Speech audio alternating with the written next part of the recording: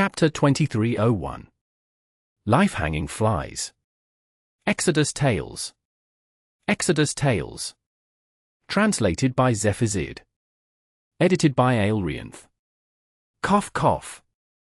What he meant was, the enemies must have been watching us through some special method. If we can get rid of them, the enemies will be as blind as us, Mage spoke up. Yes, you are right. They must be watching us somehow. Thank you, Fornius, for relating such a piece of important information to me through others when you weren't looking at me all the time. Mason blurted out excitedly. Fornius, my ass. Zhao Manyan almost lost his temper. It was hard to predict what was going to happen before going into the swamps and the woods. However, the Browns were obviously spying on them. The Browns knew where they were, yet they had no idea where the Browns were hiding. They had to go inside the swamps and the woods to learn what the enemy was relying on. The earlier they figured it out, the lower the casualties on their side. The groups of scouts the army sent out previously had extremely low rates of survival. In the end, Brigadier General Blair had to recommend Lieutenant Colonel Mason, who had managed to outwit their enemy twice. As a result, Mason's men had become the army's vanguard once again. As long as the fog lamps were lit up, the army would be able to keep going. The rest would follow where the fog lamps were guiding them. It was the nature of the environment in the swampy woods. The swamps would devour anyone who dared to enter them alone. Under the swamps lay the bones of their many victims. The swamp smelled strongly of mud and algae. Whenever the raindrops fell on the rotten plants, the foul smell would rise into the air. The flies were circling the corpses, whether they belonged to animals, demon creatures, or humans. They were like tiny condors from the deserts, feeding on rotten flesh and preying on dying creatures. Those are life-hanging flies. I heard some old people mention they are the transformed form of an ancient prophet of dark magic. They roam endlessly in these swamps. If someone is about to die, they will circle above the person. The person will die in less than half a day. No one has ever escaped from the curse, the man with a nose stud, who was named Corey, informed everyone. So you're saying we are all going to die soon? Mo Fan looked up and stared at the life-hanging flies circling their heads. The life-hanging flies had insane numbers. Their regiment had more than 1,000 people, yet each of them had a few dozen life-hanging flies circling their heads. It looked like a grey cloud was floating around their heads like their souls were leaving their bodies. The life-hanging flies had been hanging onto their heads since they entered the swamps. There were a lot of locals among the Federation forces. They were extremely terrified of the life-hanging flies, considering the life-hanging flies a bad omen. However, they could not drive the life-hanging flies away. It did not matter if they burned the life-hanging flies into ashes with their magic, since many more would soon come from all directions and gather above their heads. Don't be afraid, we are blessed by the Mother of the Woods. These flies and their curse will never kill us. Mason proclaimed when he saw his men in low spirits. Sir, you have the most life-hanging flies over your head, a new lieutenant pointed out to him. Oh, any poison mags here? Can you please figure out what's going on? Mason asked after a startled look. The numbers of the life-hanging flies kept increasing. Even if the brown rebels were blind, they could easily tell where the Federation army was from the noise the flies were making. Mubai, is there anything strange about these flies? Mo Fan asked quietly. I can't say for sure, there are a lot of tiny organisms in this world. They have better alertness and ability to predict danger, like how some animals are able to predict an avalanche, earthquake, or storm, Mubai said. Which means we might be in trouble if we keep going on like this. Zhao Manyan pointed out. More or less, these life-hanging flies are very familiar with the swamps. They know where the dangers and traps are, so they have basically placed a claim on us in case some other creatures come and steal their food, Mubai explained from a scientific angle. Killing and driving away the life-hanging flies was meaningless. They were not the direct cause of death. They were merely waiting for the living to die. As for why these people died, there had to be something deadly in the swamps. The life-hanging flies knew what the thing was, but the Federation army who had just come into the swamps had no idea what it was. The life-hanging flies were merely following their own instincts, but as rumors started to spread, they suddenly became a curse. "Help, someone, pull me out!" Someone was shrieking like a crow that had fallen into water. "There's quicksand ahead, look out!" "Damn it, I can't pull my legs out too." The group of people who were leading the way were stuck in quicksand. The quicksand was holding them tightly. Some had already sunken to their knees. However, they were unable to pull their legs out no matter how hard they tried. They were only sinking deeper. "Earth Mags, what are you doing? Use Earth Wave!" Mason yelled. The Earth Mags quickly constructed star orbits. Brown stars spread rapidly across the swamp. However, the soil in the swamp was abnormal. The Earth Wave that was supposed to alter the structure of the soil was not working here. "Pull me up, quick, I'm almost out of breath," someone yelled, just before his head dropped below the surface of the mud. The mud had climbed over his chin. It poured into his mouth as he finished the sentence. The man would soon die of suffocation after his mouth was filled with mud. "What's going on? Is this mud some kind of bottomless abyss?" Mason blurted out in shock. "Sir, check this out." Corey was a summoner. He summoned a creature that resembled a hippopotamus. A plant mage immediately summoned some vines. They wrapped around the chin and neck of the suffocating soldier while the other ends of the vines were tied to the hippopotamus beast. If humans were not strong enough to drag the soldiers out of the mud, a summoned beast might be able to do it. Corey patted the summoned beast on the back. The hippopotamus beast was very strong. It was leaving deep footprints as it gathered its strength. The hippopotamus beast did not let the soldiers down. It soon dragged the soldier who was almost drowned out of the mud. Unfortunately, his body did not come out with his head. Blood was pouring out of his neck, which was still stuck under the mud. It was like a little red fountain. The head tied to the vines fell beside Corey and his hippopotamus beast. The terrifying expression on it sent shivers down everyone's spine. Chapter 2302. The Thing Under the Mud. Exodus Tales. Exodus Tales. Translated by Zephazid. Edited by Aelrianth. The large swarm of flies got their wish, and eagerly split into two clouds. One of them dove into the mud to feast on the dead body. The other cloud lunged at the head and circled the stump like a gathering around a bonfire. The head had retained the soldier's terrified, wide-eyed expression. He thought he was saved when the hippopotamus beast pulled him out of the mud, but he did not expect it to tear off his neck. The noise of the flies was utterly annoying, even amid the loud rain. Mo Fan, Mu Bai, and Zhao Manyan went over to the dead body. Their hearts sank when they saw what had happened. "Is there really no way we can save them?" Lieutenant Colonel Mason asked in disbelief. The lieutenants shook their heads. The regiment had over 1,000 people, and many of them had fallen into the mud. The same tragedy that happened to the first soldier was happening to other soldiers in the swamps. The mud only covered the ankles of some of the soldiers, yet they still were struggling to pull their feet out. They were basically dead once their legs sank into the mud. More life-hanging flies came over to feast on the corpses. They were able to dive into the mud and fly out of it after they were done eating.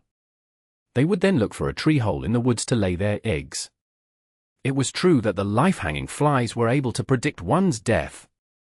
"Old Zhao, even you can't dig them out?" Mo Fan asked quietly. Zhao Manyan shook his head. He was already a super earth mage, yet he was still having trouble altering the structure of the swamp. Those with half their bodies under the mud felt like their bodies had become one with the swamp. Trying to drag them out of the swamp with force was only going to tear them in half. "If I freeze the whole swamp, it's basically telling the brown rebels where we are," Mu Bai said helplessly.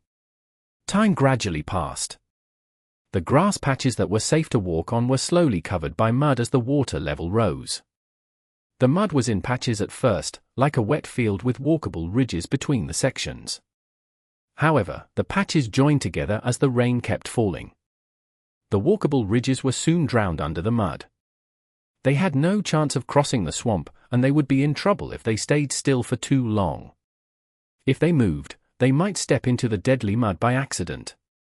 If they did not move, they were waiting for the mud to devour them.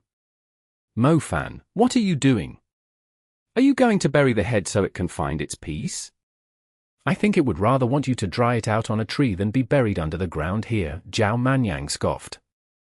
Mo-fan lifted the torn head and inspected it carefully, ignoring him. Mo-fan pointed at the stump of the neck and said, the head still has a part of its neck under it. There's some mud here. Damn it, they say those who handle cinnabar are stained red, while those who work with ink are stained black. Don't you be like Mu-bai. Zhao Manyan immediately looked away. They are struggling to pull their legs out after stepping into the mud, but look at this part of his neck.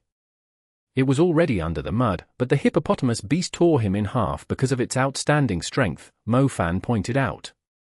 Can you please take my feelings into consideration? I have no interest in dead bodies. Zhao Manyan swore impatiently, not looking. Mu-bai, however, stuck his face in and inspected the dead body closely. The mud is sticky, but it doesn't make sense that it has such a strong pulling force, Mu-bai muttered. Take a look at this. Mo-fan turned the head around. Zhao Manyan went to the side and vomited. Mu-bai looked closer and noticed something unusual. Fingerprints, he exclaimed. Claw marks, Mo-fan corrected. He wiped the mud off the neck and revealed a faint claw mark on it. Something is grabbing them from under the mud. Mu-bai exclaimed. Mo-fan nodded. The soil was fine. Mo-fan was also an earth mage, and had checked the mud thoroughly. The mud might be sticky, but there was no way it was strong enough to resist Mo-fan's telekinesis or a summoned beast's strength. Therefore, Mo-fan was suspecting that either the curse magic was in play, or there was something unusual under the mud. Yeah, but I have no clue what it is for now, Mo-fan said. If there's really something down there, the life-hanging flies might be able to outline it for us, Mu-bai said. Mo-fan did not understand. Mu-bai opened his hand. He was holding a dark blue powder that looked like some demon tracking powder. It began floating toward the life-hanging flies instead of disappearing in the rain. I've applied this blue fluorescence bone powder to the life-hanging flies that are diving into the mud, Mu-bai told him. Smart. Mo-fan raised his thumb at Mu-bai.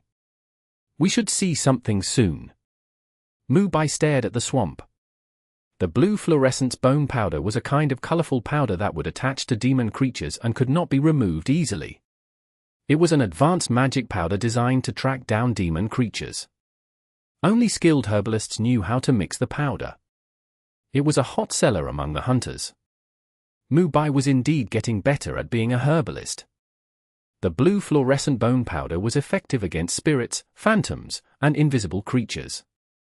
The powder would make them glow with fluorescence. They would be able to see the light of the blue fluorescent bone powder through the mud, unless the creatures were deep in the mud. Sir, there's something in the mud. Ask the soldiers to keep an eye on the dark blue glow, Mo-fan warned Lieutenant Colonel Mason. What is it? Mason asked quickly. We don't know, we are still looking for it, Mo-fan said. The swamp was as calm as a black lake. There were no strange bubbles or movement on it. The black fluorescent bone powder was stuck to the life-hanging flies. The soldiers could see a faint blue light, which was like glowing sand in the mud. It was the life-hanging flies, feeding on the corpses. The blue light soon outlined human figures in the mud. The mags above were disgusted by the sight. However, the soldiers were dumbfounded after seeing the changes made visible by the blue fluorescent bone powder. The human figures were moving. They were moving toward the soldiers who had just fallen into the mud. They had already died of suffocation, yet they were reaching out their arms to grab the ankles of the soldiers who were still alive. They were like fiends from hell who were dragging living humans into the mud. The soldiers were staring at the outlines of the human figures, but their scalps had gone numb just watching them. It was not some other creatures that were dragging the soldiers into the mud. It was the dead soldiers, who were dragging down their own friendlies. Chapter 2303. Skeletal Demon Tree. Exodus Tales. Exodus Tales. Translated by Zephazid. Edited by Aelrianth. Were they holding strong grievances toward the others for not saving them when they died, and so they were dragging the others into the mud like vengeful spirits? Undead spirits, the soldiers blurted out in a panic. I don't think so. Even though humans might turn into undead spirits when they die, the process normally takes some time. They won't turn into aggressive undead spirits so quickly. Mo Fan shook his head. These were not zombies in an American film, where the people who died would suddenly open their bloodshot eyes and bite others on the neck. The relationship between dead bodies and undead was like rice and wine. It was necessary to seal the rice in an enclosed environment for fermentation. The swamp might be a perfect enclosed environment for undead spirits to be born in, but it would take longer than a few seconds. If the people who were dead for only a few minutes would turn into undead that attacked nearby people, wouldn't the world be ruled by the undead by now? The undead could only be born under certain circumstances, given the right conditions and time. The soldiers who were holding the feet of the others were very odd. Mo Fan had no idea what they were exactly. Corey pointed at the swamp and shouted, "Look, the dead bodies are moving again." The dark blue lights were moving.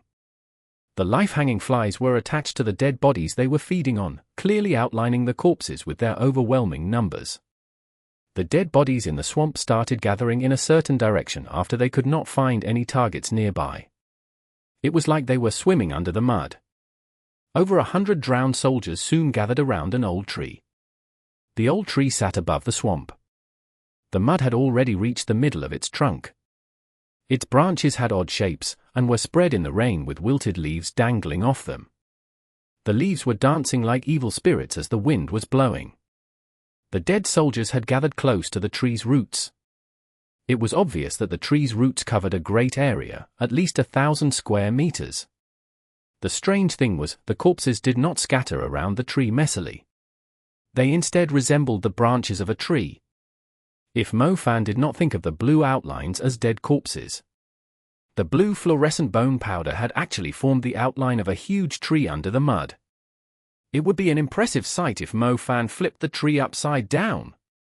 "I know what it is," Mo Fan declared with a frown. "There's something wrong with that tree," Zhao Manyan agreed. Mo Fan whispered into Mu Bai's ear. Mu Bai nodded and slowly backed away. Zhao Manyan seemed quite impatient, yet Mo Fan stopped talking halfway.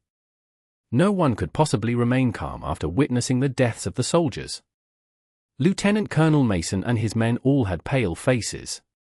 Something unknown was reaping the lives of their comrades, yet they could not find any explanation as to what was going on. No one knew who would be dragged into the mud next. Most important, they would not rest in peace after they died. "Order?" Mo Fan's eyes began to change. They were like black starry skies when he used the chaos element.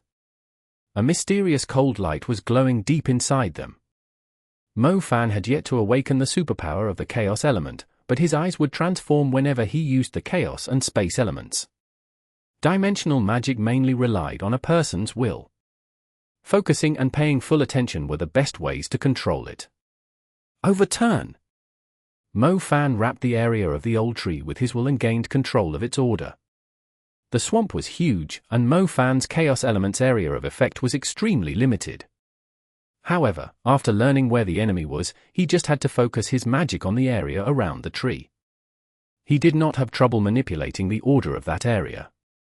The surroundings of the tree started changing. The rules in the area had been modified by Mo Fan's chaos magic. The rain was the first to fall in the opposite direction, rising into the sky instead of falling to the ground. The wind that was blowing changed direction, too.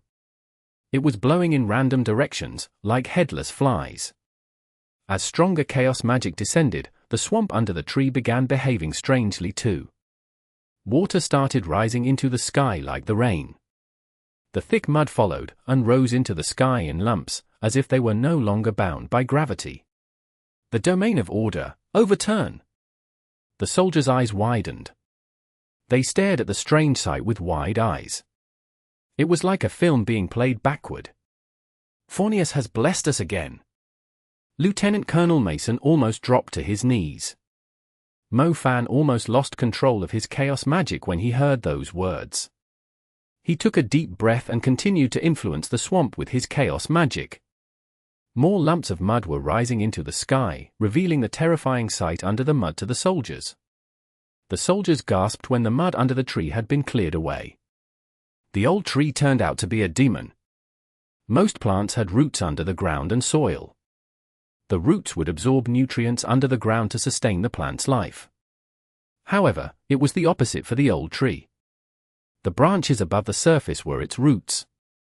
Its trunk, branches, and leaves were under the mud. Its trunk was stuck into the mud. When the mud disappeared, its trunk, which was made of white bone, was exposed to the air. Its branches were made of white bone too. The bones had even connected into joints, allowing them to move around freely. The branches reached throughout the swamp like complicated tunnels under a city. The leaves were the worst. At the end of the branches were leaves shaped like claws. Huge bones as the trunk, joints as the branches, and claws as the leaves. The tree was basically made up of skeletons. The claws were cracking like the rustling of leaves while the branches were moving wildly, just like human arms. The soldiers almost fainted from shock after seeing its true appearance. What the hells is that thing? Zhao Manyan almost vomited again. Not only did it have a disgusting appearance, it was intimidating to look at. Chapter 2304. Necromancer. Translated by Zephazid. Edited by Aelrianth. A city might be flourishing, but the filth where the rats were swimming in the sewers would still be quite disgusting when the pipes were dug up. It was the same for the old tree. It looked just like an environment-friendly old tree in the swamp, yet when Mo Fan revealed its true appearance under the mud with the chaos magic, the soldiers either fainted or vomited after seeing it. It was so disgusting that the people felt like their throats were stuck with bones as they breathed. The dead soldiers were not moving on their own, nor were they turned into undead. They were already dead, but their bodies were stuck on the branches, which was controlling them to drag their comrades into the mud, too. At first, the claws were grabbing at the soldiers to prevent them from breaking free. The claws then controlled their corpses like string puppets. The dead bodies were stronger and were able to move around more freely. The life-hanging fly's job was to decompose the dead so that the skeleton demon tree could absorb their nutrients. The skeleton demon tree had to control corpses manually, so their movements were as stiff as puppets. After they decomposed into skeletons, they would become part of the skeleton demon tree after their bones were connected to it. The life-hanging flies were the skeleton demon tree's digestive system. They were active in the swamp close to the skeleton demon tree. They would quickly reserve a seat on the skeleton demon tree's prey as soon as targets entered its territory. The people only knew they were close to death when they saw the life-hanging flies. They had no idea how they actually died, nor what happened after they fell into the mud. The locals treated the life-hanging flies like a curse, yet little did they know, the life-hanging flies were actually the culprit's gastric juices. The soldiers were already inside the culprit's stomach after setting foot into the swamp. The soldiers who had died not long ago only had small amounts of flesh left. The skeleton soldiers started moving again under the control of the leaves. They sounded like the annoying clanking of a few hundred metallic shells knocking into one another. The tree was turned upside down, revealing its true appearance in front of the soldiers. However, it did not seem embarrassed or panicked, as it was controlling its skeleton puppets to stare back at the soldiers instead. Killing its enemies with traps would leave them confused, but since its disguise had already been torn apart, it did not mind hunting the soldiers directly. The old tree was able to turn its trunk around. It started spinning like a machine. Its branches were flung wildly, carrying the skeleton soldiers who were stuck on them. White bones, bones that still had rotten flesh on them, claws that were moving around freely, and a few hundred skeletons soon formed a huge tornado. The sight was rather terrifying, yet for some reason, the skeletons were like enjoying a ride on a carousel in Mo Fan's eyes. Mo Fan shook his head. Perhaps the old ladies had been showing off their wishes when they were young on the internet lately, so Mo Fan assumed the dead bodies also had a wish to enjoy a ride on a carousel before their deaths. But not everyone could remain calm and collected like him in a situation like this. Many soldiers of the Federation were vomiting white froth. Their eyes were full of the creature's ghastly appearance, and they could no longer think of the magic orbits.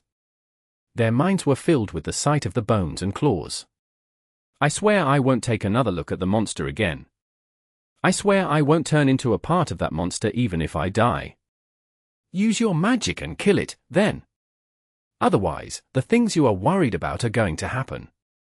The soldiers dissolved into chaos. Many even stepped into the swamp by accident amid the chaos. They were scared, and began running for their lives. They ended up falling into the swamp as they were fleeing for their lives. They would soon become a family if they did not climb out of the swamp in time. Mo-Fan's chaos magic was not applied to the whole swamp. It was only active close to the tree, which was surrounded by a spacious swamp.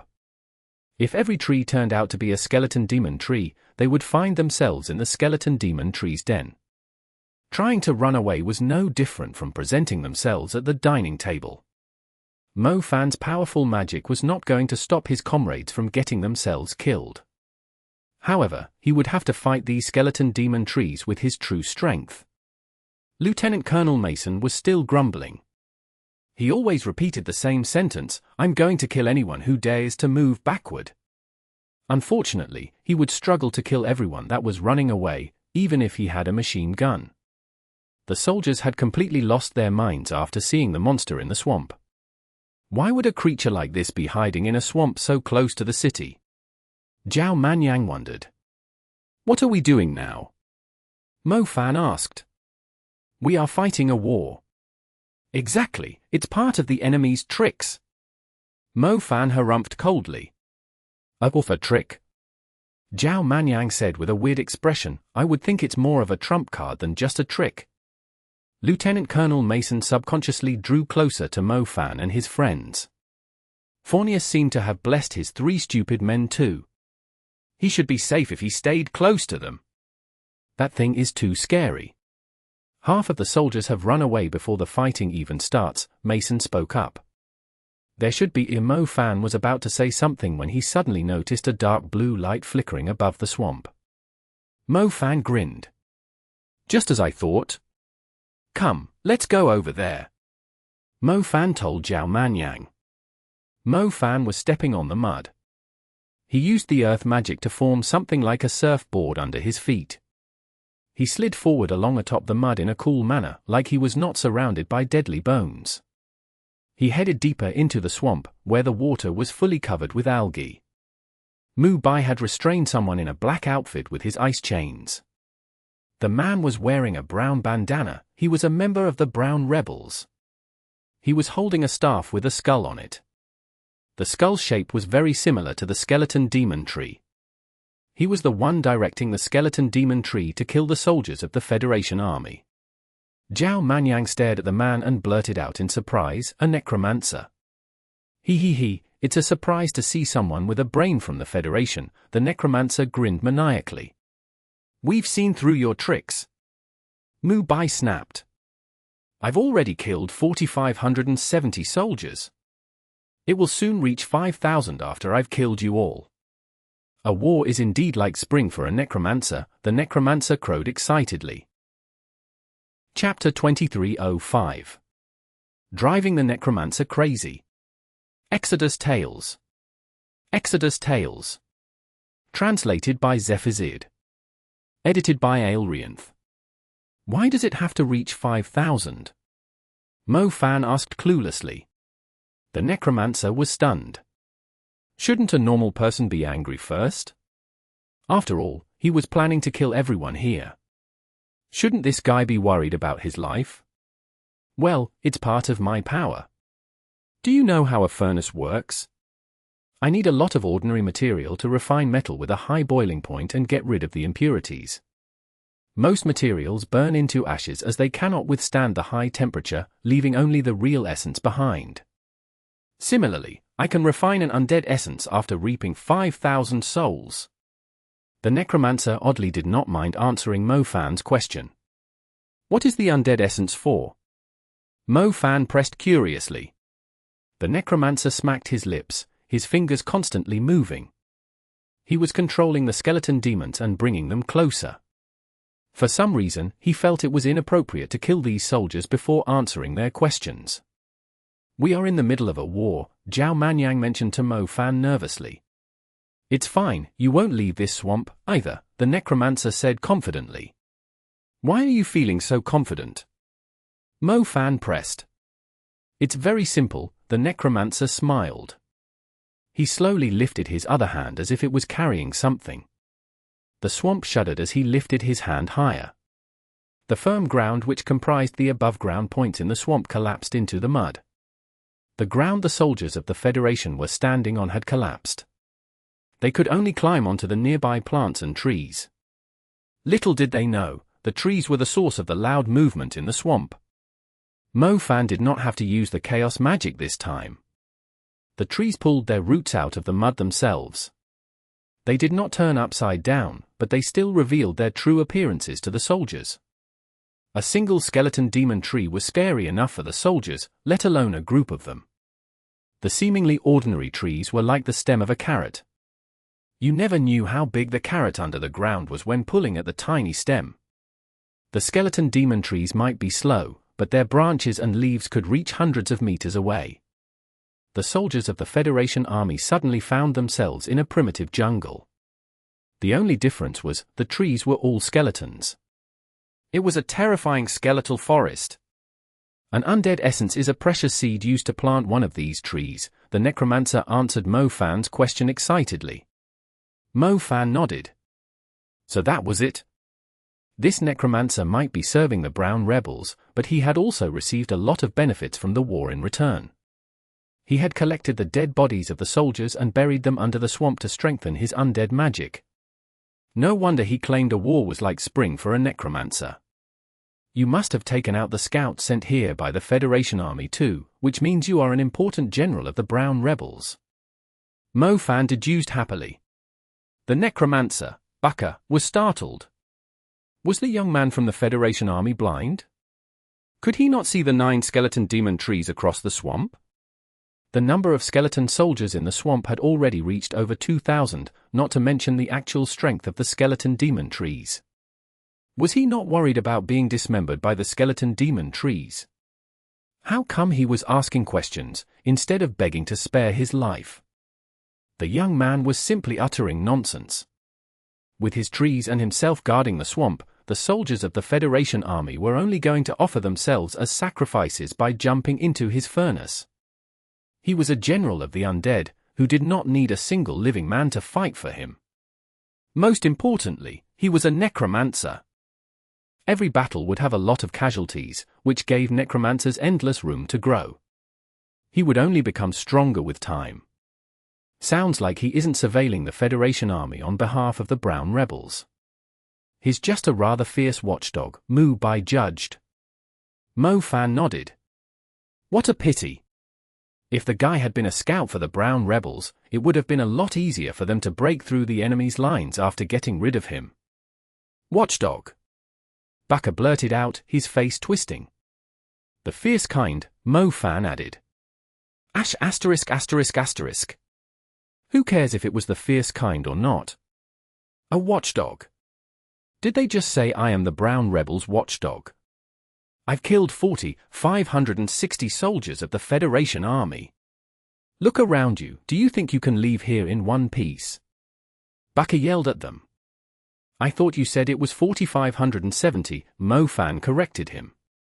*****. Who would remember the exact number? It was not his main concern. The most important thing was that everyone in the swamp was going to die. He was going to kill every soldier of the Federation army brutally, regardless of their numbers. Perhaps I was focusing too much on explaining what is going to happen to these people. Baka took a deep breath. It was meaningless to be angry at someone who was going to die. The young man had described him as a watchdog. What about the skeleton soldiers under his command? I won't let the life-hanging flies devour you. I will hang you on the trees while you are still breathing, until your blood dries. I will air-dry your bodies and torture you before turning you into skeletons. Baka snarled viciously. It's still raining, and the wind here is too wet to air-dry our bodies. Our bodies would only be crawling with insects and rot if you hang us on the trees. You should know better since you are a necromancer. How disappointing, Mo Fan chided him again. The word disappointing echoed in Baka's ears like a clap of thunder. He was so mad that he could not breathe properly. Why had he bothered talking to someone who was going to die soon? He should have just killed them right away so he would not be so angry now. Just die! Baka screamed at Mo Fan. He reached his other hand at Mo Fan like a claw. The skeleton demon trees nearby that were swinging about so wildly immediately whipped their branches at Mo Fan. Chapter 2306. March of the Mud Crocodiles. Exodus Tales. Exodus Tales. Translated by Zephazid. Edited by Aelrianth. Almost every skeleton demon tree in the swamp was stretching their claws out for Mo Fan. It was obvious how much Baka hated Mo Fan right now. Demon Judgment Sword, Zhao Manyan was about to construct a light star palace when Mu Bai stopped him. A super light spell like the Demon Judgment Sword would kill the skeleton demon trees instantly, but it would also alert the brown rebels that there were super mags in this company of soldiers. The brown rebels had super mags, too. Once the trio was exposed, they would immediately attract the attention of strong enemy troops. It was not like they could not afford to expose their strength in this war, but it was not the time. Their goal was to reach the Scorching River and take down Wu Ku. The Federation army had yet to reach the enemy's base in the woods. Whether they could even make it to the Scorching River was still unknown, but the three of them did not want the brown rebels to notice them so soon. Rockfang, Fort Wall. Mo Fan used his earth magic. Star patterns kept glowing under his feet. Rockfangs jutted out from the mud and crossed in front of Mo Fan, building walls like a fort. The walls surrounded Mo Fan and even stacked on top of his head to protect him. The skeletal claws had no chance to pry open rock controlled by a heaven-inferior seed. Rockfang thrust. Mo Fan cast more magic extremely quickly. He immediately launched a counterattack after stopping the first round of attacks from the skeleton demon trees. More sharp rocks rose from the mud, appearing in bundles of 10 instead of 1 by 1. The special effect of Sturdy Strike activated whenever Mo Fan attacked with his earth magic. The rock fangs had a metallic sheen on them, like they had been refined. Since the skeleton demon trees were made of bones, they were more or less solid, so the Sturdy Strike was very effective against them. Mo Fan's rock fangs tore a skeleton tree demon into pieces. Even its trunk was on the verge of collapsing. The skeleton soldiers stuck on the tree like puppets also fell to the ground. They were charging at Mo Fan angrily, as they could not feel any pain. Mo Fan's control of the earth magic was outstanding. He decided to stick to the earth element when he saw the skeleton soldiers running at him. March of the Mud Crocodiles. The swamp had plenty of earth magic around. The Necromancer was not the only person who could abuse the swamp. Mo Fan poured his earth magic into the mud. It suddenly became restless, large black bubbles popping on the surface. Mud crocodiles of massive size suddenly appeared and surged forward hungrily. Their massive bodies lunged ferociously at the fragile small skeletons. Their fangs were just as hard as the rock fangs Mo Fan had used previously. They were not real crocodiles, being made of mud and stone, but they were just as savage as a real demon crocodile.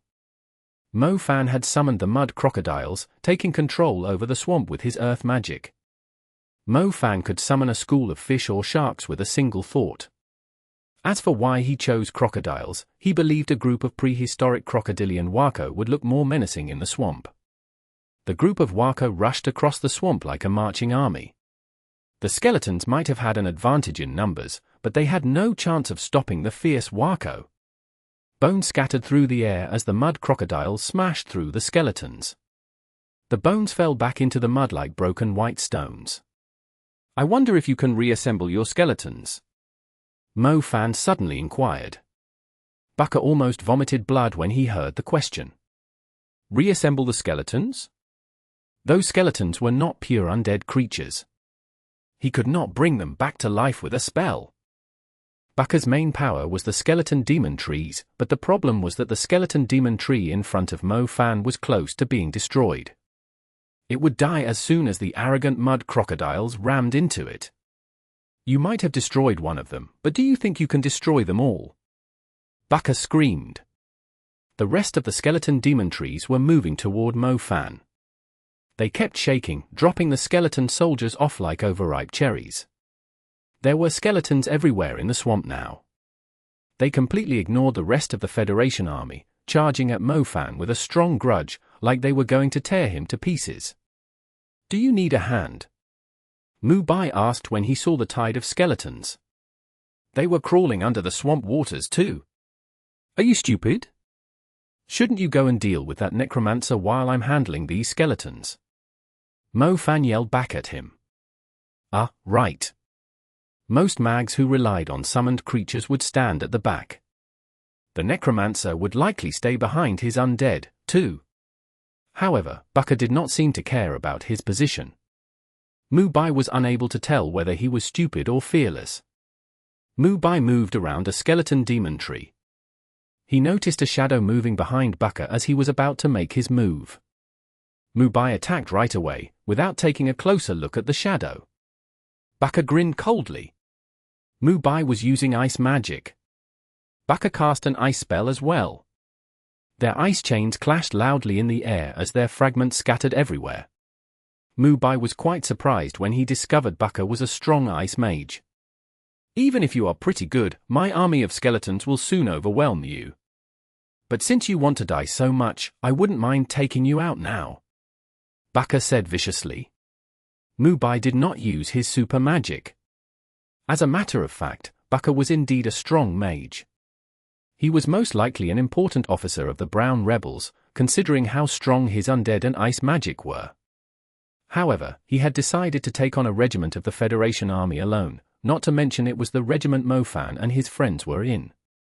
He could only blame himself for being unlucky. A war was indeed like spring for a necromancer, but it was most likely Baka's last spring, stumbling into them after the war had only just begun. Ice wings. Mu Bai suddenly used a different spell. The ice scattered in the rain turned into sharp ice feathers. Chapter 2307. Thousand Vines and Magic Ropes. Exodus Tales. Exodus Tales. Translated by Zephazid. Edited by Aelrianth. The ice feathers rose behind Baka like a bird spreading its wings. Baka gaped in shock, surprised that a little officer among the Federation troops had such an outstanding control of ice magic. The ice bird spread its wings and drove its feathers at Baka's chest. Baka immediately activated a seal in his spirit. White tibia bones sprang out of the mud. They quickly attached to Baka's body, white silk filling the gaps between the bones like spiderwebs. Bone-stringed chest armor. Baka did not expect these petty soldiers of the Federation to force him to use his magic equipment. He was a little curious and confused. These young lieutenants were clearly a lot stronger than the rest of the soldiers, yet their ranks were so low. However, it was not that surprising, on second thought. There had to be some impressive mags serving the Federation. They would just be ordinary soldiers before they made any worthy contributions. It was a common thing that happened to students who had graduated from reputable schools. The Era Sacred Institute had already declared its willingness to help the Federation. It was not difficult to guess where these young mags were from, considering their outstanding strength and how close to Banlo City they were. You must be students of the Era Sacred Institute. Baka called out, dusting the icy shards off his armor. Close guess, Mu Bai said, but he did not continue the conversation with Baka. Wildvine demon ropes. Mu Bai did not give Baka any time to react, as he was worried other soldiers from the Brown Rebels would soon arrive to back the man up. He had to finish the battle as quickly as possible, without using super magic. Mu Bai's fingers were long and slim. He adept controlled the magic vines and ropes, like a surgeon sewing up a patient's wounds. Baka stared at Mu Bai's fingers in confusion. From his perspective, there was nothing on Mu Bai's hands except for some thin vines. Was he showing off a magic trick? Mu Bai suddenly flicked his finger. A vine sprang forward like a needle, forming a long arc in the air. Baka immediately backed away, but quickly realized the vine was not as easy to dodge as he imagined. As the vine drew closer, Mubai suddenly spread his fingers. The vine immediately spread like a blossoming lotus. The vine spread in all directions in front of Baka, who was shocked by the sight before him. It felt like over 1,000 hands were grabbing at him. The vines were blocking his view. They did not just fill up the space in front of Baka, but the space behind him too, leaving him with nowhere to escape. Bind! Mubai clenched his fingers like a fisherman retrieving his net. The vines tightened like steel cables, slicing Baka's armor into pieces. Baka was stuck inside the net, bleeding from the cuts. Die! While Baka was trapped, a shadow suddenly dashed out of the reeds. Lieutenant Colonel Mason had been hiding behind the reeds for some time. He came out of cover when he saw Mubai had overwhelmed Baka. Leave him alive, Mubai tried to stop Mason, but the guy was hacking at Baka with a burning axe, mercilessly. Baka was astounded by all this, not expecting Mubai's magic to be so strong. Not only did the ordinary-looking vines break through his defenses, but they had also trapped him in a net. Most importantly, he did not expect someone to be hiding behind him. Baka had placed all his attention on Mo Fan and Mubai, especially the former, whom he wanted to cut into pieces desperately. As for Lieutenant Colonel Mason, Baka had never thought of the petty and weak man as a threat. Die! Mason yelled angrily, like he was having a final showdown with the enemy after a few hundred rounds. The burning axe was Mason's deathstrike magic equipment. He had also imbued it with his wind magic. Even though it could not match Mo Fan or Mubai's spell in terms of strength, it did have an impressive appearance. The magical vine shredded Baka as he tried to dodge the burning axe. He was soon covered in wounds. He did not have a choice. The magic vines had wrapped him up like a sticky rice dumpling. He had no chance of defending himself. "This is for killing my men!" Lieutenant Colonel Mason howled, venting all his fear and frustrations on Baka. Baka was already wounded beyond recognition, yet his eyes were still looking in another direction. He knew he was going to die, but his undead would not disappear just because of his death. His undead were driven by hatred to get their revenge. If he died, the undead who were bound to him by a soul contract would swiftly devour his soul and go berserk. He had so many skeleton demon trees and skeleton soldiers. They would destroy every living creature within 5 kilometers once they went berserk. A strange lightning strike fell from the sky.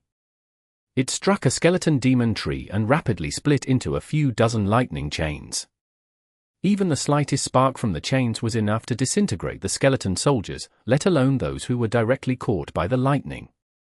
The strange lightning chains killed half of the undead within seconds. Their bones scattered across the ground like tumbling building blocks. Baka was dumbfounded by the last sight he saw before losing his last breath. Not only was the pale mage stronger than expected, but the annoying kid seemed to possess extraordinary power, too. Who exactly are they? Why was my gear and undead magic unable to withstand a single blow from them? Baka died in disbelief and confusion. The swamp gradually reclaimed its peace. Lieutenant Colonel Mason was still taking out his anger and frustration on Baka's corpse. The rest of the soldiers slowly approached him after they saw the enemy had been taken out. "Sir, you've killed an important person of the Brown Rebels." "So he's a necromancer, we should have guessed it earlier." Will the undead suddenly climb to their feet again? The soldiers had not really been involved in the battle. The skeleton soldiers were only going after Mo Fan. The rest of the soldiers simply ran as far away as they could. Chapter 2308. Savage Bull Riders. Exodus Tales. Exodus Tales. Translated by Zephazid. Edited by Aelrianth. An advanced necromancer could already use the swamp to kill so many Federation soldiers, Mo Fan sighed. He was seriously worried about the Federation. The Federation army had reacted too slowly. The army they had gathered within 10 hours after the war broke out was lacking in strength and discipline. On the other hand, the Brown Rebels had clearly come prepared. The frenzy liquid had also turned them into heartless murderers. An advanced mage could normally only kill a few hundred weaker mags at most. Only strong advanced mags could kill 1,000 enemies. Even if a necromancer had the advantage of the environment and the element of surprise, it was still impossible for him to kill 4,000 people by himself. It meant the Federation soldiers were no different from common militia. They just had to watch how the soldiers reacted to learn the truth. Their first reaction when they saw the skeleton demon trees was to flee for their lives, instead of putting up a fight. The more they ran, the deeper they sank into the mud. Their only outcome would have been dying of suffocation under the mud and being turned into the necromancer's skeletons. The brown rebels must have a lot more people like him. I wonder how many soldiers the Federation army will have left after we pass through the woods and the swamp. Mubai rubbed his temples. The three of them had to use advanced magic to take down Baka. The enemy surely had scouts in the vicinity. They must have reported to their superiors that the enemy troop had 3 advanced mags. It was like playing a game of land battle chess. A player would probe the enemy with their expandable pieces when they had no idea what the enemy's pieces were. However, they would keep an eye on the pieces that ate their platoon leaders. TL note: Land battle chess is a Chinese board game similar to Stratego. The player would send a piece higher than the rank of a platoon leader next. The trio did not want to expose their strength too early, as it would only alert the brown rebels that a strong enemy piece was getting closer to their flag, and they would respond by sending out stronger troops and pieces. A few regiments 1,000 strong would be enough to wear them out. Unfortunately, the Federation army was unreliable. It had already suffered great casualties before the real battle took place. "Are you done with the head count?" Mo Fan asked Lieutenant Colonel Mason. "I did. We only have around 200 men left." "Hang on, shouldn't you be the one doing the head count?" "Shouldn't I be asking you that question, since I'm the commander?" Mason realized. "Fine, I won't ask the question, but you will fend off the skeletons when they come again," Mo Fan acknowledged. Lieutenant Colonel Mason immediately lost his airs. "Our superiors have asked us to cross the swamp. We have to keep going," Mason sighed. "Of course, for the better future of the Federation." Mo Fan nodded cynically. "But there are obviously a lot of enemy soldiers waiting for us ahead." "If these are the only men we have," Mason said. "Can't you request backup?" "You can send Baka's head back. Someone should recognize him." "I don't think he's just a nobody," Mo Fan hinted. "Yeah, I did something impressive. I killed an enemy general who massacred 4,000 of our soldiers." Mason blurted out excitedly. Mason was immeasurably pleased with himself. It did not matter how it happened, but he had indeed killed the Necromancer with his own hands, so he could claim all the glory. Mo Fan could not be bothered with claiming the glory. It was more important to protect his cover. As Mo Fan suggested, Lieutenant Colonel Mason sent Baka's head back to the main camp. A full division around 20,000 people strong had entered the swamp. It seemed like the main force of the Federation army had chosen to advance through the swamp after Lieutenant Colonel Mason eliminated the Necromancer. However, the assault troops no longer had enough mags to scout the path ahead. As Mo Fan thought, Baka's head was surprisingly valuable. In just a few hours, a huge troop of savage bull riders hurried into the swamp. "Who's Lieutenant Colonel Mason?" the captain of the troop demanded haughtily. "I am." Lieutenant Colonel Mason replied. "Here is your medal. You are now in charge of our troop of savage bull riders. The division commander wants you to find the enemy's base," the captain of the troop of savage bull riders said arrogantly, like he was giving Mason an order. "A troop of savage bull riders? Does that mean I now have a troop of magic riders under my command?" Mason was surprised by his sudden good fortune. Tamed beasts were quite valuable to an army. Few mags in an army would be granted one. Most mags were not good at covering long distances, especially the elemental mags without movement spells. Traveling long distances would only wear them out eventually, let alone having to look out for ambushes while they were not protected. Only intermediate mags who had been in the army for some time were qualified to own a tamed beast. Riders in an army were the real elites. Mason had gone from being cannon fodder to leading a regiment of 1,000 mags, and now had a troop of elite riders. He was rising through the ranks at an incredible pace. The captain of the riders glanced at Mofan beside Mason and ordered him, "You, do the head count." "Oh. You, do the head count." Mofan delegated to the man standing beside him. The man was a squad leader. He had been following Mofan since the Battle of the Cold Storage Fort. That being said, he was also among the soldiers who had been fleeing for their lives just a short time ago. "I ordered you to do it. We are riders. Each of us is stronger than a little soldier like you, do you understand?" the captain of the riders snapped. The captain did not dare take over Lieutenant Colonel Mason's role right away, but he did not mind teaching Mason's assistants a lesson. Normally, only a full bird colonel or a general was worthy to lead a troop of riders, yet they were assigned to a commander who had only risen through the ranks via luck. It was a humiliation to the riders. "My rank is the same as yours, isn't it?" Mofan raised his brows. He did not show any respect to the captain as he displayed his newly issued captain's bars. "You!" The captain was about to snap his whip at Mofan. "Calm down, I'll do it myself. Now that we have a troop of riders, I believe we can clear the darkness of the swamp ahead and claim our victory before the next dawn." Lieutenant Colonel Mason intervened. Whether Mofan was possessed by Fornius or not, Lieutenant Colonel Mason had witnessed how Mofan took on the skeleton demon trees all by himself. He did not dare step on Mofan's tail, and he had even given a battlefield promotion to the three of them. That being said, he did not want to offend the troop of riders either.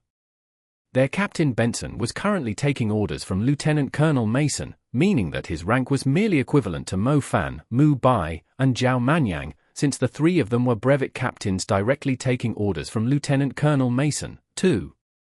As for the rest of the riders, they were a rank lower than Mofan. Mofan might not have the right to order them around, but he could just ignore them. Chapter 2309. Zhao Manyan, the Spotlight. Exodus Tales. Exodus Tales. Translated by Zephazid. Edited by Aelrianth. It was dark by the time the army was done setting up tents to rest for the night. Pushing forward at night was no different from killing themselves. The army would advance in the morning. If they could find the enemy's camp, they would have to fight the army of the brown rebels before night tomorrow. The influence of the frenzy liquid on people's minds grew stronger as the rain kept pouring down. Even the slightest conflict might provoke mags into fighting one another to the death, regardless of which side they were on. The most ideal outcome was to start the battle before it was dark tomorrow. A kilometer ahead of the swamp was a jungle of moss-coated trees. Their trunks stuck deep into the firm ground, yet their branches spread across the wetland either above the surface or under the water. These moss-coated trees did not break easily. They were strong enough to be used as stepping stones. The soldiers were resting on them. The troop of savage bull riders had 400 men and 450 savage bulls. Savage bulls were a common species in swamps. Their hides looked like pitch-black glass. The sticky mud and soil could not stick to their smooth skin, allowing them to move and swim freely in the swamps. The savage bulls were lying in the mud resting, while their riders were sitting on the trees in silence. Meanwhile, Lieutenant Colonel Mason was greeting every rider passionately, despite being their new superior. The riders looked down on him even more. "Do you have a plan?" "I wouldn't want my riders roaming in the swamp and the woods aimlessly. We will only fall into the enemy's traps," Benson said. Well, Mason was lost for words. What plan could he have? His only plan was to murmur Fornius' name and charge forward recklessly. The enemy has necromancers. I don't think Bucca is the only necromancer they have. I've checked the nearby swamps and picked up traces of undead, Mu Bai spoke up professionally, looking at his report. Which means we might be fighting undead tomorrow. It doesn't matter, those undead are no different from a pile of reeds in front of our savage bulls, Captain Benson scoffed. We have discussed this with Lieutenant Colonel Mason. The enemy clearly has better scouting ability than we do. I'm betting they are using the undead hiding under the mud to keep an eye on us, Mu Bai went on, as if Benson had not spoken. The undead were able to conceal themselves perfectly under the water. They could sense living creatures' movements in the swamp without showing themselves. Baka had given Mu-Bai the clue about how the enemy knew their whereabouts at all times. "I see, it sounds like not all of you are idiots," Captain Benson snorted. "We have to move when the sun rises. Once we deal with the undead that are watching us, the enemy won't have any idea which way we entered the woods from," Mu-Bai went on calmly. Mu-Bai's speculation was on point. The brown rebels had hidden undead in the swamp. These particular undead were only good for scouting. While everyone else was resting, a man wearing a raincoat and emitting a faint glow walked into the swamp. He was grumbling while murmuring the sacred chant of light magic. "Damn it, why do I have to do this filthy work?" Zhao Manyan cursed. He swept his finger across the air. A cluster of glowing orbs of light circling his finger turned into tiny fairies before Zhao Manyan fired them into the swamp like bullets. The little light fairies with transparent wings dove into the mud and tracked down the undead hiding in the swamp.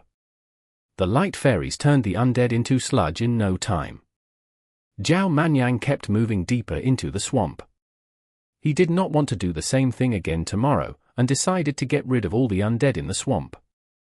He finally realized something after he went deeper. He stopped, turned around, and stared at the unfamiliar woods behind him. His expression fell. "Did King forget to leave markings so I could follow them back to the camp?" Zhao Manyan swore in agitation. "This is bad. Is this the right way? Why do these trees look exactly the same? Hello? Are there any undead that are still alive? I'm not going to kill you. I just want to ask for directions." It was past midnight. Mo Fan stared in the direction of the swamp sternly, like a father who had no clue where his naughty son had gone for the night. It was normal for Zhao Manyan not to come home if they were in a city.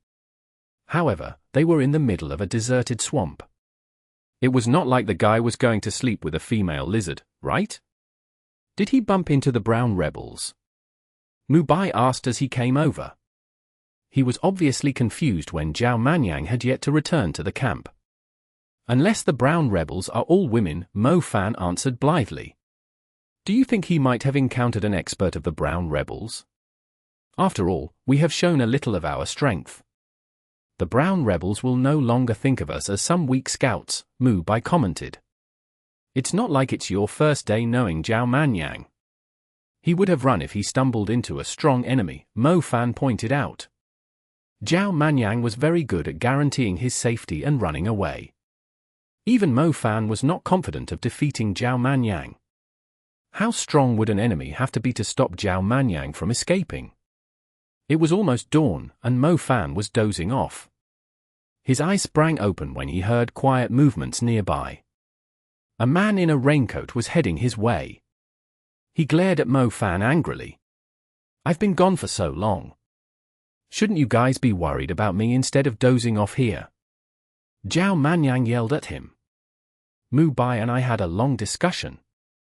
We both agreed on the possibility that you got lost," Mo Fan replied. Zhao Manyan blushed and snarled, "Nonsense, I went to scout the enemy's base." "Since when are you so proactive?" Mo Fan asked in disbelief, eyebrow raised. "Take a look at this." Zhao Manyan tossed a torn flag of the brown rebels to the ground. Mo Fan took a quick look and saw that it was indeed the flag of the brown rebels' base.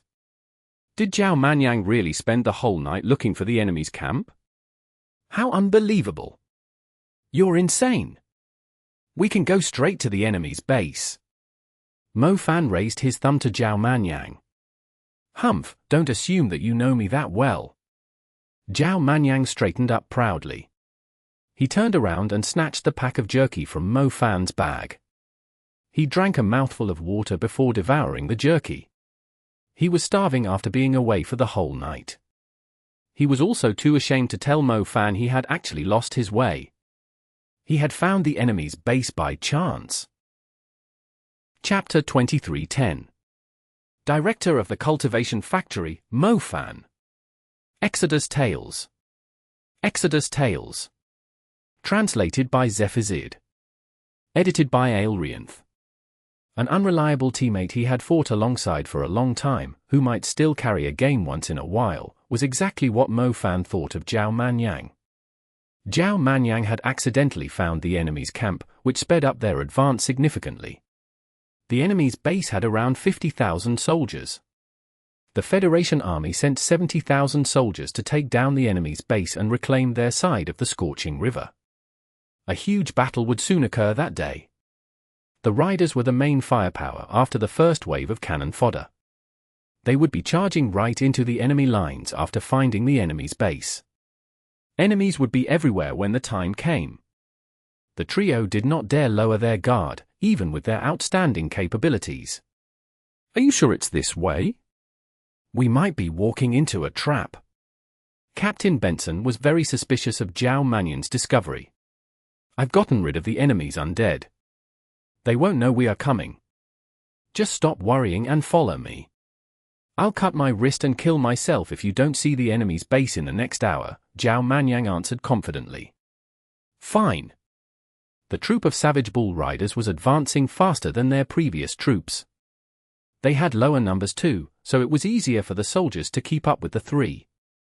They did not encounter any resistance along the way after getting rid of the undead scouts. After all, the Brown rebels did not want to fight the Federation army in the swamps, except for the Necromancers who had a slight edge over other casters. The Savage Bull Riders crossed the swamp quickly. They were no longer looking at cattails and reeds, but the lush and dense trees of a tropical forest. The rainforest close to the scorching river was divided into several layers. The highest layer was the wind-gathering layer, consisting of the canopy of the trees. The tops of the trees were almost touching the low-hanging clouds, and many birds resided on the trees there. They were not affected by the upcoming battle between the two armies. The middle layer was the leaf umbrella layer, made up of trees with relatively huge leaves. The trees were connected by vines, allowing people to walk over them. The lower layer consisted of shrubs and flower clusters, but were still taller than humans. Therefore, going into the woods was no different from prying through the reeds in the swamp. The leaf umbrella layer made it difficult to tell the direction. It was possible to hide a whole city of civilians in the woods, let alone an army of a few tens of thousands of men. Fire was the most effective weapon when fighting in a forest. They did not have to worry that the fire would spread out of control, since the forest was surrounded by swamps and rivers, as the whole place was soaked wet because of the never-ending rain. The flames would fizzle out in no time. The Brown rebels had established their base and defenses in the woods some time ago. The Federation army did not necessarily have an advantage, even if it had 20,000 more men than the enemy's army, if they were charging into the enemy's territory without a plan. Either way, Mo Fan and his crew did not really care whether the Brown rebels or the Federation army won the battle. They just needed the Federation army to fight the Brown rebels and keep them busy so they had a chance to sneak closer to Wuku. "Do you see that? They are under the trees. They have surrounded their base with a huge circle of spiky shrubs and some magic formations," Zhao Manyang said, pointing ahead of them. They were currently standing on top of an ancient kapok tree. They could see a corner of the enemy's base from their angle, but the thorny shrubs had formed a sturdy wall around the base. "We won't be exposed easily if only a few of us are crossing the shrubs, but if we are sending riders in, they would quickly trigger the traps and magic formations," Zhao Manyang went on. "We will lose our direction in the shrubs. If the enemy keeps us in the shrubbery, we are no different from animals in a trap." Mu Bai was familiar with the uses of the foliage. Mo Fan scanned the area. It turned out that the highest layer was the only possible way for them to infiltrate the enemy's base. They had to use the cover of the canopy and move between the trunks. If they fought the enemy on the ground, they would suffer great casualties. The information they had was very important. It would decide the Federation army's approach in taking down the enemy's base. "We can try to cross from above here, but we have no idea if they are expecting us," Mo Fan pointed out. "Do you think my savage bulls can transform into apes?" Captain Benson scoffed. "It's going to be difficult. After all, our soldiers aren't that strong on average. We'll lose a lot of firepower if the riders abandon their mounts," Lieutenant Colonel Mason said. First the wind warships, next the undead in the swamps, and now the walls of thorny shrubs. Why is our enemy's intelligence and execution always better than ours? Zhao Manyan swore. Somehow, the brown rebels were more like the well-trained army of a nation, while the Federation army only consisted of a bunch of useless militia in a revolution. It's common for a federation to have this problem, since it's a combination of a few countries. They have yet to finalize many things. On the other hand, the brown rebels are also the yellows, who planned on going independent. They can easily match the strength of a below-average country in South America. Mu Bai showed off his outstanding knowledge. Mo Fan frowned. The enemy had a clear advantage over them. The Federation army's numbers did not matter anymore.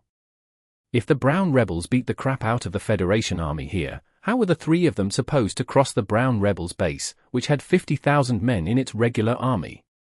The savage bulls have sturdy and smooth skin. I believe the thorny shrubs won't hurt them at all, right? Zhao Manyan inquired. Of course, but we are the only riders here. You're not thinking of asking us to take the lead as cannon fodder, are you? Captain Benson spat. Can't you ask for more savage bulls? These are everything we have. The other troops with riders are the brutal lizard riders and the damp bird Skyriders. The brutal lizard riders will only show up when we are fighting the enemy's main force, while the damp bird Skyriders are our army's trump card. They won't be able to help us in this assault, since they are more valuable to the army than we are. Benson stated grimly. Doesn't our army have high-level summoners? We just need a few of them to summon a beast tide to push forward with your troops and take down their defenses, Zhao Manyan asked. You will have to ask your commander to request for summoners, but I wouldn't put too much hope on it if I were you. Every advanced summoner and above is at least a general in the army. They won't want to fight in the front line. If our troop hadn't made a mistake, do you think you would have the chance to order us around? Benson replied disdainfully. Summoners, summoners, O Fornius, please grant us a few powerful summoners. Mason prayed. Zhao Manyan was doing the same thing as Mason, since he did not have a better idea. However, he quickly turned to Mo Fan after he recalled something. That's right, you're a summoner. How many summoned beasts can you summon with your beast tide? Zhao Manyan asked him. If they don't have to be commander-level creatures, I think I can summon between 500 to 600 of them, Mo Fan admitted. Zhao Manyan and Mu Bai gasped. 500 to 600? Does he own a factory that cultivates summoned beasts or something? The proud captain only had around 400 men in his troop, yet Mo Fan could already summon a couple hundred more creatures than the troop's size. Chapter 23:11. Frost Mammoths. Exodus Tales. Exodus Tales. Translated by Zephazid. Edited by Aelrianth. His magic medium ring allowed Mo Fan to keep expanding the capacity of the summoning gate with high-level soul remnants. That capacity was very high now. However, was summoning the wolves going to make a difference under the circumstances? Similar wolves were commonly found in the mountains and the wild. They would not be at their best in these wet forests with dense trees. Their size and skins were different from the savage bulls.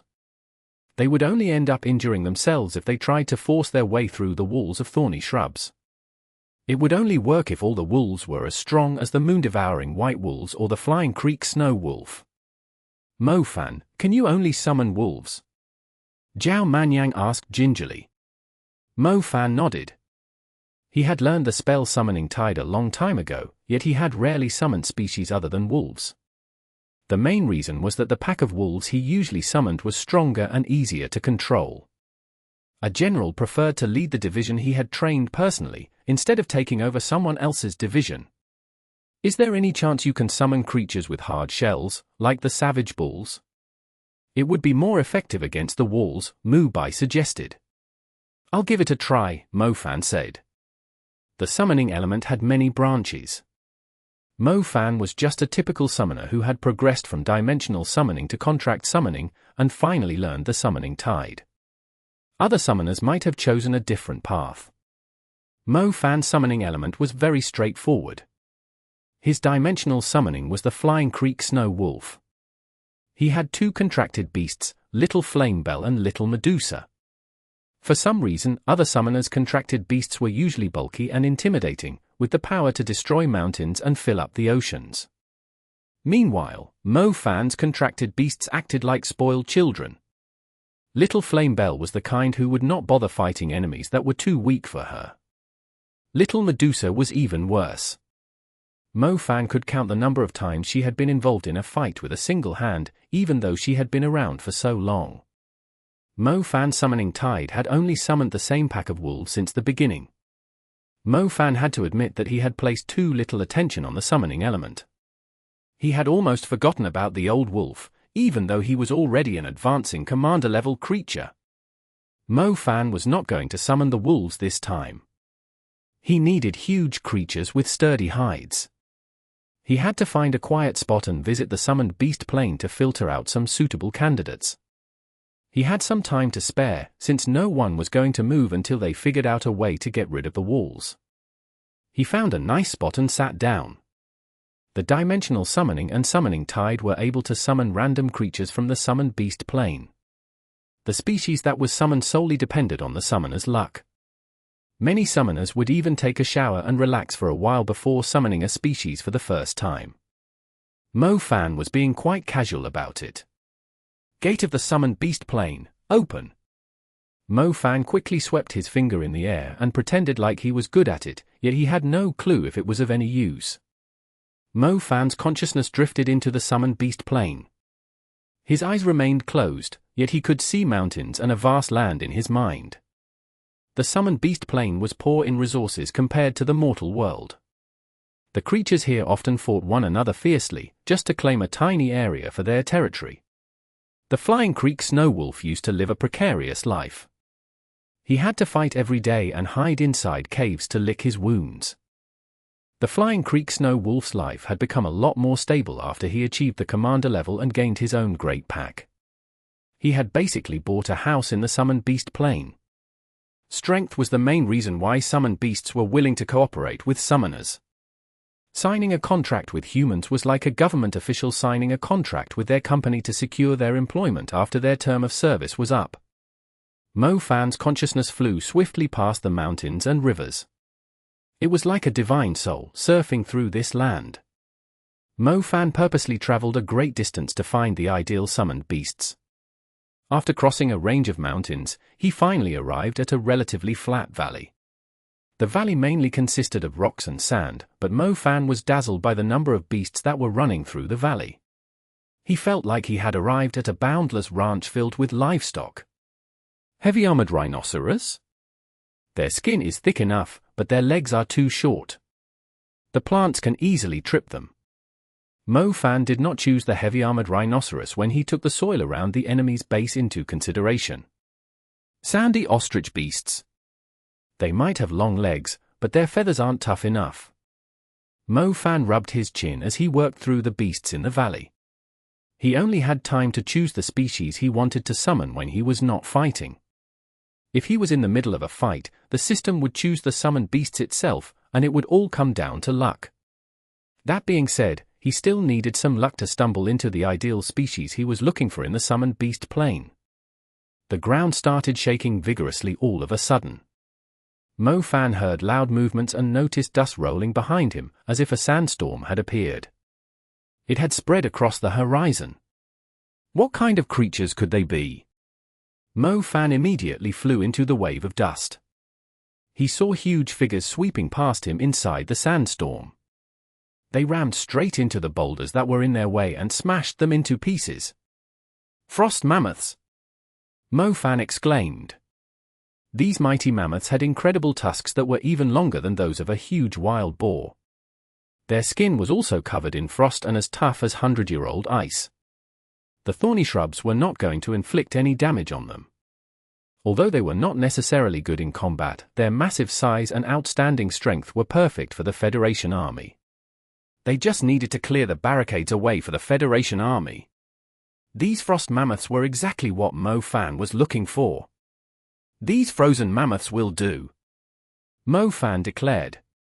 As soon as he finished the sentence, a few bulkier figures dashed out of the sandstorm behind the frost mammoths. They almost shattered Mo Fan's consciousness into pieces when they nearly ran him over.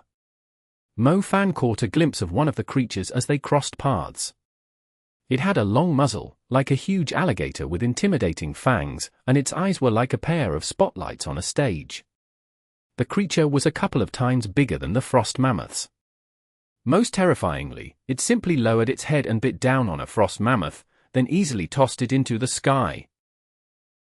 Chapter 23:12 Confrontation. Translated by Zephazid. Edited by Aelrianth. The creature was an awesome predator who mainly fed on the frost mammoths. Mo Fan initially thought the frost mammoths were sprinting across the valley to show off their strength. To his surprise, they were actually fleeing for their lives. They had stirred up a huge cloud of dust to escape the predators hunting them. Throat-ripping tyrannosauruses. Mo Fan was shocked. He had no clue what level these ferocious creatures were. He could only see a dozen of them chasing after the huge herd of frost mammoths. Mammoth blood had splattered across the ground in the blink of an eye. I should give it a try? Mo Fan used his summoning magic to establish temporary contracts in the form of binding hoops. They would summon the creatures that were successfully bound to his side. Mo Fan was a bold man, and had the urge to summon the throat-ripping tyrannosauruses as soon as he saw them. The manual process of the summoning tide was similar to the carnival game of throwing hoops at targets. The player would be given hoops which they would throw from a certain distance to bind the delicate prizes they were interested in. Low-level creatures were smaller and closer to the player, thus as long as the hoops were big enough, the player could easily bind them. High-level creatures were bigger and further away from the player, so the odds of the player binding them with hoops were relatively lower. As for even higher-level creatures, it was completely impossible for the hoops to contain them. The size of the hoops was dependent on the summoner's cultivation level. Mo Fan noticed how small his hoops were as he was about to toss them. His hoops would never contain the ferocious throat-ripping tyrannosauruses. The throat-ripping tyrannosauruses completely ignored the hoops that were tossed at them and continued to chase after the frost mammoths. Mo Fan's dignity suffered a huge blow when he saw the creatures completely ignoring his hoops. He almost had the urge to hit his head on a wall. I might be a little lazy practicing my summoning magic, but shouldn't you show me a little more respect? Forget it, I should try summoning the frost mammoths to help the Federation army for now, Mo Fan comforted himself. To be honest, if he could summon the throat-ripping tyrannosauruses, the main army of the brown rebels would be shitting their pants. Destroying the walls of thorny shrubs would be a piece of cake for those ferocious creatures. Unfortunately, Mo Fan was not good enough. Summoning Gate, Tide of Frost Mammoths. Rays of moonlight drew an enormous gate in the air. The lights projected a faint image of a valley, from which the frost mammoths charged out. Each mammoth was around 15 meters tall. The walls of thorny shrubs could barely cover their legs.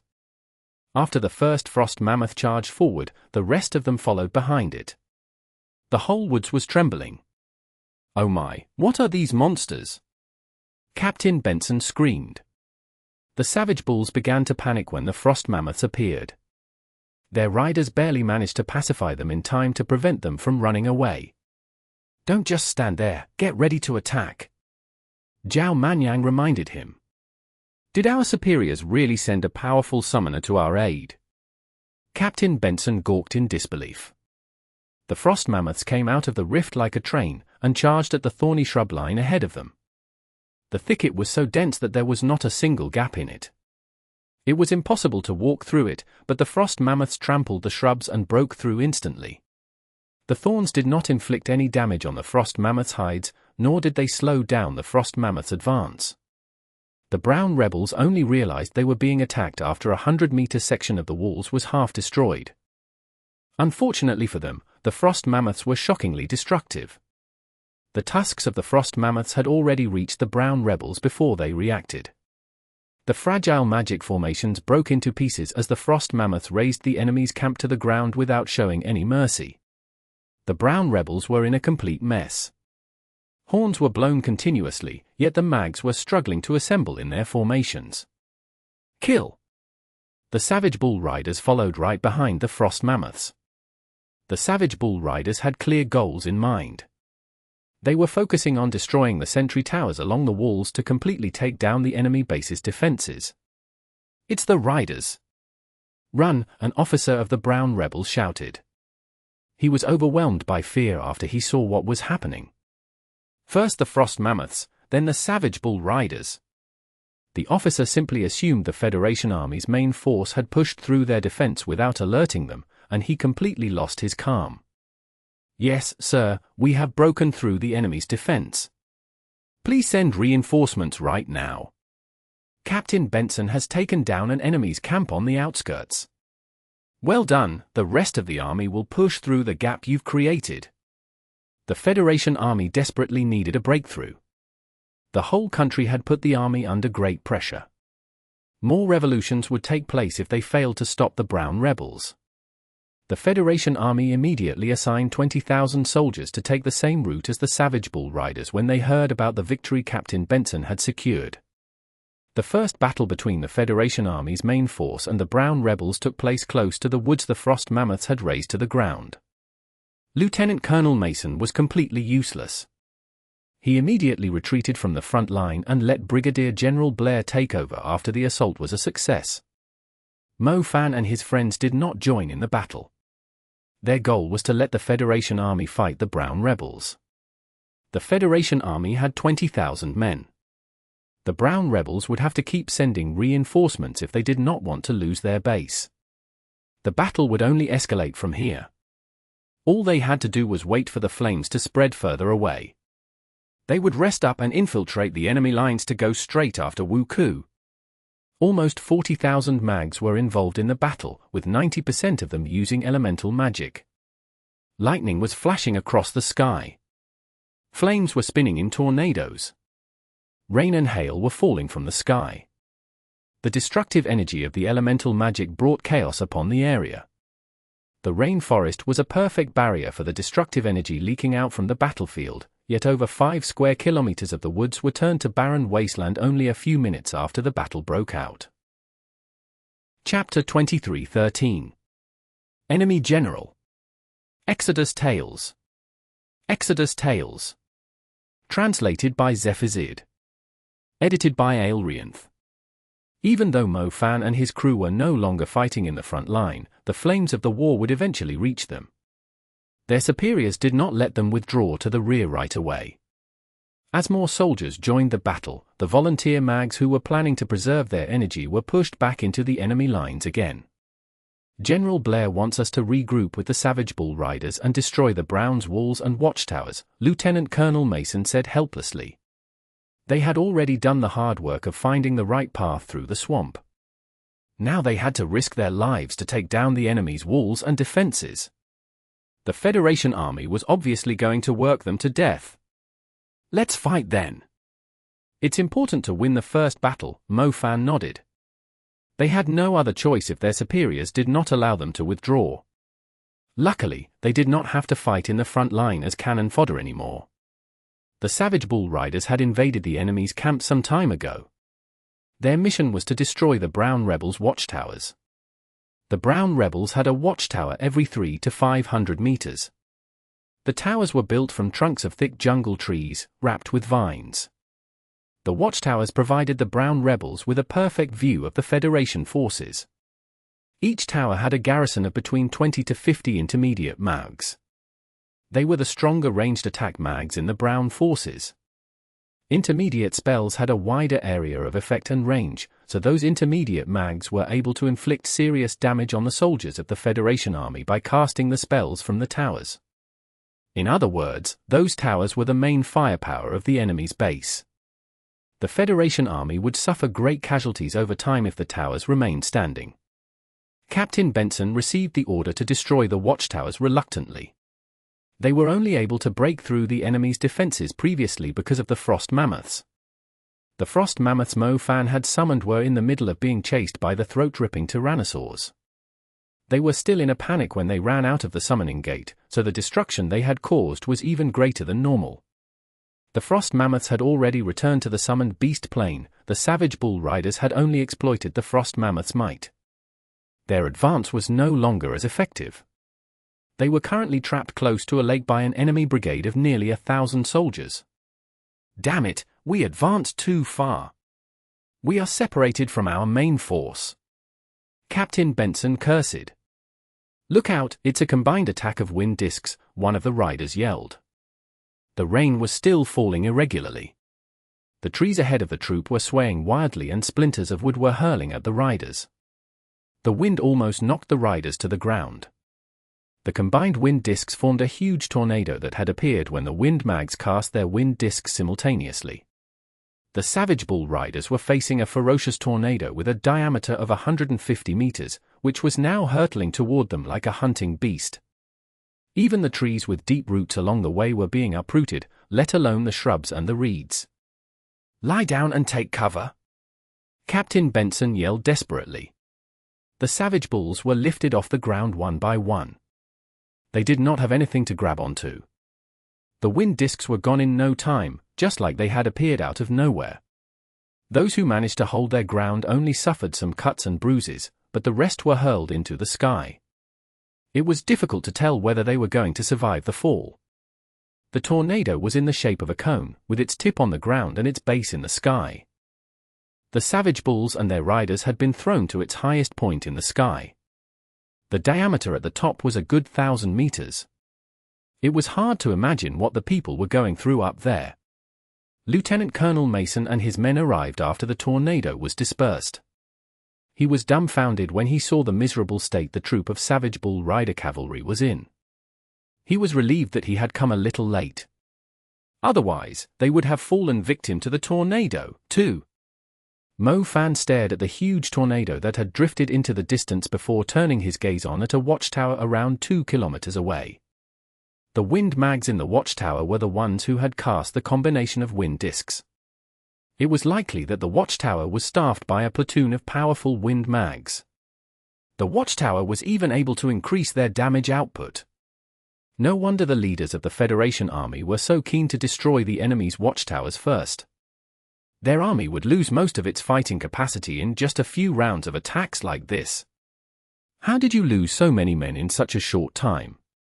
Zhao Manyan asked after he found Captain Benson. The enemy launched a fierce counterattack as soon as the frost mammoths were gone. Damn it, why couldn't the summoner last a little longer? Benson grumbled. Captain Benson clearly had no idea Mo Fan was the person who had summoned the frost mammoths, since he was cursing Mo Fan right in front of him. Mo Fan did not have a choice. The summoning tide would only last for a limited time. It might have lasted a little longer if he had summoned his wolves. However, they were on a battlefield. The wolves would be hit by elemental spells falling from the sky every few steps. Mo Fan treated his wolves preciously. He would not risk their lives for the sake of the Federation. I thought the Federation has turned their elites into assault troops, but it turns out to be a bunch of petty riders. What a waste of my time, an arrogant voice called out. The ground was scattered with broken branches and fallen leaves. The man who spoke was wearing heavy metal boots and a yellow-brown military outfit. His hair was shoulder-length and his skin was a little tanned. He was playing with an airflow in the shape of a rope with his fingers. He was even bold enough to approach the troop of Savage Bull riders alone. The Savage Bull riders only had around 200 men left. Both the Savage Bulls and their riders were a lot stronger than a basic mage. This general of the Brown Rebels clearly did not treat them seriously if he dared to come alone. Who are you? Tell us your name. Captain Benson challenged him instantly. Is Lieutenant Colonel Mason here? The Brown general demanded arrogantly, completely ignoring Captain Benson's question. Mason was hiding behind the riders. For some reason, he grinned when he heard the enemy general mention his name. If this so-called Mason did kill Bucker the Necromancer, he's worthy for me to come and take his life. I'm here solely to kill Mason. As for the rest, I have no interest in you, the general stated. I'm Lieutenant Colonel Mason. Tell me your name. I'm not interested in a nobody, either. Mason shouted as he stepped forward. Mo Fan's face darkened when he saw Mason's response. Black Chimpanzee, Can't you know your place for once? Did he really think he was a legend who could take down enemy generals on behalf of his army by himself? Chapter 23:14 Wildstorm Shaman Zonah. Translated by Zephazid. Edited by Aelrianth. I'm Wildstorm Shaman Zonah from Ley City, the Brown General replied, studying Lieutenant Colonel Mason carefully. Wildstorm Shaman Zonah. Lieutenant Colonel Mason's face paled at the mention of the name. The man called the Wildstorm Shaman was quite popular in this region. People who were active in Banlo City, Ley City, and Halfridge Mountain City had all heard his name. Lieutenant Colonel Mason did not think someone like him would join the Brown Rebels. Lieutenant Colonel Mason was only a little military instructor of the Federation Army, in charge of training basic mags into soldiers. He was a nobody compared to a reputable mage whose name was known across several major cities. People in the bars were always discussing the commander-level creatures that the Windstorm Shaman had killed recently. No one would bother discussing what Lieutenant Colonel Mason had done. To think that he was going to fight someone like the Windstorm Shaman in a duel. Lieutenant Colonel Mason did not believe he could withstand a single attack from his opponent. If this guy is in our way, we won't be able to destroy the watchtowers, Mubai told Mofan softly. He's not weak either, Mofan nodded. As Mofan and Mubai were talking softly, Captain Benson suddenly took a few steps forward in a fit of rage. You're being too full of yourself.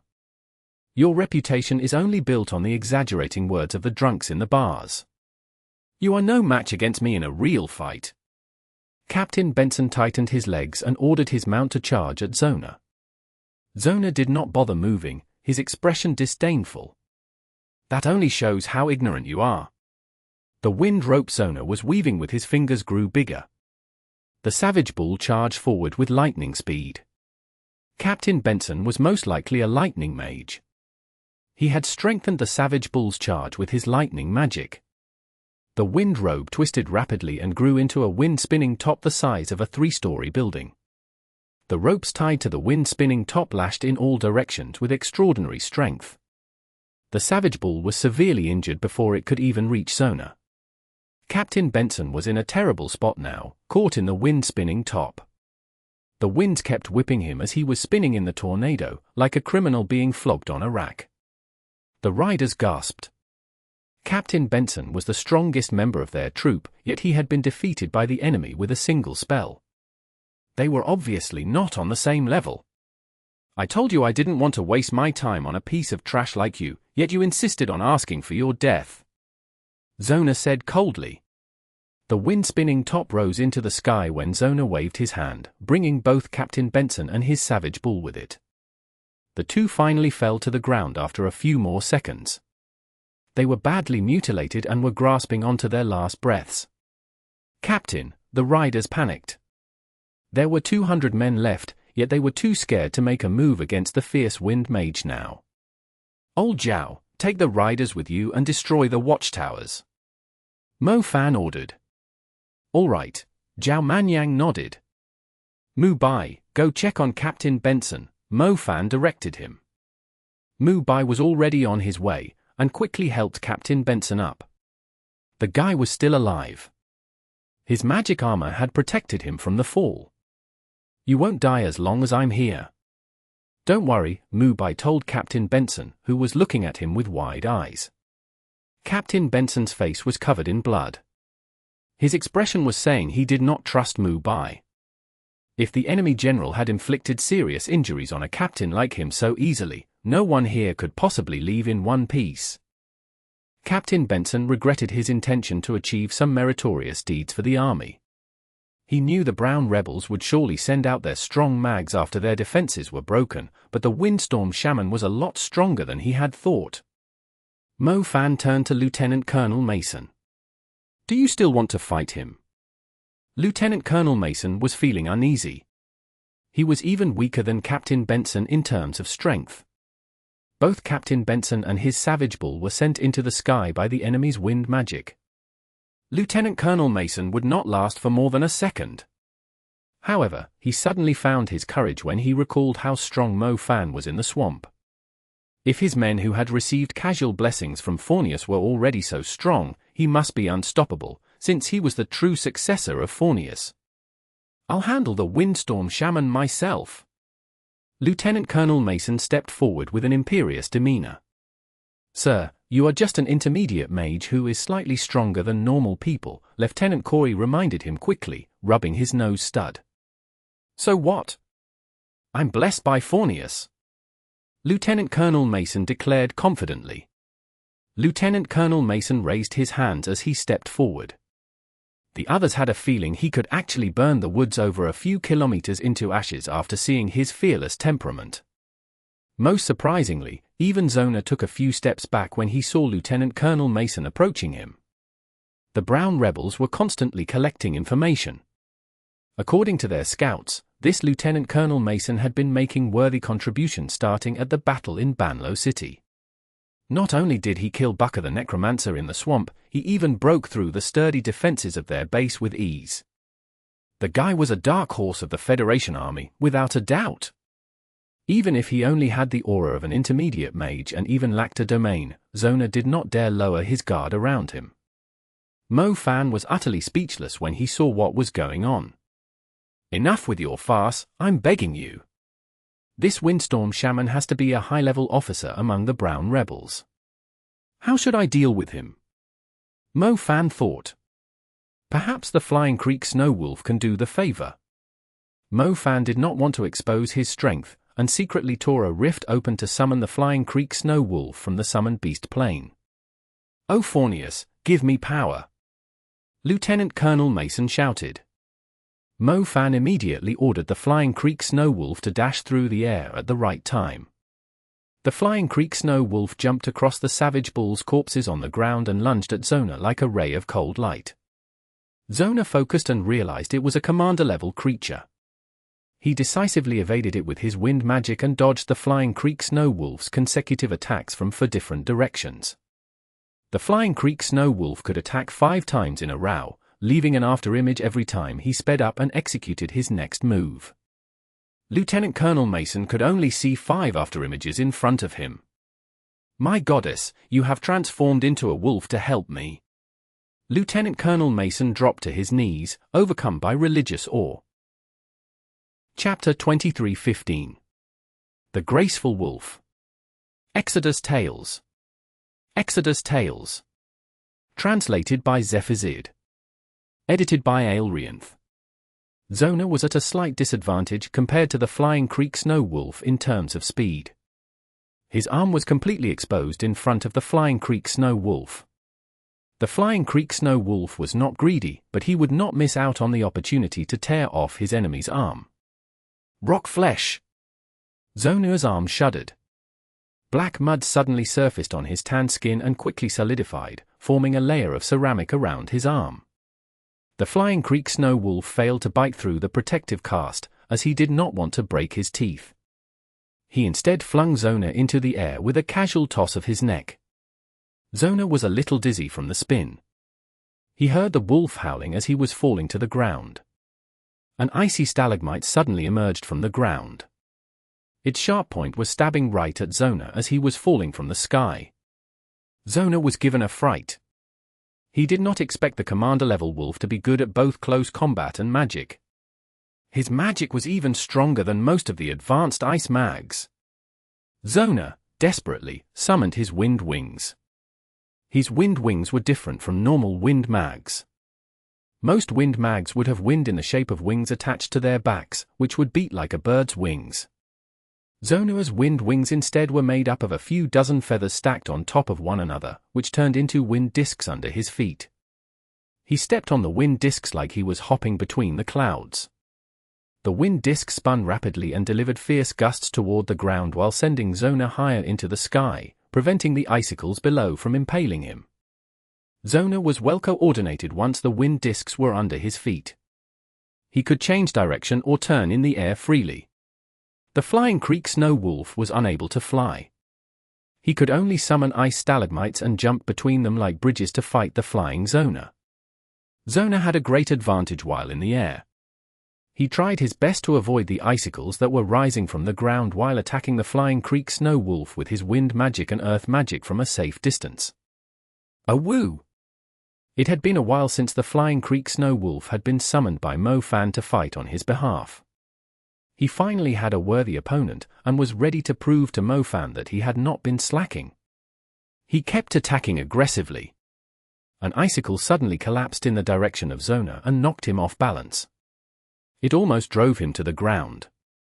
The Flying Creek Snow Wolf immediately jumped with all his strength, leaving 5 afterimages along his path. Zonah was temporarily knocked off his wind discs, but they returned quickly to his feet, just like boomerangs. The Flying Creek Snow Wolf knew he would lose the perfect opportunity to get close enough to Zonah once the wind discs returned to his feet, and continued to pick up his pace. The 5 afterimages behind him clearly indicated he had already reached his limit. The ice spear he was running on was almost perpendicular to the ground. Running vertically up the ice was obviously going to slow him down a little. The Flying Creek Snow Wolf howled a few times. The muscles on his limbs started to crack as he overstrained them. His skin was cracking like his muscles. His limbs started to bleed. The blood formed a red string behind him from his remarkable speed. The ice under his feet shattered completely when the 6th afterimage appeared behind the Flying Creek Snow Wolf. The Flying Creek Snow Wolf reached the top of the ice stalagmite instantly as the afterimages merged into one. Did he just have a breakthrough in speed? Mo Fan exclaimed in surprise as the wolf launched itself from the icy spear like a missile covered in ice. The huge force from the sudden boost to the Flying Creek Snow Wolf's speed knocked Zonah off balance again. The Flying Creek Snow Wolf swung his paws. His power had increased significantly with his overwhelming speed. The swipe unleashed a cross-slash across the dim sky, landing right on Zonah. Zonah stiffened as he was trying to gain more altitude. Fresh blood poured out from his abdomen as his body slowly split in half. The wind discs kept rising higher, but they were only carrying Zonah's lower body. His upper body fell heavily onto the field of ice below. The wind discs eventually disappeared into the distance, randomly carrying Zonah's lower body away. The Flying Creek Snow Wolf landed between the ice spears. He looked at the pile of blood and howled in triumph. It was the Flying Creek Snow Wolf's habit whenever he won a fight, declaring his victory. Well done! Mo Fan raised his thumb at the Flying Creek Snow Wolf. Mo Fan had treated the Flying Creek Snow Wolf like his pet dog for quite a long time. He was seriously considering whether or not he should help the Flying Creek Snow Wolf evolve after seeing this impressive performance. Mo Fan did not ignore the Flying Creek Snow Wolf on purpose. It was simply too difficult for a commander-level creature to evolve into a ruler-level creature. He would need the soul, the bloodline, and the bones of another ruler-level creature. Even if he collected all 3 of them, the chance of the Flying Creek Snow Wolf evolving successfully was still less than 20%. Mo Fan did not have any resources at the moment, let alone something that suited the wolf species. Maybe I should check out the summoned beast plane to see if there's any suitable ruler-level creature for you, knowing how eager you are to grow stronger, Mo Fan murmured. The Flying Creek Snow Wolf was an advancing commander-level creature. It was difficult for him to grow any stronger at his current stage. It was very surprising that he was able to surpass his limit on speed. The Flying Creek Snow Wolf nodded and returned to the summoned beast plane. The Flying Creek Snow Wolf had done Mo Fan a huge favor by taking out Zonah. It was very likely Mo Fan would have to fight the upcoming enemies by himself. Lieutenant Colonel Mason came over with a wide smile. Why did that wolf go back to you? Didn't I summon it by praying to Fornius? Maybe it's because he's my summoned beast. Mo Fan hinted strongly. Lieutenant Colonel Mason immediately fell into deep thought. Are you saying that it had nothing to do with Fornius? He asked carefully. It never had anything to do with Fornius from the very beginning. Mo Fan stated firmly. I should have known. Lieutenant Colonel Mason was enlightened all of a sudden.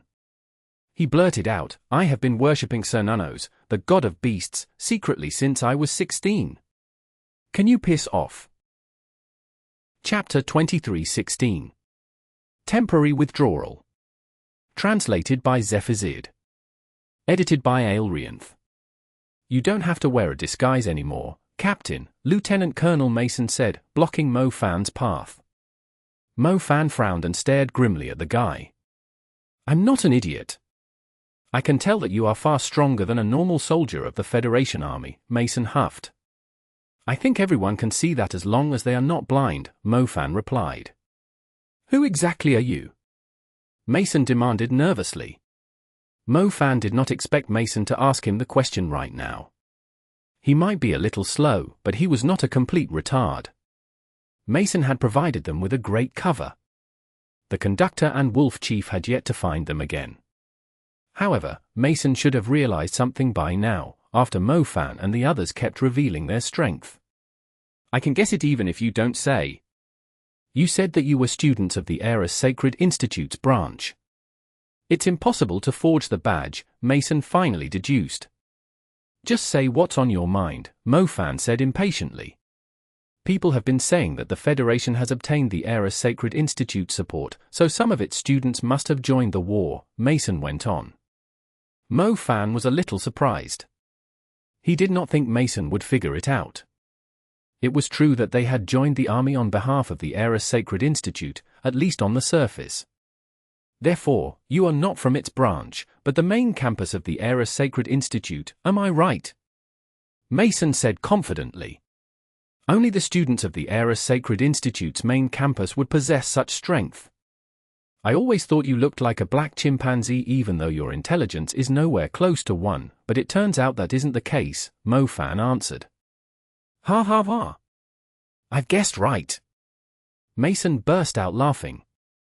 Take the Wildstorm Shaman's head back to our base. Tell them you killed him, Mo Fan said.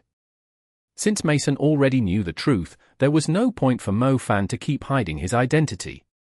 The Brown Rebels will send someone stronger to deal with us, Mason warned him. It's fine, they are all going to die anyway, Mo Fan declared grimly. That's exactly what I want to hear. Mason had a lot of faith in Mo Fan. Mo Fan looked into the distance and saw the watchtower that had been summoning the fierce tornadoes had already collapsed. Zhao Manyan had done a great job leading the remaining 200 Savage Bull Riders to accomplish his mission. By the way, what did you offer to the gods? Do you really tie the hillmen to trees at the foot of the Andes mountain range? Mason asked Mo Fan. What do you mean? Mo Fan was confused. I heard the Ares Sacred Institute has a secret magic that can summon the spirits of the gods to be possessed by them. Their famous shamans can use magic similar to being possessed by insect gods to strengthen their flesh. Didn't you get your power from Faunius? Otherwise, how could you summon such a powerful commander-level wolf beast with your dimensional summoning? Mason asked him. Mason's voice gradually fell off when he saw the strange expression on Mo Fan's face. How should he describe it? It was like Mo Fan had swallowed a bomb, yet it did not explode. Screw your gods, can you stop bringing up gods all the time? It's F*** King annoying. Mo Fan yelled at him, completely fed up now. Mo Fan and Mason left the battlefield. Zhao Manyan and the Savage Bull Riders returned at the same time. A series of deafening noises suddenly erupted. The woods and the swamps were shaking vigorously. The Crusaders are pushing forward. It looks like we've won the battle on the outskirts. Lieutenant Colonel Mason blurted out in excitement. Since they had won the battle, he would be rewarded again, especially since he was still holding the head of the Browns' General Zonah. Soldiers in blue military uniforms marched past them. They had such great numbers that they were moving past the area like two endless streams. They were crossing the battlefield, intending to confront the enemy around 3 kilometers away from the woods. Lieutenant Colonel Mason's regiment of volunteer mags and Savage Bull Riders had suffered great casualties, but they had accomplished their mission. The assault phase was over. It was time for them to withdraw from the battlefield and treat the wounded. When they withdrew from the battlefield, the proud regiment of 1,000 volunteer mags and 400 Savage Bull Riders only had around 200 mags and 200 riders left. There were less than 500 people left. Did the guy with the nose stud make it? Mo Fan asked after looking around. He died under a watchtower. His remains were too squashed, so we couldn't bring them back. I do have his nose piercing. Do you want it? One of the soldiers spoke up. Oh, bury it under the ground. I was just asking. Mo Fan waved it away. The man with the nose stud, Lieutenant Corey, was not that strong, only a Tier 3 basic mage. The chances of survival for someone like him was extremely low. Mo Fan, Zhao Manyan, and Mu Bai might have outstanding strength, but it was impossible for them to look after everyone amid the chaos. The soldiers' lives were in the hands of the heavens. Captain Benson had survived. He recovered rapidly after Mu Bai treated him with his insects. Colonel Mason remembered to share the merits with the captain. He almost died, Mo Fan reminded him. Of course, I won't hog it. Lieutenant Colonel Mason patted his chest. The two armies were still fighting. It would be stupid to ask for a reward for the time being. Mason had to wait until the battle ended. The sky darkened, but the rain was still pouring down heavily. The magic blasts in the distance never stopped. Their lights flickered in the sky above the woods like fireworks, colorful and dazzling. What are you all doing here?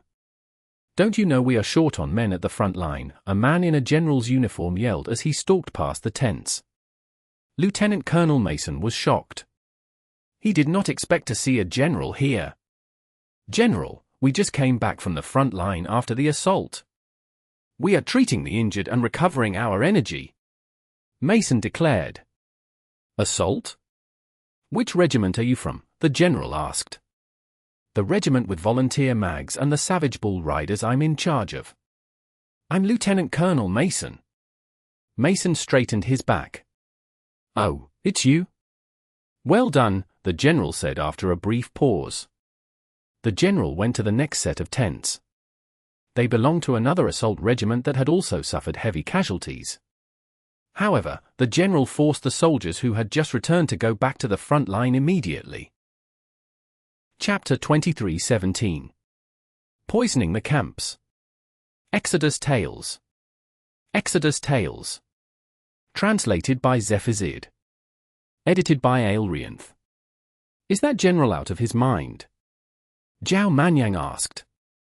Those who had retreated from the front line were either injured or depleted of energy. The assault troops had sacrificed so much. It was a miracle that some of them were still alive, so why was the general asking them to go to the front line again when they had not fully recovered yet? It seems like the main force is in a pinch, Mo Fan deduced. Seriously? That quick? Didn't they have the number advantage? I just picked up a strange foul smell from the battlefield. I think the brown rebels are using another trick again, Mu Bai spoke up. They heard rapid footsteps outside the tents as soon as Mu Bai finished speaking. They picked up the smell of blood and a foul stench before the footsteps arrived. A group of soldiers ran into the camp, carrying a lot of injured with them. Those who aren't injured, come and give us a hand, a medic yelled loudly. The Savage Bull Riders immediately went over and helped carry the injured onto the sickbeds. The camp alone had 1,000 injured. Even those who lost their limbs were not being taken care of, let alone those who had sustained minor injuries. They had to treat their wounds themselves. The camp was extremely packed after the new group of injured arrived. There were not enough beds. They had to put the injured down on the walkways. Can't you see it's already full here? Why did you bring them here? The camp leader yelled. The other camps are full too, the medic replied bluntly. Mo Fan and his crew were resting in the camp. They noticed the strange symptoms of the injured who had just arrived at the camp. They did not seem to be heavily injured by magic. They were covered in purple pustules and lumps, like they had accidentally gone into a cave of wasps. Even the color of their blood was abnormal. Their blood was like bottles of watercolors that had been knocked over. Sir, you can't bring them in here, Mu Bai said sternly to the medic. What are you talking about? The medic lost his temper. He yelled at Mu Bai, they were risking their lives fighting the enemy on the front line. Did you think they will only fulfill their responsibilities by dying in the battle? They are injured, they have to be treated. That's not what I meant. You should check their bodies thoroughly and make sure, Mu Bai began. Are you disgusted by the wounds they have sustained for the sake of the Federation? Seeing how clean and well you are, you probably didn't even fight in the battle. What right do you have to point your fingers around here? Step aside.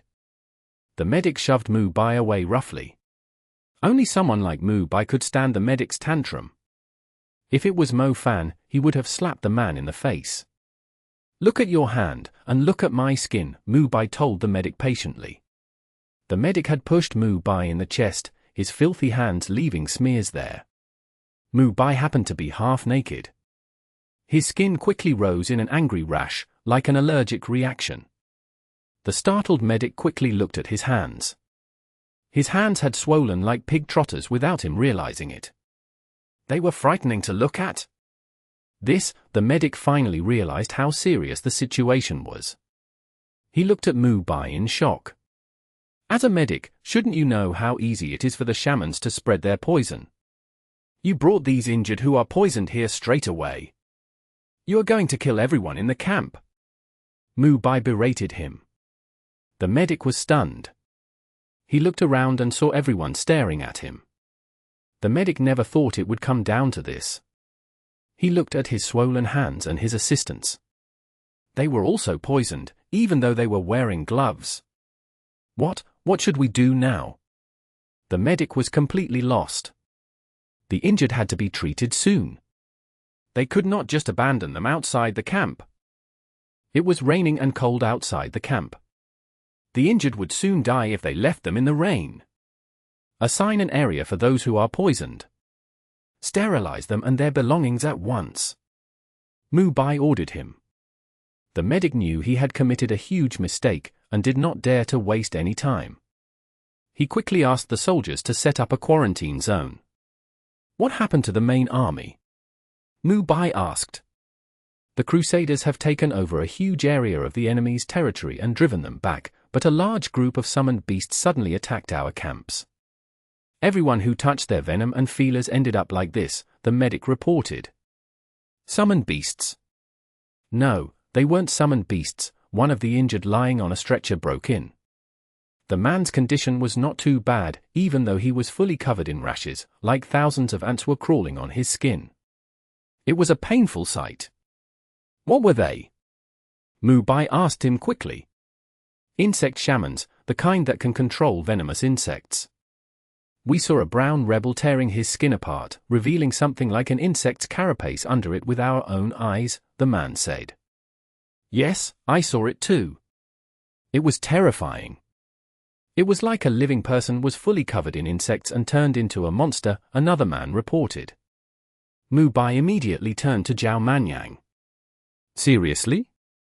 It sounds like those venomous insect shamans we bumped into at the Eris Sacred Institute's mounds on the Andes Mountains, Zhao Manyan confirmed. It must be them, Mu Bai nodded in agreement. The venomous insect shamans were obeying the Black Vatican's orders. It was not surprising to find them among the brown rebels. The main force of the Federation army must have lost because of those venomous insect shamans. It explained why there were so many injured being brought back to the camps, and why the general was asking the injured to go back to the front line. The venomous insect shamans had turned the tide of the battle. How are those who are poisoned doing? Mo Fan asked. Not great, and Mu Bai shook his head. He looked at the poisoned soldiers who were being moved to the quarantine zone and said softly, those venomous insect shamans are extremely vicious. Mu Bai asked Mo Fan to follow him to the back. Mo Fan realized there was something they could not discuss in front of other soldiers when he saw Mu Bai's hard eyes. The soldiers who are poisoned won't live for more than 4 hours, even if it's just a little scratch. The worst thing is, the venomous insect shamans are planning to wipe out the Federation army. They purposely spared these soldiers' lives so they would spread the poison in the camps. Chapter 23:18. Not allowed to exist. Exodus Tales. Exodus Tales. Translated by Zephazid. Edited by Aelrianth.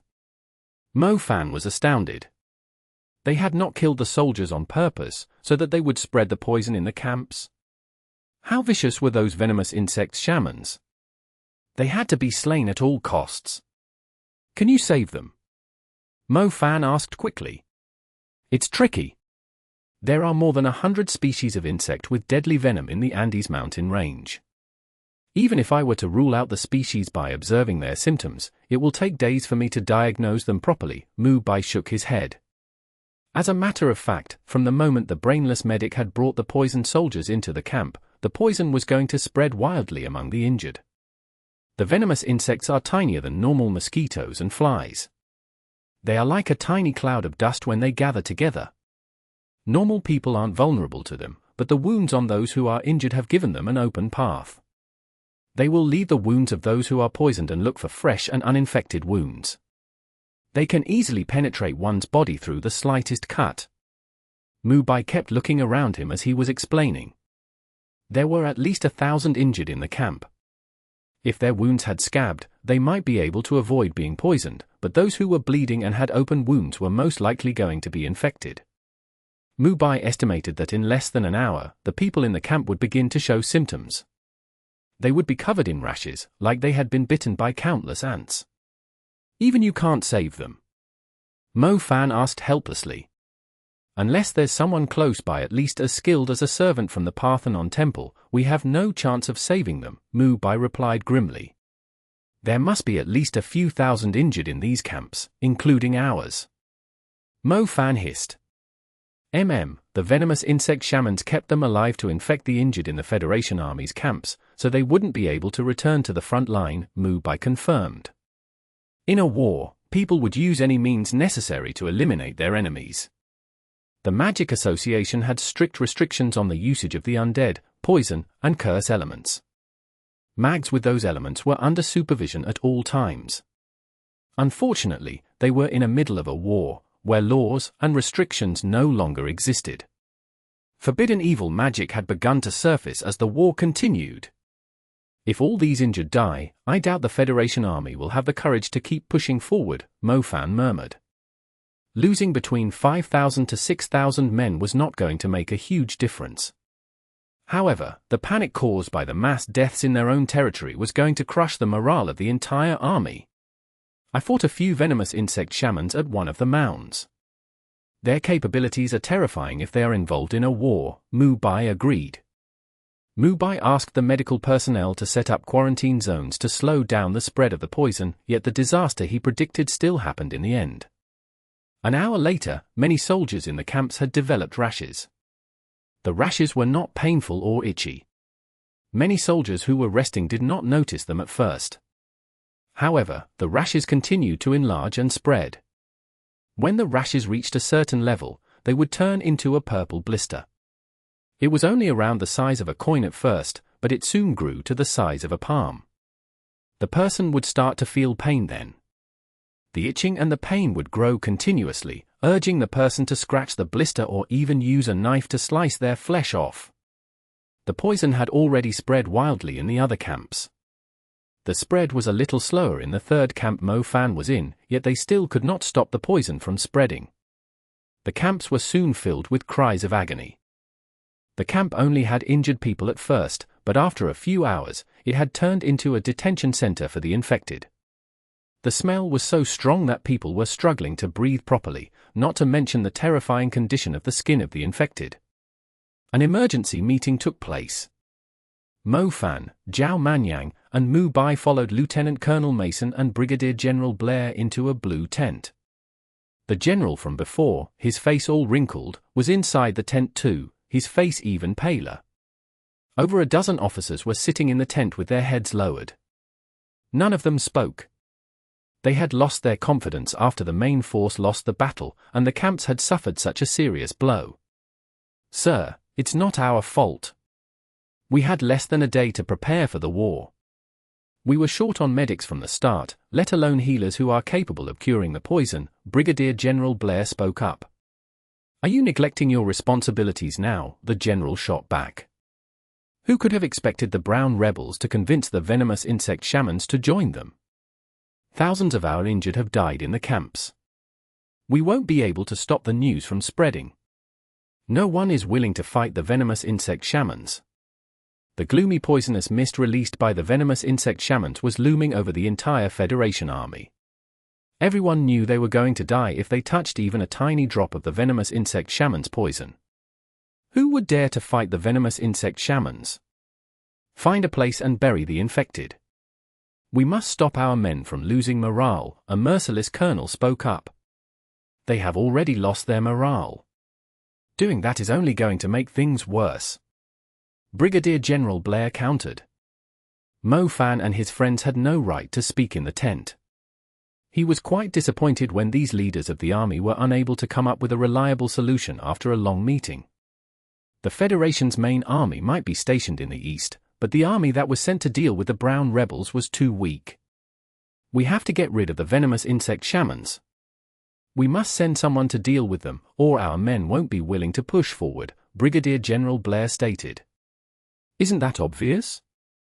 If we had someone who was strong enough to take down those venomous insect shamans, why would we have to retreat all the way back here? The colonel who suggested burying the infected spat. Everyone was yelling at the top of their lungs, like a bunch of rascals quarreling on the street. A group of people walked into the tent. They were wearing bright-colored and luxurious outfits, quite different from military uniforms. Mo Fan glanced at them, and was surprised to see they were wearing the Eris Sacred Institute's uniform. Oh, you are finally here. We have a serious problem on hand. We need your assistance, the general with wrinkles greeted them in relief. We are representing the school. We are not allowed to get involved in political conflicts. The person leading the group was a woman. She had to be a professor, judging from her outfit. Mo Fan had never seen the professor before, nor the students who were with her. However, we won't allow the venomous insect shamans to continue, the professor continued coldly. Chapter 23:19. The Intervention. Exodus Tales. Exodus Tales. Translated by Zephazid. Edited by Aelrianth. Zhao Manyan harumphed softly when he heard the professor's words. She sounds righteous and all, but she's just using it as an excuse to justify the school's intervention with the war, he muttered. Mo Fan could not agree with him more. The Eris Sacred Institute had already decided to side with the Federation, but they did not want the public to think they were intervening because of politics. It was using the venomous insect shamans as an excuse to join the war. We suspect the enemy is using biological weapons. We decided to intervene for the sake of mankind. They could even convince themselves they were doing the right thing if they repeated the slogan a couple of times. Nevertheless, it was good news for Mo Fan and his friends. The venomous insect shamans were a group of powerful poison mags. According to Mu Bai and Zhao Manyan's description, they raised insects for many years to turn themselves into monsters, like insect men. These insect men were very strong. Ordinary mags would not stand a chance against them. The venomous insect shamans have indeed broken the magic laws. If you can help us take them out, the people of the Andes Mountains will be very grateful, the general went along smoothly. We will need a few of your men who are outstanding and familiar with the battlefield to assist us, the professor said. After all, they were going to war. The brown rebels were not going to show them mercy just because they were from the Eris Sacred Institute. That won't be a problem. All the colonels and generals are here. They will recommend their best men to you, the general agreed quickly. Brigadier General Blair immediately looked at Lieutenant Colonel Mason. Lieutenant Colonel Mason quickly glanced at Mo Fan, Zhao Manyan, and Mu Bai, whom he assumed were blessed by the gods. Didn't you say you are students of the Eris Sacred Institute? Perfect! Lieutenant Colonel Mason exclaimed. Mo Fan had an urge to kick the idiot to death. The professor immediately put her attention on them. Every colonel and general in the tent was staring at them now. The three were clearly wearing uniforms of the military. Why would they be students from the Eris Sacred Institute? Are you from the Eris Sacred Institute? The professor asked. Sort of, Mo Fan replied stiffly. Show me your badges, the professor demanded. It seemed like they could no longer conceal their identities. The badges of the Eris Sacred Institute's branch were clearly not going to work. They only had the badges for teachers, their identities as guest lecturers would be exposed. They had no idea if the Black Vatican had spies in the Federation army. "Oh, it's you? I didn't expect to see you here," one of the female students blurted out. She was looking at Mu Bai in surprise. "Oh, it's you. What a coincidence." Mu Bai was surprised too. The professor looked at her student and asked, "Sushi, you know him?" "Yes, Professor. Do you remember you once asked me to do research on the rarer species of insects in the Andes Mountains? Mu Bai here was the one who helped me find the evil bull beetle. We often stumbled into one another in the library." Sushi had a charming smile. She looked more like a teenage girl around the age of 14 than an adult. "Oh," the professor answered. She no longer needed them to show their badges. Mo Fan put his badge back into his pocket with relief, a mischievous grin rising on his face. "Why did you join the Federation army?" Sushi asked Mu Bai. I feel like I should do something instead of wasting my time every day. The Federation army happened to be recruiting, Mu Bai explained. "Aren't you a poison mage, too?" "That's great. Since we are going after the venomous insect shamans, you might be able to figure out their weaknesses, knowing how knowledgeable you are." Sushi was very confident in Mu Bai's capabilities. Time was of the essence. The general quickly gathered their most reliable men and prepared to face the venomous insect shamans in the next battle. The raindrops were tapping the tent loudly at night. Mo Fan and his friends were assigned to the specialized troop that was established to deal with the venomous insect shamans. Everyone gathered for a quick briefing. They would set out with the army in the morning. "Seriously, you always accused me of flirting with the students, but look at you, what a hypocrite." Zhao Manyan teased Mu Bai. "I thought you were visiting the library every day to equip yourself with knowledge, but it turns out you were hooking up with someone between the bookshelves." Mo Fan went along with him. "Hooking up between the shelves? What the actual F***K? They just happened to be studying in the same section of the library because of the topics they were interested in. They would chat occasionally when they bumped into one another, so why did it sound so filthy when it came out of Mo Fan and Zhao Manyan's mouths?" "Enough with your wild imaginations," Mu Bai said coldly. "You told her your true name, yet you're asking us not to overthink it." Mo Fan had already noticed that peculiarity. "If you didn't have any ulterior motive, why didn't you tell her you were a guest lecturer?" TSK, I'm well aware of what you are thinking, since I'm a man just like you. She might be hesitant to approach you if she knew you were a teacher. It would only hinder your progress in getting closer to her." Zhao Manyan went on with relish. Mu Bai was having a hard time explaining himself. They'd had a very academic discussion on the species of insects in the Andes mountain range when they first met in the library. Sushi did not ask who he was at first. She had only asked for his name after they met several times there. Mu Bai told her his true name as he did not want her to feel estranged. He had treated her like a classmate. "Fine, I admit I was a little interested in her at first. Either way, she did us a huge favor." Mu Bai forcibly changed the topic. "That's true. You're right. Otherwise, that professor would have insisted on seeing our badges." Professors were a level higher than lecturers. Even though they had never seen the professor in the Eris Sacred Institute before, it was unlikely they would know every professor in the school, especially since many professors were devoted to their research.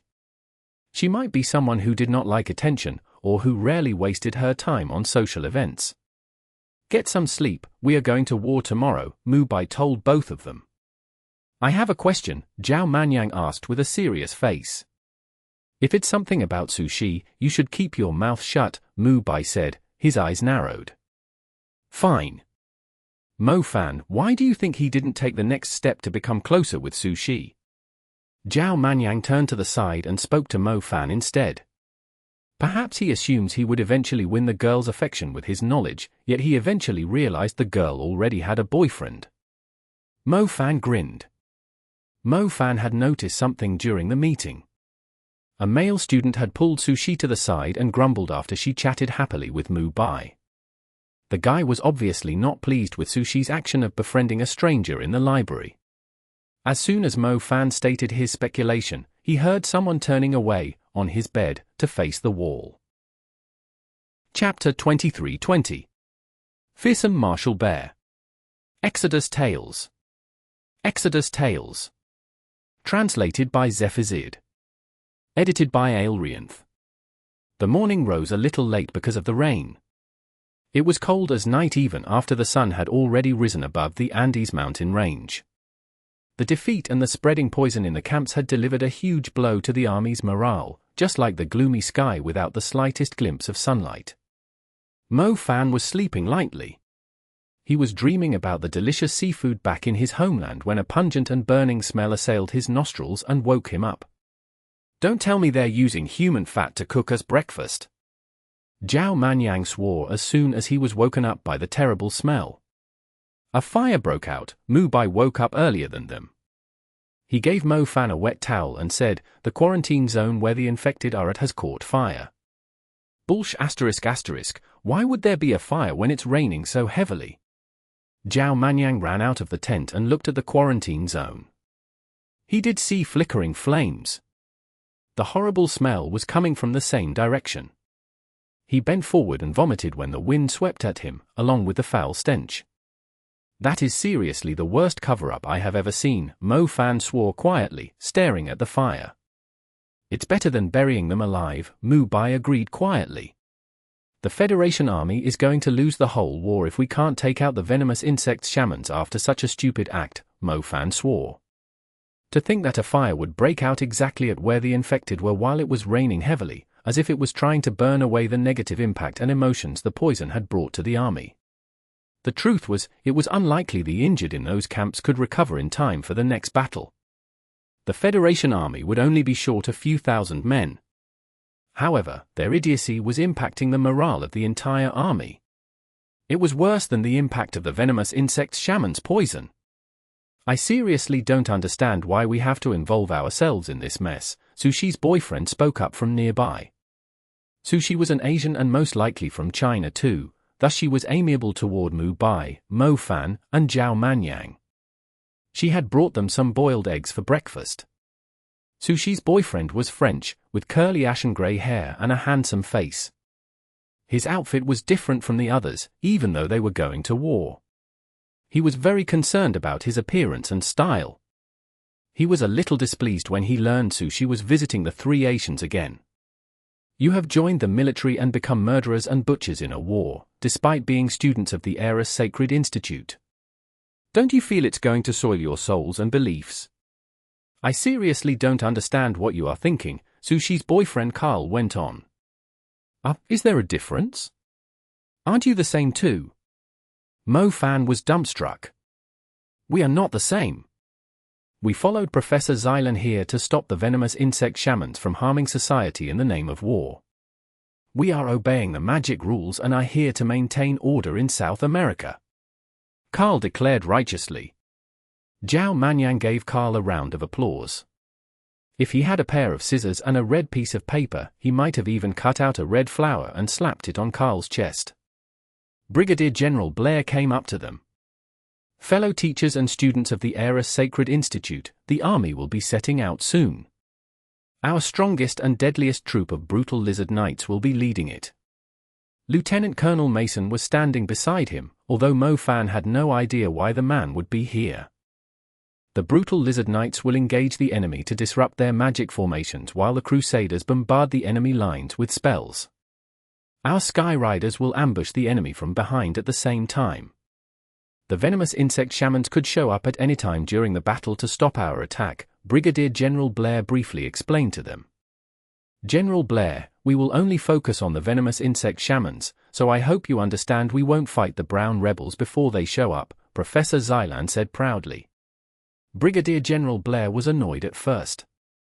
After all, there were several super mags among the teachers from the Eris Sacred Institute, and Professor Xylan was an excellent super mage. The Federation army could easily break through the enemy's defenses with their help. "Don't you worry, we will try our best to escort you to the venomous insect shamans no matter how chaotic the battle is," Brigadier General Blair replied modestly. Even his rank as a brigadier general was nothing worth mentioning before a professor of the Eris Sacred Institute. "When are we leaving?" Carl sounded impatient. Soon. The battle between the brutal lizard knights and the enemy will soon have an outcome, Brigadier General Blair replied. As the Army's special forces, they were pretentious as they traveled across the battlefield. They were riding a ferocious creature, called a fearsome martial bear. It was Professor Xylan's contracted beast. It was so large it was like a landmark in the battlefield. The brutal lizards, which were over 4 meters tall, were no different from a flock of wild ducks crossing under a bridge when they overtook the massive fearsome martial bear and passed between its legs. The fearsome martial bear stood on its legs. Its body was not bulky and bloated like most brown bears or black bears. It looked more like an apish beast when standing. It began walking on 2 legs. Each step it took would shake the ground vigorously. The most special part about the creatures were their arms. They had a huge crystal black bone sticking out of the joint on their elbows, like the shields ancient samurai had on their arms. The crystalline shields on the fearsome martial bear's elbows were large enough to reach its knees. It was not obvious when the creature was moving, but one could imagine the 2 shields combining into a crystalline mountain when the creature held its arms together to defend itself. The brown rebels were not blind. It went without saying that their regular troops would not be able to stop the fearsome martial bear. They did not confront the fearsome martial bear and the people standing on them before troops strong enough to take them on arrived. Mo Fan, take a look at someone else's contracted beast, Zhao Manyan mocked him. Mo Fan could only spread his hands helplessly. Little Flame Bell was like a clingy little squirrel whenever she was not fighting. She would lie on Mo Fan's head and act like Mo Fan's burning hat whenever she felt like it. Luckily, Little Flame Bell's fire was red. Mo Fan would feel quite awkward if it were green. Little Flame Bell bit into a soul-grade seed fragment. It was her favorite snack, especially when she was eating it when her father was around. She felt blissful when the others could hear her munching. Chapter 23-21. A Little Test. Exodus Tales. Exodus Tales. Translated by Zephazid. Edited by Aelrianth. Colonel Mason, why are you here? Mo Fan had to ask. Lieutenant Colonel Mason gave him an ugly smile and beat his chest, as if he was trying to look more like an ape. The Lieutenant General acknowledged my strength after I gave him Zonah as head, so he assigned me to be Brigadier General Blair's assistant for this operation, Mason answered confidently. Which means, you are the second in command of this group. Mo Fan palmed his forehead. That's right. Not again. He led his troop right toward the enemy's guns every single time. 2 fiery fists with long burning contrails were flying at them from around 300 meters away. Mo Fan glanced at the fiery fists. He did not take a defensive stance right away. Based on his experience over the years, the 2 fiery fists were slightly off-angle. They were not going to hit the group. Mo Fan ignored the fiery fists. Besides, it was not like he was the only mage in the group. Water curtain, a loud yell sounded nearby. Carl had already stepped forward. He shoved his hand forward and established a standard water curtain. The water curtain caught the 2 fiery fists that had appeared out of nowhere and put out the flames in no time. It's common to be hit by spells that go out of control in the middle of a battle. You should focus on controlling your magic instead of trying to put on a show in a situation like this, Professor Xylan reminded him. Carl had stepped forward to show off his capabilities, yet he was criticized by Professor Xylan instead. The glow on his face dimmed. Yes, Professor, he sighed respectfully. Several ice spears were thrown at them from around 400 meters away. The spells were more accurate this time, landing right between the people in the group. Mo Fan watched the spells approach, estimating their paths again. The ice spears would be landing right on Mason's head if he insisted on standing at the very front like an idiot. Professor Xylan lifted her eyes. She had also noticed the incoming projectiles, yet she closed her eyes again and remained silent. She had brought along quite a few high-achiever students from the Era's Sacred Institute. If they could not handle these random attacks coming in, it was better for them to die to the ice spears. As she expected, another student stepped forward to defend them. It was Sushi's turn. She cast a shadow spell and fired a few shadow needles at the ice spears, intercepting them in mid-air and shattering them. Mo Fan watched Sushi's method closely. It was a neat trick using the shadow needles to intercept the incoming projectiles. Mo Fan had never tried it before. Sushi's shadow magic was pretty solid.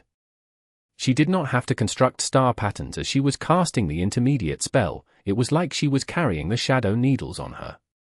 She was able to fire them off simply by waving her hands. The broken ice fell to the ground with the raindrops. The fearsome martial bears continued to stride across the battlefield while ignoring the spells that happened to be coming their way. Mo Fan was not sure whether the fearsome martial bear knew it did not have to worry about these petty spells, or if Professor Xylan had asked it to ignore them so she could test her student's reaction. Sushi glanced at Professor Xylan after intercepting the ice spears. Professor Xylan's eyes remained closed, and she did not comment on Sushi's attempt. Her student was a little disappointed. A dozen rolling boulders appeared out of nowhere to their left, less than 100 meters away. The fearsome martial bear kept moving forward as the boulders were approaching. It fixed its gaze ahead without reacting to the boulders. Based on Mo Fan's years of experience in preparing for his math exams, he calculated that the rolling boulders would collide with the fearsome martial bear's legs in 2 seconds if both sides maintained their pace. Professor Xylan's students were eager to show off their skills. A young woman with a middle-part hairstyle and a high nose stepped forward and cast the basic earth spell, Earth Wave. The Earth Wave manipulated the terrain and formed ravines to slow down the rolling boulders. The fearsome martial bear kept moving forward. The rolling boulders ended up rolling harmlessly past its feet after their speed dropped. It was a close call. Professor Xylan opened her eyes. Well done. It's important to use your brain when using your magic. Magic is like a sword. The higher the level of your magic, the sharper the sword is, but the way you swing your sword will also have different effects.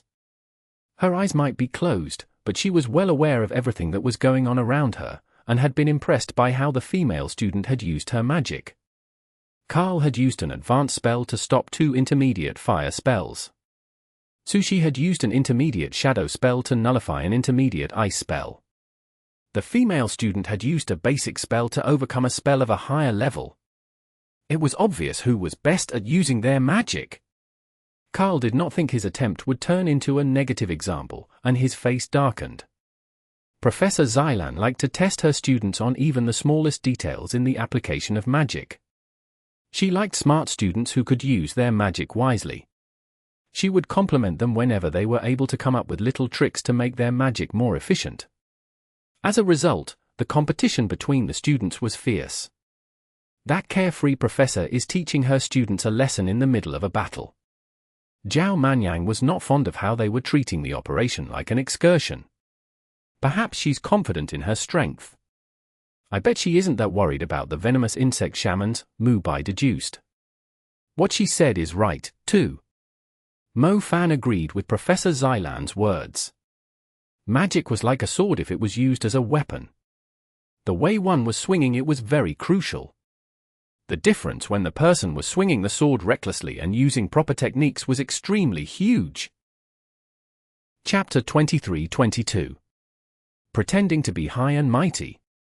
Exodus Tales. Exodus Tales. Translated by Zephazid. Edited by Aelrianth. A fierce flash of lightning swept across the dim sky and the huge raindrops lit up like a cloud of golden dust for a moment. Mo Fan suddenly felt his dark vein rising. He looked up and happened to catch the flash of lightning lighting up the sky like a match. He also caught a glimpse of a pitch-black claw reaching out from the curtain of rain. Move forward, flatten the ground ahead. Lieutenant Colonel Mason shouted at the same time. His savage bull riders were in front of the fearsome martial bear.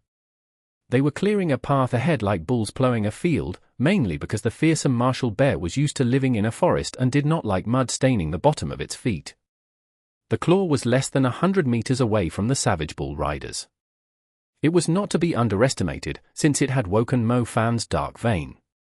However, the fearsome martial bear was still ignoring it.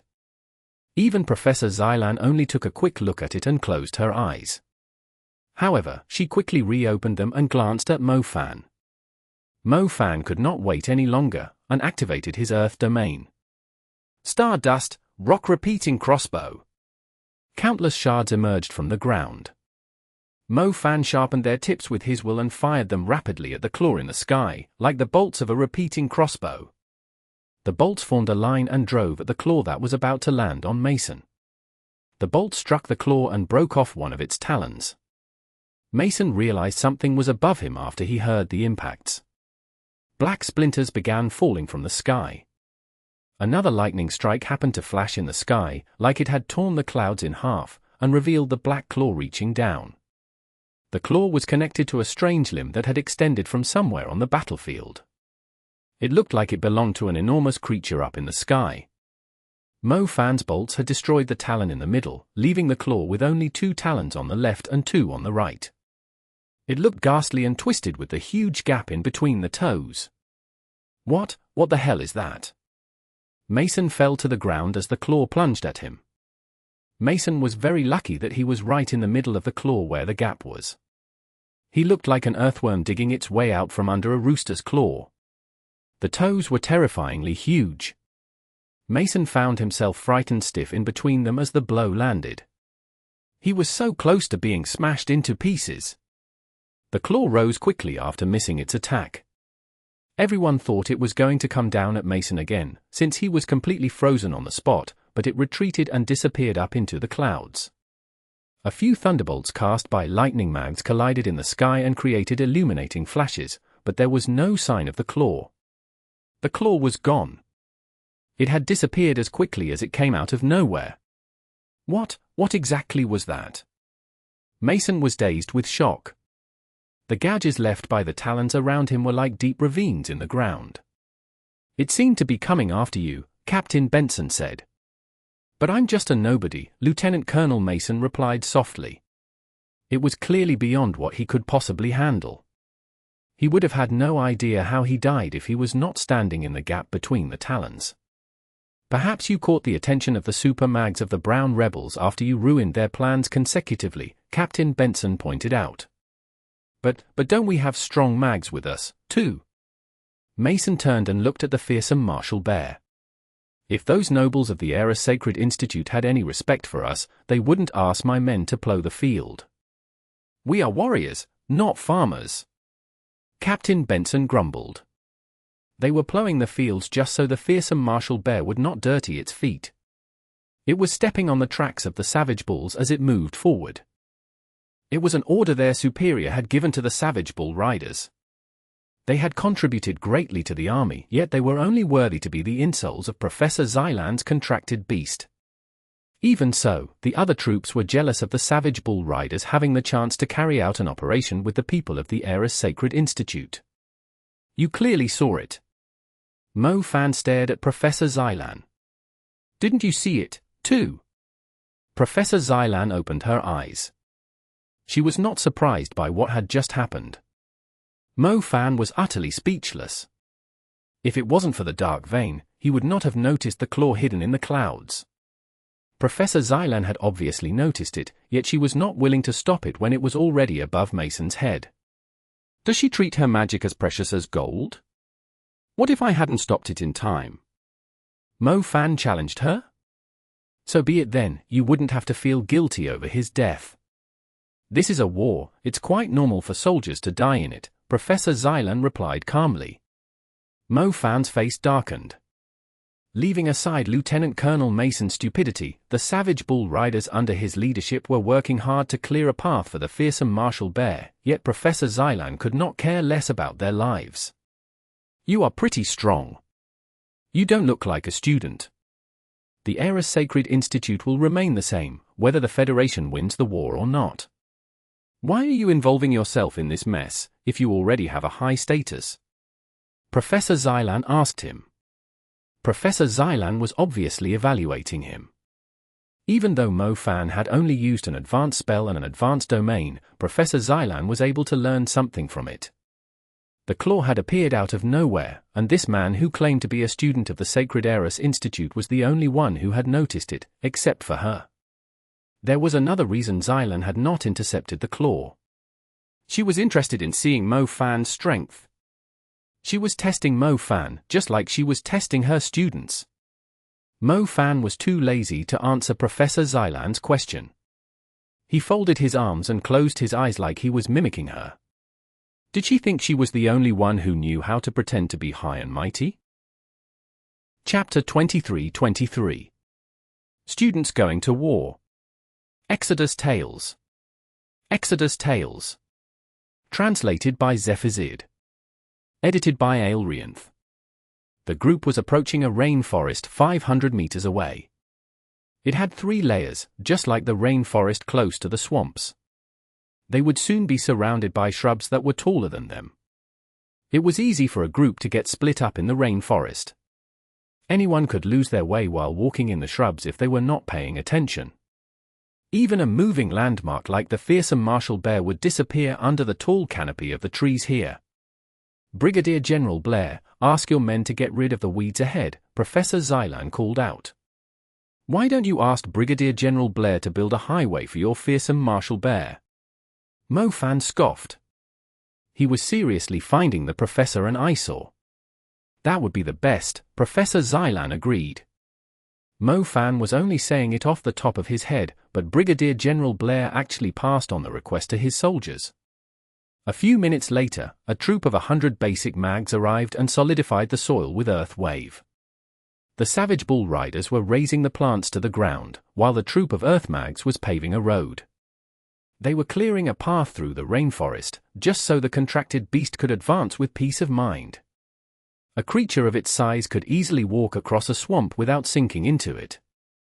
It did not feel like they were going to war at all. It felt more like the parade of a royal family. The venomous insect shamans can use their magic freely in the rainforest. It might seem a waste of effort, but it's necessary, Mu Bai told him quietly. I'm just afraid it's going to bring us more trouble. The enemy isn't going to stick to the rules. They must know we are coming after the venomous insect shamans. They can just send their wind warships to attack us. We will have to retreat before we even see the venomous insect shamans. Mo Fan shook his head. He was quite displeased by Professor Xylan's carefree attitude. Even the Federation was not as worried as Mo Fan. The generals were not as eager to win the war as Mo Fan was. He could easily tell Professor Xylan's attitude toward the fight, judging by the way she had been testing her students previously. The cries of savage bulls came from the distance. Mo Fan could see a gust of wind sweeping the savage bulls into the air from up on the fearsome martial bear. The savage bulls were flung out of his sight in the blink of an eye. The wind grew stronger and knocked more savage bulls into the sky. The savage bull riders had no choice but to seek cover behind the fearsome martial bear. It's the enemy's wind warships. Brigadier General Blair yelled. How many of them? 4. Strong winds were approaching from 4 different directions. They collided around a kilometer away from the fearsome martial bear and combined into a ferocious tornado. The tornado was strong enough to toss the savage bulls within a certain distance of it into the sky like mere pieces of paper. Mo Fan harumphed coldly when he heard the news. As he thought, the Brown Rebels' generals were smarter than the Federation army. Why would the generals even allow Professor Xylan to put on airs in the middle of a war? Wouldn't it tell the Brown Rebels that the Federation army had sent out someone special? Xylan? Professor Xylan, I'm afraid my men couldn't stop the wind warships, Brigadier General Blair said apologetically. I'm only after the venomous insect shamans, Professor Xylan replied. But they are hiding behind the wind warships.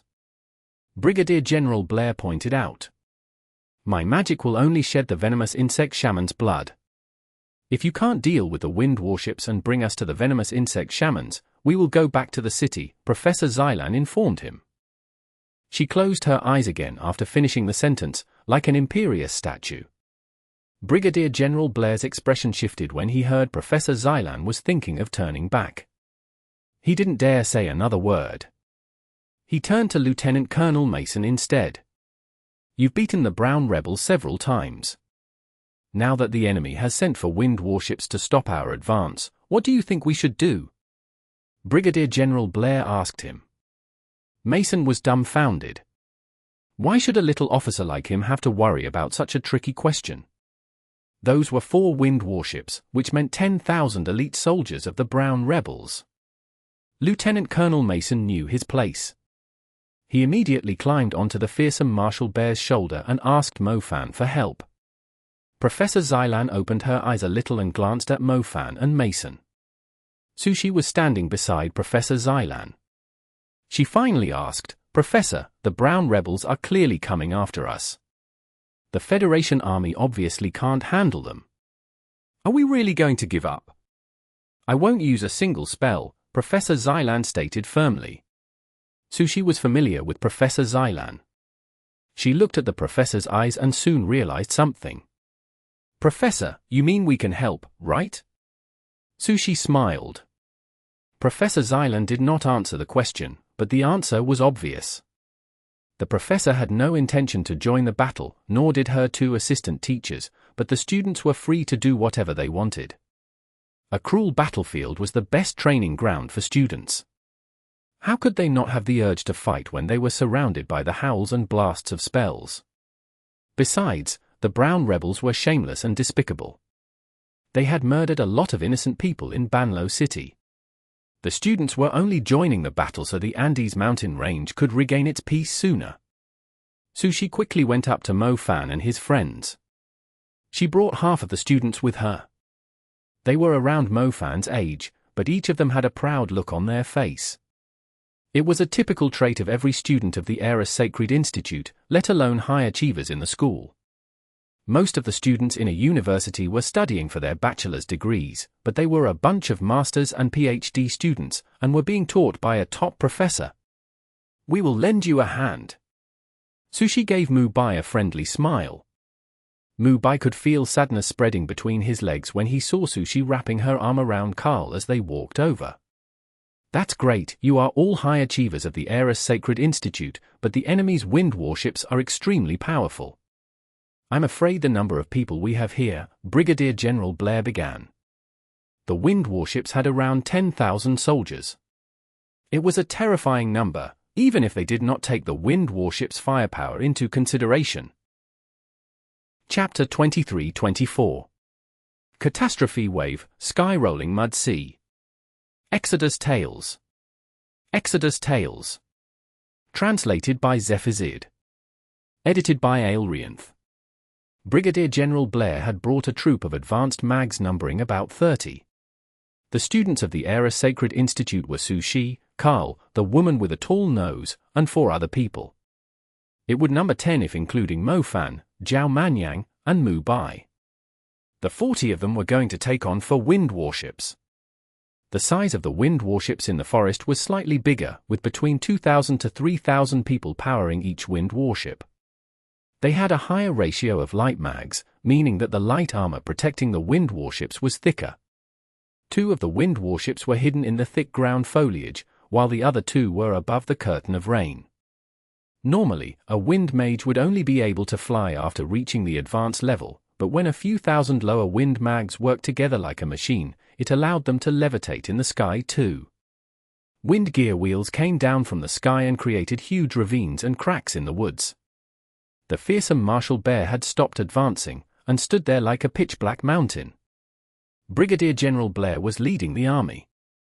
The Federation army had assigned 700 brutal lizard knights to him. He had ordered the brutal lizard knights to take the lead. The brutal lizards were a lot faster than the savage bulls. They were also at home in the swampy woods, allowing them to weave through the trees freely. The wind gear wheels suddenly crashed into the brutal lizard knights, shredding those who could not react in time into mincemeat. The brutal lizards dodged to the sides, but a strong tornado knocked them into the distance before they even saw the enemy soldiers. "Stop sending your men to their deaths," Carl told Brigadier General Blair. Brigadier General Blair had a wry expression. He did not want to sacrifice his men either. Training a troop of brutal lizard knights cost the army a fortune. "Water curtain." Carl stood in front of the troops. he was eager to contribute and be recognized by Professor Xylan. The reason Professor Xylan had allowed them to join the battle was very simple. It was a test. The water curtain drifted wildly, like a blue sail a few dozen meters square. The water curtain turned into countless droplets and scattered in all directions when the wind gear wheels rammed into it. Carl was a little surprised. He did not expect the wind gear wheels to be so powerful. His water curtain did not stand a chance. Don't underestimate the wind warships. The wind gear wheels are very close to the strength of a super spell, Mu Bai informed him. Humph, are you really comparing them with a super spell? I will show them the strength of a real super spell. Carl snarled. Carl took a step back and stomped his right foot on the ground. Mud and water splashed into the air, but did not fall back to the ground. They floated in the air in the form of cloudy orbs of water. The orbs swiftly lined up to construct star patterns, which gradually combined into 7-star constellations. The 2401 water orbs formed a cloudy star palace. Catastrophe wave, sky rolling mud sea. The star palace collapsed as its energy spread across all the soil within half a kilometer of Carl. The rainforest not only had a layer of mud, but leached soil underneath. The leached soil was extremely loose because of the heavy rain, and Carl's super magic easily turned the loose soil for 10 meters deep into mud. The mud within half a kilometer of Carl rose into the air and formed a huge basin, like it was being lifted up by a giant, before it was thrown down at the woods. When the mud came pouring down, even the mudslides that usually occurred in the mountains were like tiny streams compared to it. The sturdy trunks of 80-meter trees were pillars of the forest, yet they snapped like a match as the wave of mud swept forward. The huge rainforest was instantly devoured by the black mud, together with the brown rebels who were hiding in it. The force of the mud wave greatly surpassed the waves at sea. The brown rebels who were caught by it had zero chance of survival. It was worse than falling into a swamp, as the debris that the wave was carrying could easily shatter their bodies. So this is the strength of a super spell? Lieutenant Colonel Mason could feel his throat bulging as he witnessed the shocking sight before him. The other soldiers were also dazzled by the spectacular spell. A super mage was shockingly effective in a war. If the wind warship was still in the same spot, half of its crew would be dead. Over 1,000 mags would be buried under the mud. Do you still think those guys are comparable to a super mage? Carl said proudly. Are you all super mags? Brigadier General Blair asked in disbelief. If these students were already super mags, how much stronger would the 2 assistant teachers and Professor Xylan be? No wonder she did not bother involving herself. The 4 wind warships were nothing in her eyes. Not all, but most of us are, Carl said. Isn't it too early to celebrate? Mu Bai asked. Carl frowned. How dare the guy pour cold water on him? His super spell had clearly dominated the battle. The wind warship had already backed away. They only lost 200 people at most. A wind warship with 2,000 wind mags can still operate after losing 1/10 of its men, Mu Bai went on. An assistant teacher glided down from the back of the awesome Marshal Bear. The enemy had already retreated before they saw the spell. They have a lot of wind mags, so they were able to retreat very quickly. The assistant teacher was a bearded middle-aged man with brown hair. He looked like a lion who had just woken up from a nap. Mr. Commodore, are you sure? My spell covered a distance of almost 2 kilometers. How did they? Carl blurted out in astonishment. My invisible eagle saw it clearly. Commodore lifted his arm. His elbow sank a little as the silhouette of a creature slowly appeared on it. A few seconds later, an eagle fully appeared on Commodore's arm. Its special feathers were able to refract light, allowing it to remain invisible even when it was raining. Chapter 23-25. Wing Destroyer. Exodus Tales. Exodus Tales. Translated by Zephazid. Edited by Aelrianth. He's only impressive on the surface. Zhao Manyan laughed. Carl's expression darkened. He had clearly underestimated the brown rebels. The enemy had retreated quickly when they sensed the incredible energy of his super spell. You should focus more on timing. A heavy cannon isn't necessarily as useful as a dagger in your hand at times, Commodore chided Carl. The bad news is, the enemy now knows we have a cannon. They will react to it, soon, Mo-Fan added in. Carl glared at Mo-Fan. Don't look at me, see for yourself. That guy is probably coming after you. Mo-Fan pointed at a brown rebel soaring in the sky with his wind wings. The Wind Mage was maintaining a safe distance from them. He dared not come any closer after seeing the fearsome martial bear. His eyes were glowing like a cat in the dim sky. He was searching for the person who had cast the super water spell. He soon fixed his eyes on Carl. The strange thing was, he was able to pinpoint Carl from such a great height, even though Carl was close to Mo-Fan, Commodore, Zhao Manyan, and the others. He must be using the psychic spell? Homing eyes. It can track down a caster through the residual energy in the air, Commodore noticed. Does that mean the brown rebels have their eyes on me? Carl asked warily. I'm afraid so. A super mage can easily destroy a wind warship, so the brown rebels will try their best to mark every enemy who can cast a super spell to prevent them from disrupting the balance of the battle, Commodore analyzed professionally. Zhao Manyan immediately looked at Mo-Fan after hearing those words. Luckily, we didn't use our super magic. Otherwise, those guys with cat eyes could easily track us down, he said softly. It turned out they were right for being cautious on the battlefield. A super mage spells were very destructive. If the brown rebels had not had a way to pinpoint where the enemy super mags were, a single super spell might have turned the tide of the battle. Mo-Fan looked at the sky. Even though the wind warships are fast, Carl didn't take much time to channel his super spell, either. I believe the guy was keeping watch in the sky from the beginning. He immediately ordered the wind warship to retreat when he sensed the super spell. As a result, Carl's catastrophe wave wasn't as effective as he expected it to be. The guy with glowing eyes had disappeared. His job was to observe the enemy from the sky on behalf of the wind warships, instead of engaging the enemy. We have to get rid of him somehow. Otherwise, they will only back away whenever we use our super magic. We can't defeat them like this, Sushi spoke up. He won't give us a chance, Commodore agreed. The wind gear wheels did not stop coming. There were 4 wind warships in total. The catastrophe wave might have driven one of them away, but the other 3 were still operating as normal. The female student with a tall nose was in charge of defense.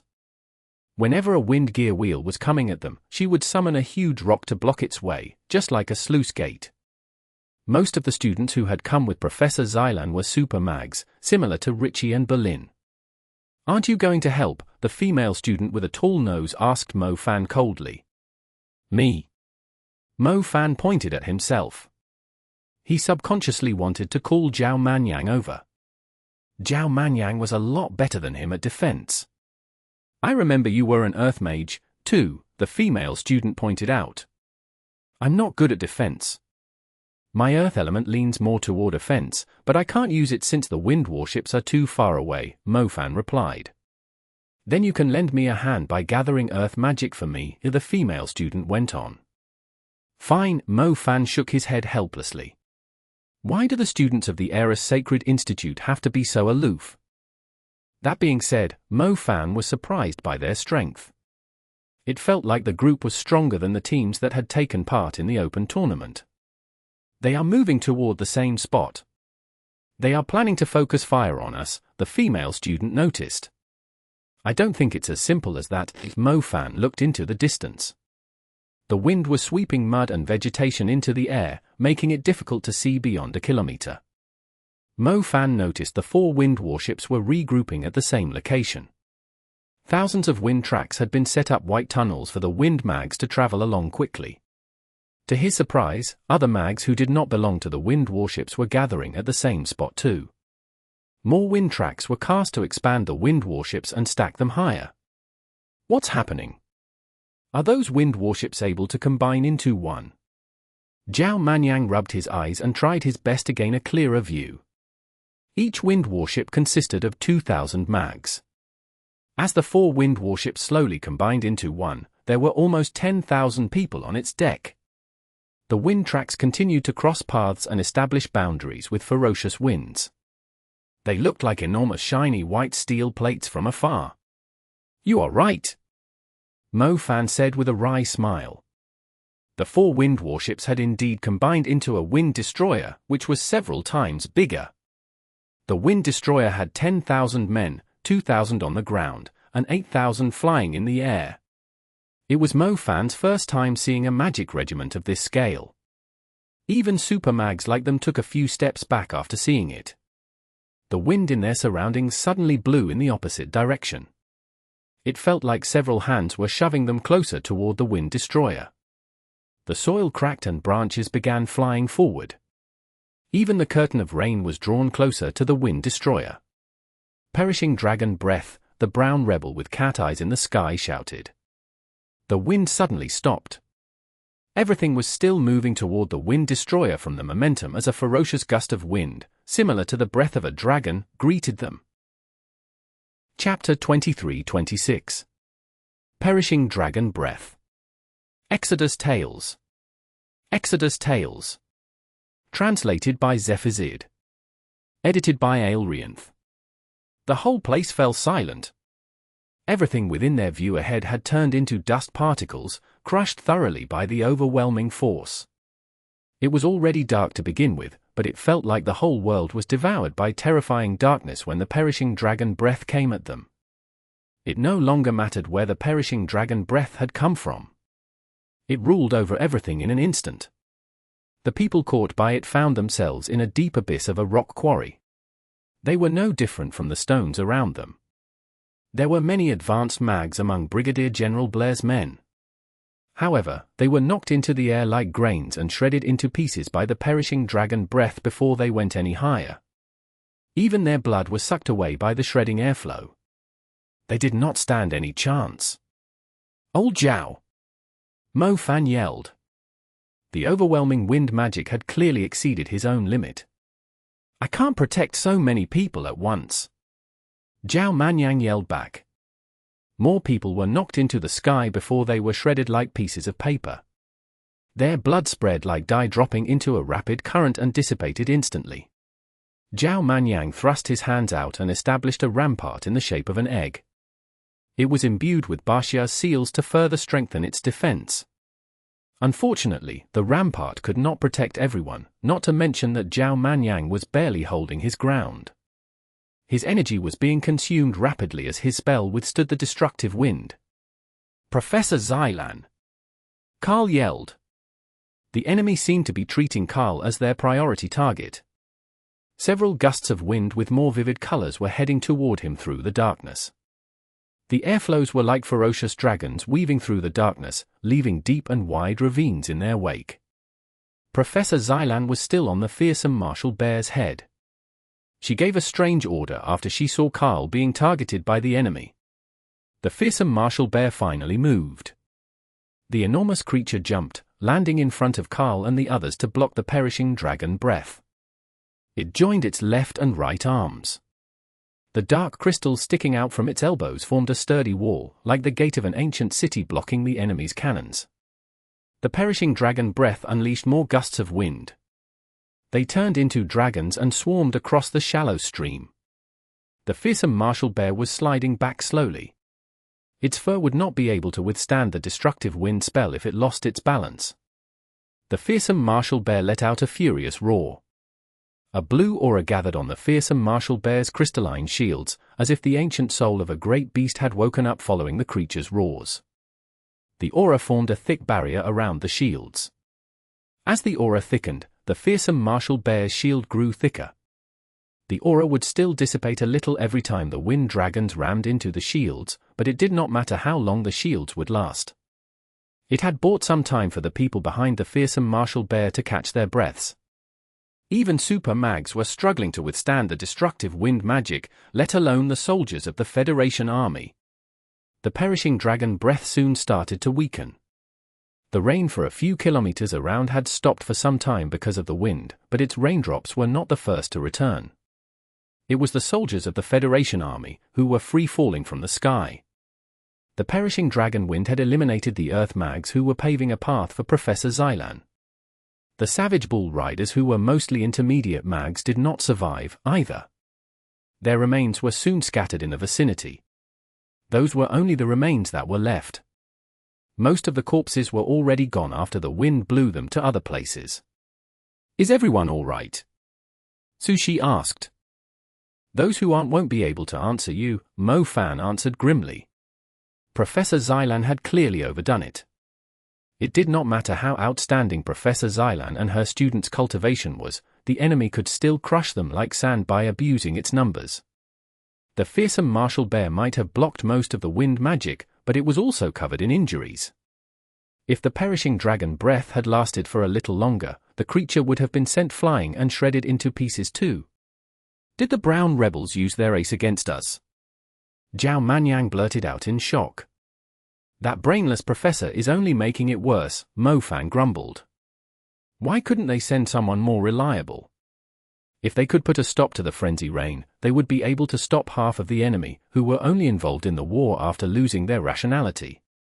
Mo Fan initially thought the professor and her students would get them to the scorching river, but the wind destroyer had proven him wrong. "Should we try to break through the enemy's defense ourselves?" Mu Bai asked quietly. "No, it's still too early for that. If we try to push forward now, at least 30,000 mags are going to surround us by the time we reach the scorching river. We might have trouble leaving in one piece, let alone taking down Wu Ku." Mo Fan shook his head. "Professor Xylan might be a pain in the ass, but she was their only hope to reach their destination. It's obvious that Professor Xylan isn't going to fight, but I'm afraid her students alone aren't strong enough to defeat the Wind Destroyer," Mu Bai pointed out. "We have no idea how many enemies are blocking our path ahead," Mo Fan agreed. "What should we do then?" Mu Bai and Zhao Manyan were lost. Mo Fan turned to Brigadier General Blair. The general's face was extremely pale. It seemed like he had lost all hope of winning the battle. "Brigadier General Blair, how does the Crusaders' cross-chaos formation work? If the enemy has sent out their wind warships, why aren't the Crusaders stopping them?" Mo Fan asked. "The Crusaders have a very limited range, but the wind warships are able to fire their wind gear wheels from 2 kilometers away. Our Crusaders are only effective when they are within 500 meters of the enemy," Brigadier General Blair explained. The enemy's wind warships were abusing the wide area of effect of the wind element. The Crusaders were made up of many elemental mags, but they were mostly basic and intermediate mags. Their effective range was only 500 meters. As a result, the Crusaders would only suffer great casualties if they went up against the wind warships, unless they were within 500 meters of them. Chapter 23-27 Space Compressing Bridge. Exodus Tales. Exodus Tales. Translated by Zephazid. Edited by Aelrianth. So its effective range is the problem here. Mo Fan asked for clarification. The effective range of an army is critical in a war. If you are using a long-range bow against the enemy's crossbows, the long-range bow will have the upper hand as long as you keep your distance from the enemy. The army isn't going to sacrifice the Crusaders unless they send out riders and assault troops to take the enemy's attacks at the front, or a huge regiment is around to escort and defend them, Brigadier General Blair stated grimly. Mo Fan had rarely fought in a true battle. He was not familiar with the merits and drawbacks of the armies. "What if I have a way to increase their effective range?" Mo Fan asked while glancing at the Wind Destroyer. "How are you going to do that? Are you going to construct a magic formation?" "It's not going to work.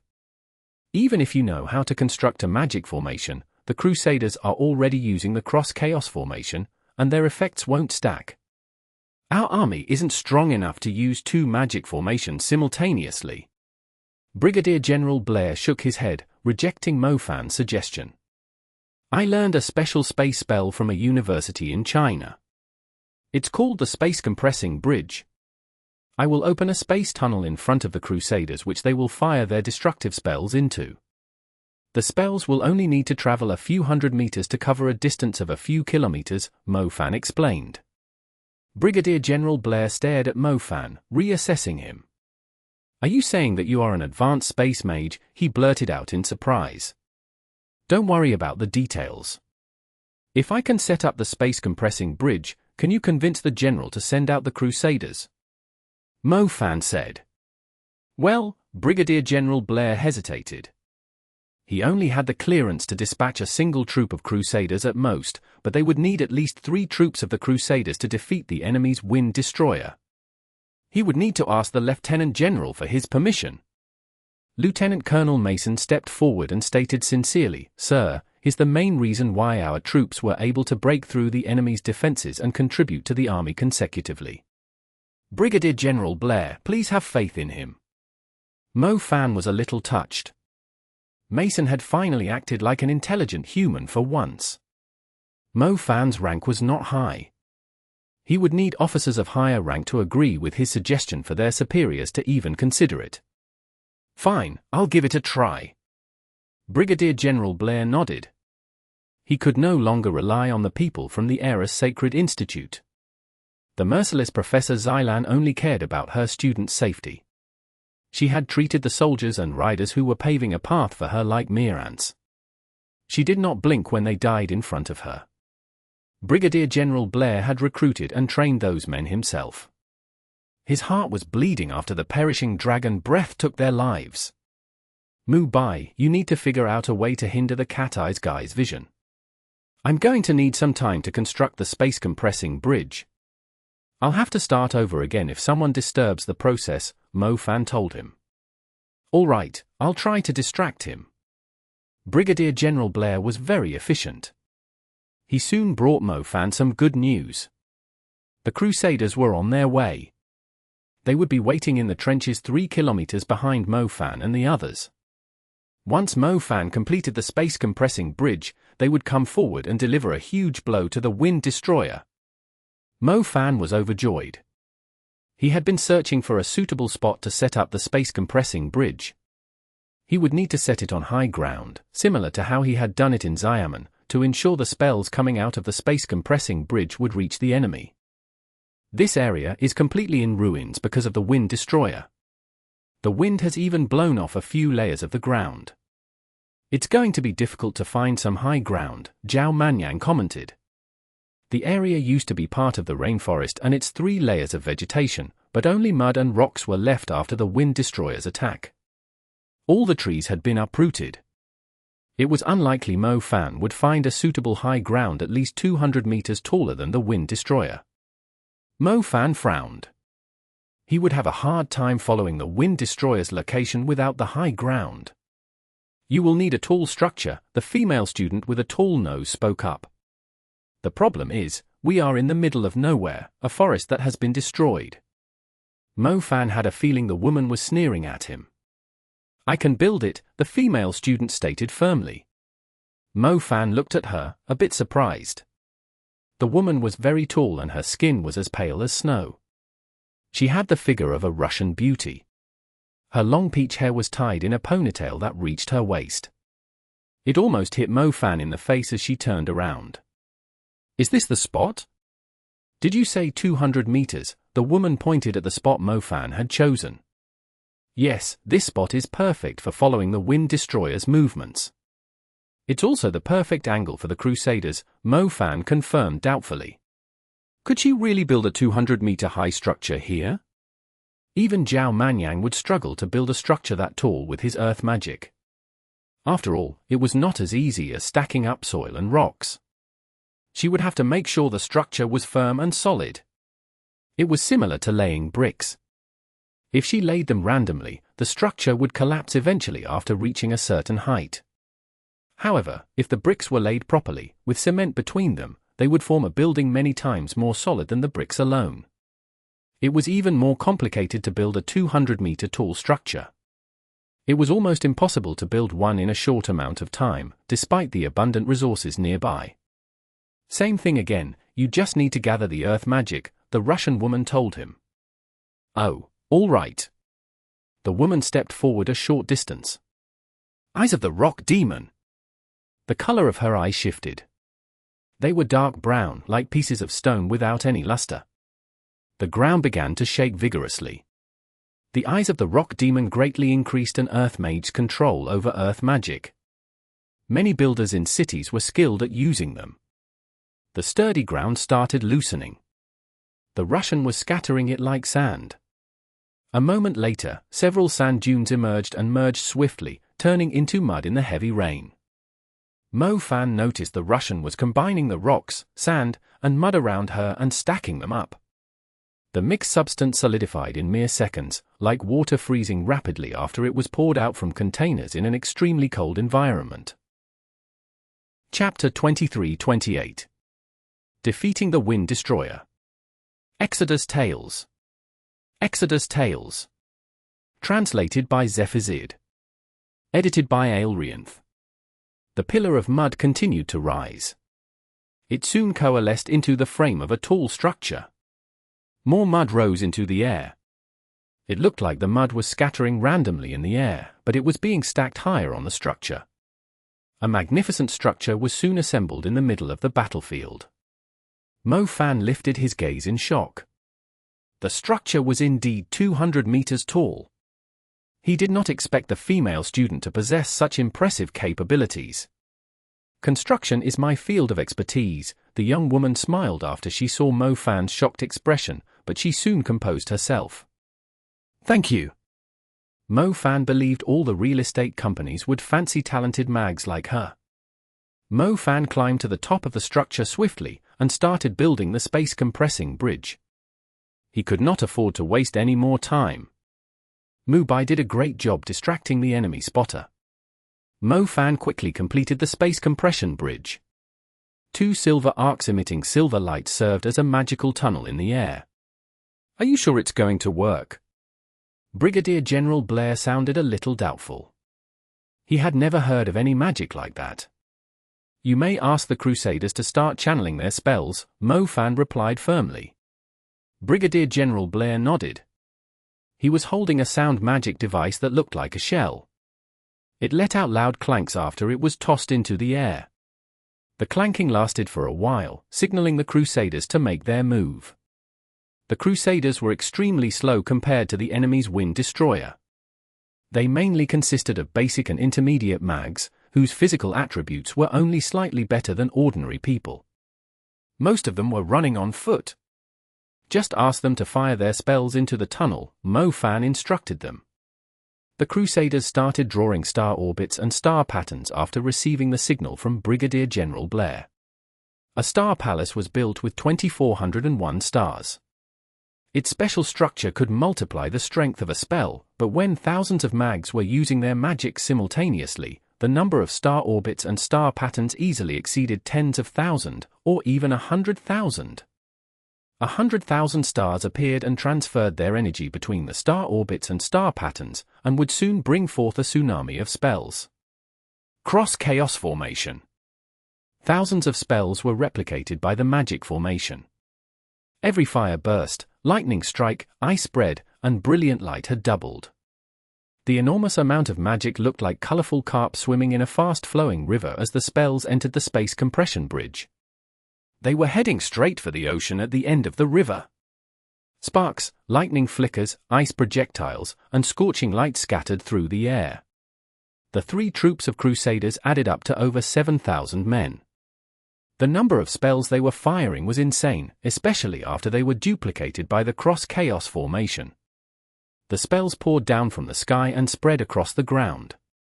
The smoke they created surged above the clouds and spread a few kilometers away with deafening blasts. The 4 wind warships had been in a loose formation in the beginning, until they gathered in the same spot to combine into the Wind Destroyer. As a result, they were not able to split up in time. The overwhelming number of spells swallowed the Wind Destroyer. Its armor of light had little to no resistance to the attack. Countless soldiers on the deck of the Wind Destroyer were turned into ashes, and the wetlands, swamp, and the woods perished together with them. Keep going! Brigadier General Blair shouted in excitement when he saw the enemy's Wind Destroyer collapse. It actually worked! The space compression bridge was marvelous. Not only did it solve the Crusaders' problem of limited range, it did not give the enemy any time to react either. As a matter of fact, the Brown rebels had been amused by the Federation army's attempt to attack them with basic and intermediate spells when they were 2 kilometers apart. It was no different from firing at the enemy soldiers on a fort's wall with mere hunting bows. As a result, they had not even bothered setting up a proper defense with their light element. The first round of spells had quickly eliminated a few thousand Brown rebels, but the second round of spells was already pouring down from the sky. Ice spread. The second wave mainly consisted of ice magic. More than 1,500 ice mags were casting their spells simultaneously. The ice spread grew like horrendously quick white vines. The duplication of the cross-chaos formation turned them into an icy white forest in the space compression bridge. The white forest of vines quickly reached the spot where the Brown rebels had sustained great casualties. They smashed into the ground and turned the Brown rebels into snowmen. The frost spread so quickly that it looked like white dye was being splattered across the area. The Brown rebels started fleeing for their lives, but many of them were still caught by the white vines of death. The vines entangled them before freezing them and converting them into a part of the whiteness. "Keep going, kill those sons of B**** the keys." Brigadier General Blair yelled like a madman at the top of his lungs. The Wind Destroyer had killed most of his men. How could he not want to avenge his men, whose remains were nowhere to be found? The more deaths the Brown rebels had, the crazier he grew. The ice magic was soon followed by heavy boulders. The Brown rebels who had escaped the frost thought they had made it out of a close call, and then the boulders fell on them and crushed them to pieces. Not only did the boulders fall from the sky, but they continued to roll for over 100 meters afterwards. The Brown rebels who had been trapped in the white forest of vines were crushed into white powder. The boulders completely tore the Wind Destroyer to pieces. Mo Fan let out a relieved sigh when he saw the Wind Destroyer was finally destroyed. Even if he exposed his true strength, he would struggle to defeat 10,000 mags by himself. Luckily, Mo Fan had painstakingly learned how to construct the space compression bridge from Lindu before he left Xiamen. The magic was not that useful for him most of the time, since the enemies he now faced could just dodge spells with ease. He rarely had any problem with the effective range of his spells, either. However, it became extremely useful in a large-scale battle. That's King Awesome. Officer Mo, you've done a great job. What should I say to the Lieutenant General, so you will be rewarded accordingly? Brigadier General Blair was having trouble calming down. That won't be necessary. I just want to keep a low profile. I'm not trying to rise through the ranks. However, I'm quite curious about the Crusaders' cross-chaos formation. May I learn it after the war? Mo Fan requested. The ability to duplicate spells. It was like casting spells at half price. Mo Fan was looking forward to learning it. Chapter 23-29. Demon Fireflies, Mushroom Ticks. Exodus Tales. Exodus Tales. Translated by Zephazid. Edited by Aelrianth. Well, I'll try my best to help you, but I can't really say whether the army is going to allow it. Brigadier General Blair hedged carefully. That's fine, Mo Fan said. After all, many magic formations were like the recipes of special drugs, and were normally kept confidential. For example, the Brown rebels were able to form powerful wind warships, not because they had enough wind mags, but because they knew a special technique to combine their strength. The fearsome martial bear started moving again. The Brown rebels were unable to gather enough men to stop their advance in a short time after the Wind Destroyer was defeated. The group resumed its advance. The Crusaders also took hold of the opportunity to move deeper into the woods. Raindrops were falling like silk strings, connecting the dense woods and the dark sky. Many flying beasts were soaring through the sky now, belonging to both the Federation Army and the Brown Rebels' air forces. The areas where the fighting took place were quickly left barren. No plants would survive after being bombarded with elemental magic. The woods before them were so much denser and thicker that certain creatures were unable to move through them freely. It was possible that the Brown Rebels had used special spells to give the plant some resistance against elemental magic. Even an intermediate fire spell or an intermediate lightning spell were being devoured by the green shrubs, like they had landed in a vast sea. Mo-fan!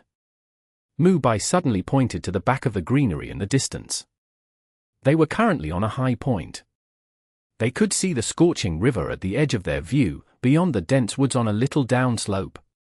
The scorching river was a lot wider now, due to the continuous rain. It had spread to the woods, flooding part of them. The shorter plants had become water plants on a riverbed. "We can see the scorching river!" Mo-fan blurted out in joy. They had finally made it after going through all kinds of troubles. They had thought they were only up against the Black Vatican. They had never expected that they would be caught up in a revolution. Either way, they had finally made their way to the scorching river. "Look at the water," Mu-bai pointed out coolly. They could faintly see the water of the river flowing into the clouds upstream. The rain was a lot heavier in that area, too. Instead of describing it as a rain, it looked more like the sky had a huge hole which a sea above the clouds was pouring into. The mist produced from the huge waves alone was like a few dozen dragons swimming around the hole. "Wuku must be there!" Mo-fan exclaimed. They had seen the exact same sight in the crystal orb that told them where Wuku was. Wuku must have constructed an advanced magic formation there to call down the rain upon the area a few hundred kilometers to the east of the Andes mountain range. A few swarms of red demon fireflies flew out of the huge leaves in the woods. Not only were they emitting a strange icy glow, their wings were constantly sprinkling some kind of powder. The rain did not stop the powder from spreading in the air. Similarly, the demon fireflies were able to fly swiftly in the heavy rain, despite their size. The demon fireflies' numbers were not shocking at first, but as the Federation army approached the forest, they suddenly lit up like a city filled with neon lights in the dark. "It's the venomous insect shamans!" Brigadier General Blair blurted out in shock. The soldiers had witnessed how scary the venomous insect shamans were, so they were naturally intimidated as soon as they saw the infamous poison mags of the Andes mountain range. The soldiers did not dare to go any further, yet the demon fireflies' numbers kept increasing. The noise their wings were making was loud enough to hurt one's ears. The poison powder they were spreading through the air was even more terrifying. "I'm not sure if you guys are the same, but I'm feeling very uncomfortable right now," Lieutenant Colonel Mason suddenly spoke up. He scratched his arm and left red markings on it, as if he had scratched it too hard. There were a lot of insects in a rainforest. Some were as tiny as sesame seeds, yet could leave blemishes all over a person's skin. "It's been more than a month since you last showered." Zhao Manyan was disgusted by Mason's foul smell. Somehow, he stank like horse dung, as if he had been sleeping in a stable every night. "Maybe I'm just imagining it," Mason muttered. Anyone would have a tingling scalp after they saw a forest swarming with demon fireflies. Have you ever seen someone scratching the back of their hand until it bleeds because of their imagination? Mo-fan pointed at someone close. A soldier in a simple outfit was scratching the back of his left hand, but his right hand was itching badly too. He had no choice but to scratch his right hand with his left hand. He looked like a filthy wild monkey, yet he did not stop, even when his hand started bleeding. They looked elsewhere and noticed other soldiers were desperately scratching their exposed body parts, like they had been stung. "Look under their feet," Mu-bai pointed out. The rain had washed the blood of the soldier who was scratching his hands to the ground. A green mushroom grew rapidly where the blood landed. It went from the size of a thumb to a fist in just a few seconds, and it was not stopping. The mushroom had a weird color and shape, like a pustule growing out of the ground. It even had some kind of fluid in it which was visible while the mushroom was swaying. Thud! Thud! The mushroom exploded once it expanded to the size of a soccer ball. The sticky green fluid inside the mushroom sprayed its surroundings like the gouting of a monster. Tiny black creatures crawled out of the mushroom and slithered inside the soldier's pants in the blink of an eye. "Watch out for the mushroom ticks!" The first soldier did not notice the creatures. He was still scratching his hands like he was trying to tear his skin off. His body trembled for a second, like he was about to lose his mind, and he dropped to the ground. His skin started to redden from the back of his hands. His flesh and skin were bloating now. His bloating skin looked exactly like the mushrooms that were growing out of the ground. The pustules went from the size of a thumb to a soccer ball in no time. Bang! 2 poisonous mushrooms burst out of the soldier's body, and 2 more mushroom ticks crawled out after they exploded. Chapter 23:30. Oil Lamp Fireflies. Exodus Tales. Exodus Tales. Translated by Zephazid.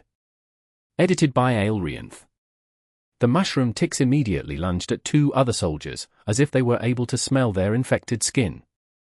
They were the size of little scorpions, but every soldier they targeted died quickly.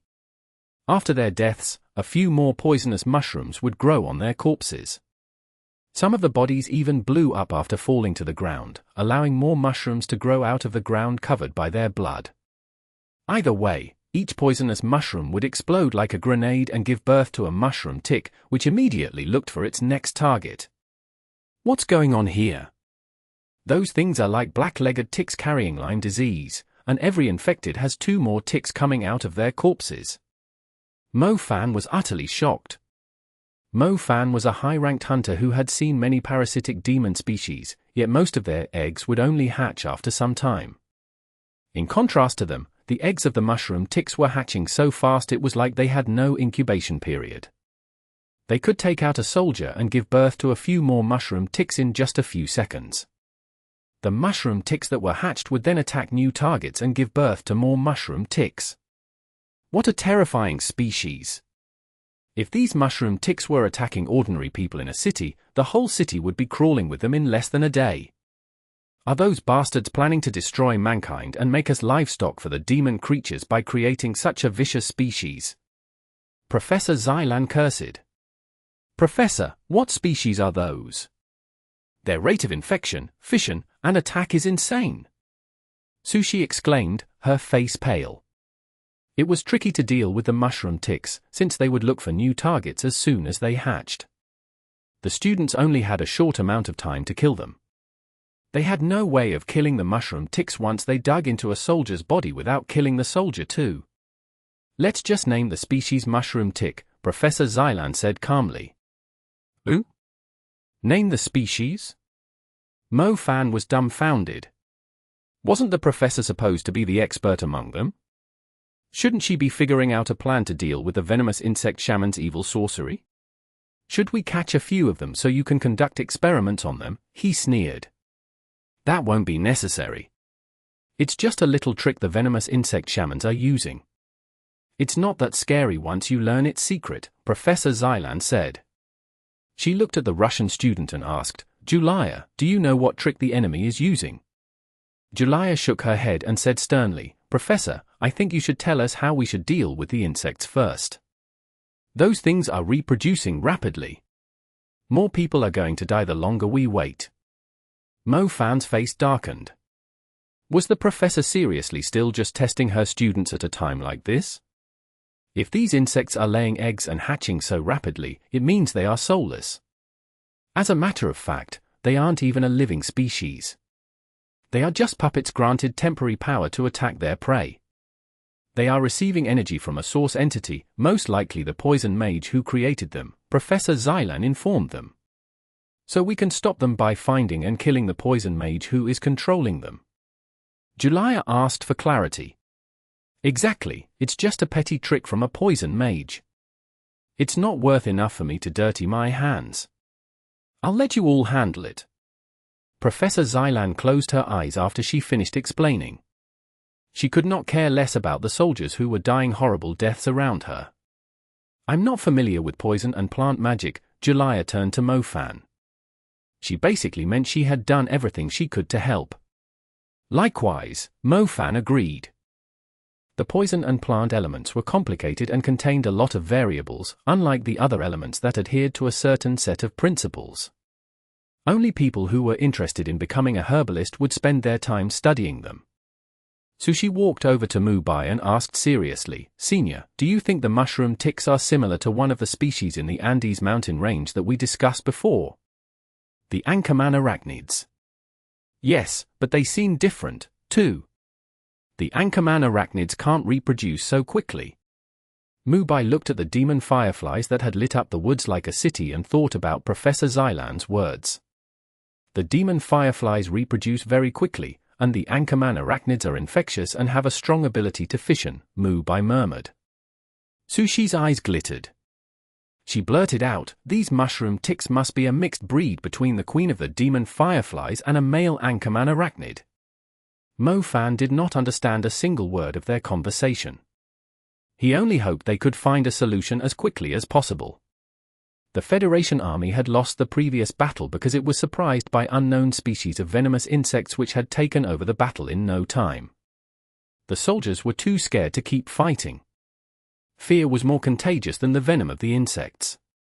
The number of deaths caused by the venomous insect shamans was not high, but the Federation army had still lost the battle. The red demon fireflies in the wood stopped hovering in the air. They flew higher into the sky, like they had just received an order. The light of the demon fireflies was surprisingly bright when they gathered together. It was shining upon the battlefield like a red moon. The demon fireflies suddenly dove at the ground. They tore through the grey curtain of rain and scattered above the battlefield like fire sparks before diving at the soldiers. Their abdomens bloated like oil lamps. An oil lamp could easily cause a carpet of flames once it was flung to the ground. It did not matter if the demon fireflies landed on the ground or the soldiers. Their kamikaze dive instantly turned the area into a valley shrouded by poisonous mist. Every soldier soon found themselves swallowed by the mist. The bodies of those caught in the poisonous fog festered immediately. Some of them even melted like ice if the demon fireflies' poison struck them directly. How vicious can those venomous insect shamans be? Zhao Manyan yelled as he was searching for a safe spot. Mo Fan was helpless too. There was nothing he could do to stop the enemy's attack, unless he could find the poison mage controlling the insects. Mubai and Sushi had just figured out the traits of the mushroom ticks, but now the soldiers were being attacked by another species. There was clearly more than one venomous insect shaman. Chapter 2331. Eagle Horse Skyriders. Exodus Tales. Exodus Tales. Translated by Zephazid. Edited by Aelrianth. The demon firefly's poison took away the lives of several thousand soldiers in an instant. Meanwhile, the mushroom ticks that could kill within seconds were still searching for new targets.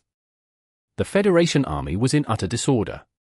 The Federation army had not stood a chance when it was up against the venomous shaman insects in the previous battle. Even if they sent out super mags, the venomous insect shamans could still conquer the battlefield with their venomous insects as long as they remained hidden. Screw these insects, the Andes mountain range is full of poisonous species, providing the venomous insect shamans with the best environment to cultivate their venomous insects. The Magic Association forbids them from using the venomous insects against humans.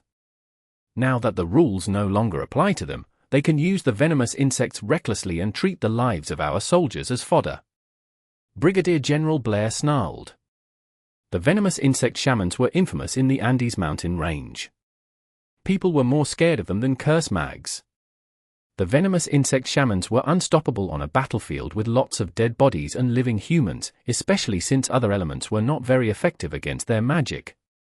It did not matter how outstanding one's cultivation was when the poison kept spreading among the soldiers. A signaler came down from the sky and informed Brigadier General Blair, "Brigadier General Blair, our Eagle Horse Skyriders have defeated the enemy's air force. They are moving upstream of the Scorching River, but they will be separated from our ground forces. We have to regroup with them before the enemy sends out more aerial forces to stop them."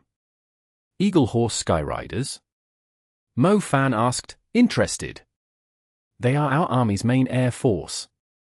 The enemy's aerial forces are no match for ours. The only units that can tear the enemy's army apart are the Crusaders and the Eagle Horse Skyriders, Brigadier General Blair explained. Mo Fan had earned Brigadier General Blair's trust. The general felt like they still had a chance to win the war as long as Mo Fan was with them. Did they already push deeper into the enemy's lines? Mo Fan asked. Mo Fan had already noticed the riders in the sky. Soldiers wearing the Federation Army's uniform were sweeping across the sky in batches, dominating the battle above the battlefield. Yes, we can't afford to waste our time on the brown rebels in these woods, so the Lieutenant General has led the Eagle Horse Riders and pushed through the enemy's lines from the sky, Brigadier General Blair told him. They are fighting without any support if the ground army doesn't push together with them, Mofan noticed. We don't have a choice. If we lose another battle, the brown rebels will fight back fiercely. We'll lose if they reclaim Banlo City.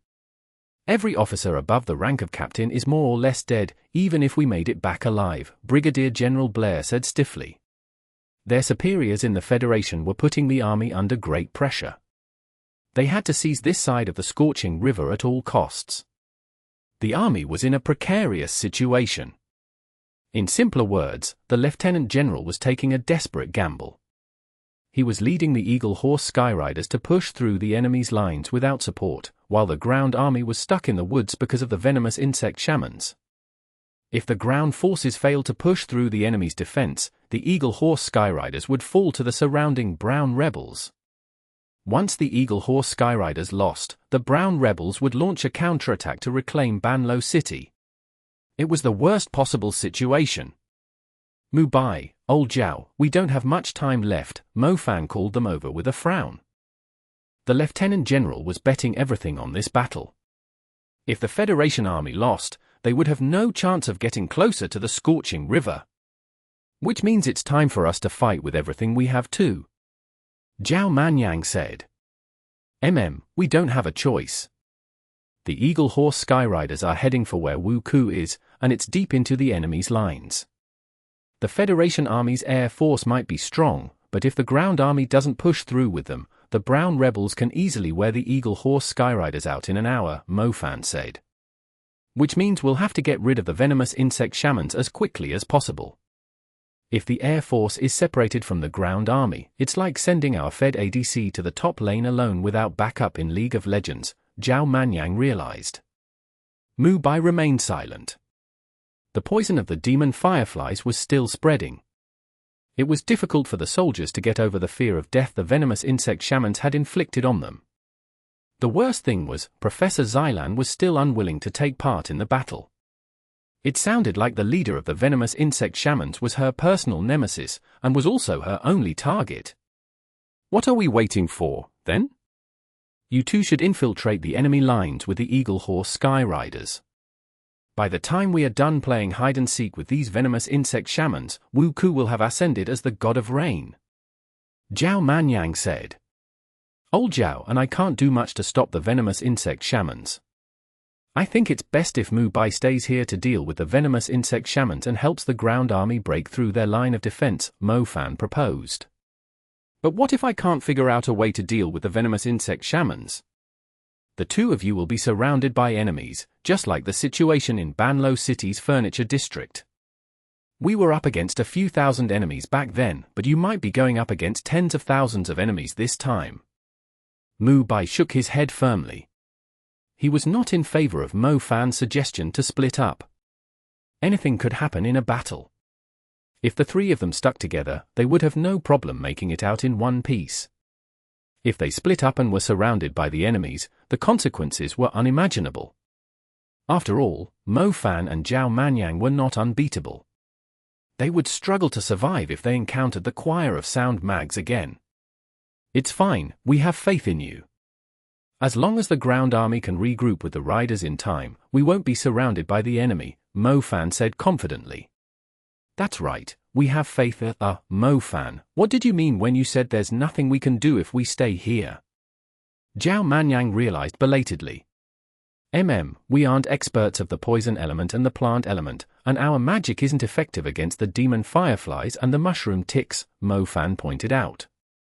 It's a little tricky to deal with the venomous insect shamans, but I did do some research on the poison element when I was still a student. Why don't I stay here and help Mubai?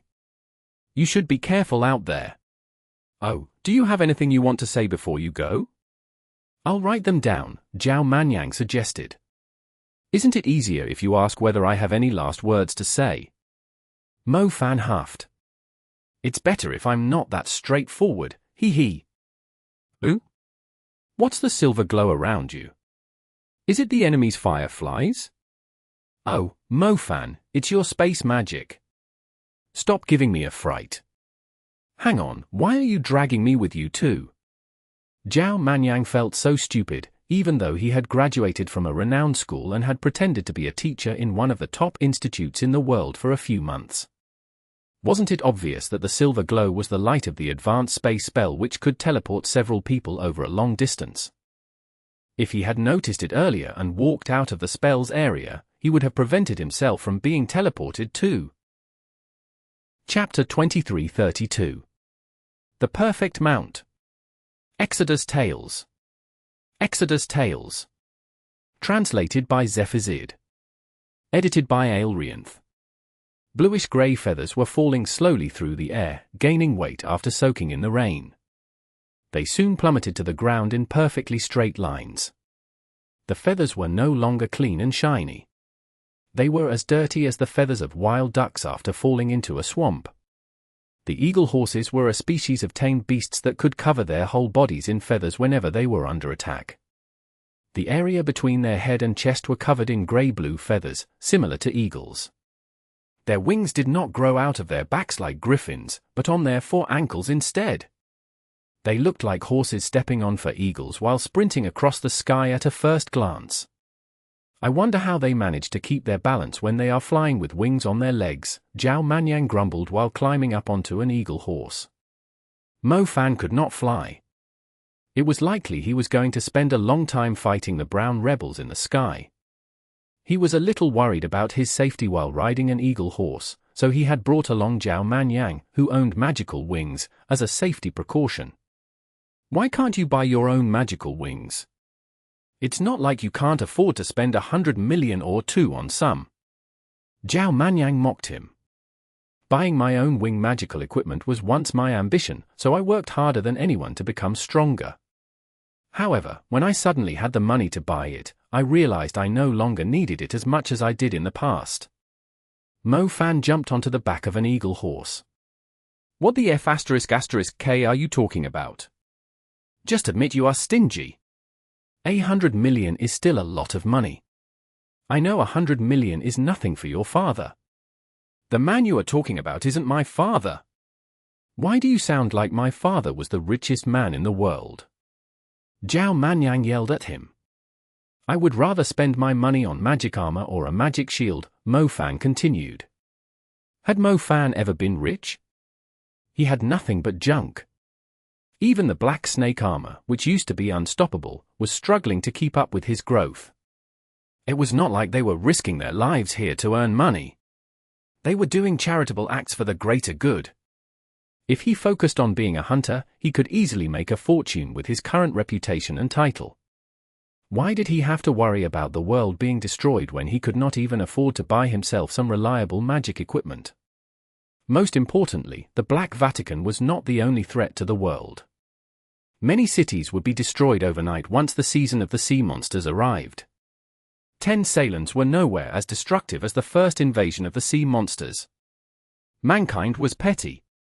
He wondered how the superheroes in the movies were able to save billions of lives so easily. Using this war as an example, the total number of soldiers that the Brown Rebels and the Federation Army had was only around 100,000 men. It was a mere 1/10 of a million. However, he was feeling less capable than he wanted to in this fight. Let's go, we must catch up to the main army, or we'll have to waste even more time fighting our way through the enemy's lines, Mofan said. I swear if I can make it back in one piece, I must give Sextuple Fly a try. Zhao Manyan proclaimed. He sounded like he had made a huge decision in his life. He almost brought out his little notebook with the record of his great achievements. TL note, Sextuple Fly here means a 1-man 6-girl 7-some. You are as good as dead if you do that. It was not easy to control an eagle horse. Every eagle horse had 3 pieces of supplementary equipment. The first one was a whip. Hitting the eagle horse on specific spots would give a specific order to the creature. The second was reins, which were mainly used to stop the creature or dodge incoming attacks.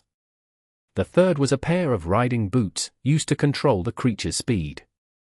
Mo Fan was not used to riding the horse eagle at first. The creature was shaking and jolting fiercely as it flew through the sky, but he managed to get the hang of it quickly enough. I still prefer the griffins. It's like comparing a Tibetan mastiff to a toy poodle. Zhao Manyan grumbled. Zhao Manyan had a feeling his magic wings were more reliable than the eagle horse. He could relate to Mo Fan's worries. Unfortunately, they had to ride an eagle horse to disguise themselves as Federation soldiers. If they were flying on their own, the enemy might think they were leading the eagle horse Skyriders. Fanshui Mountain has 3 wind flame lightning vultures.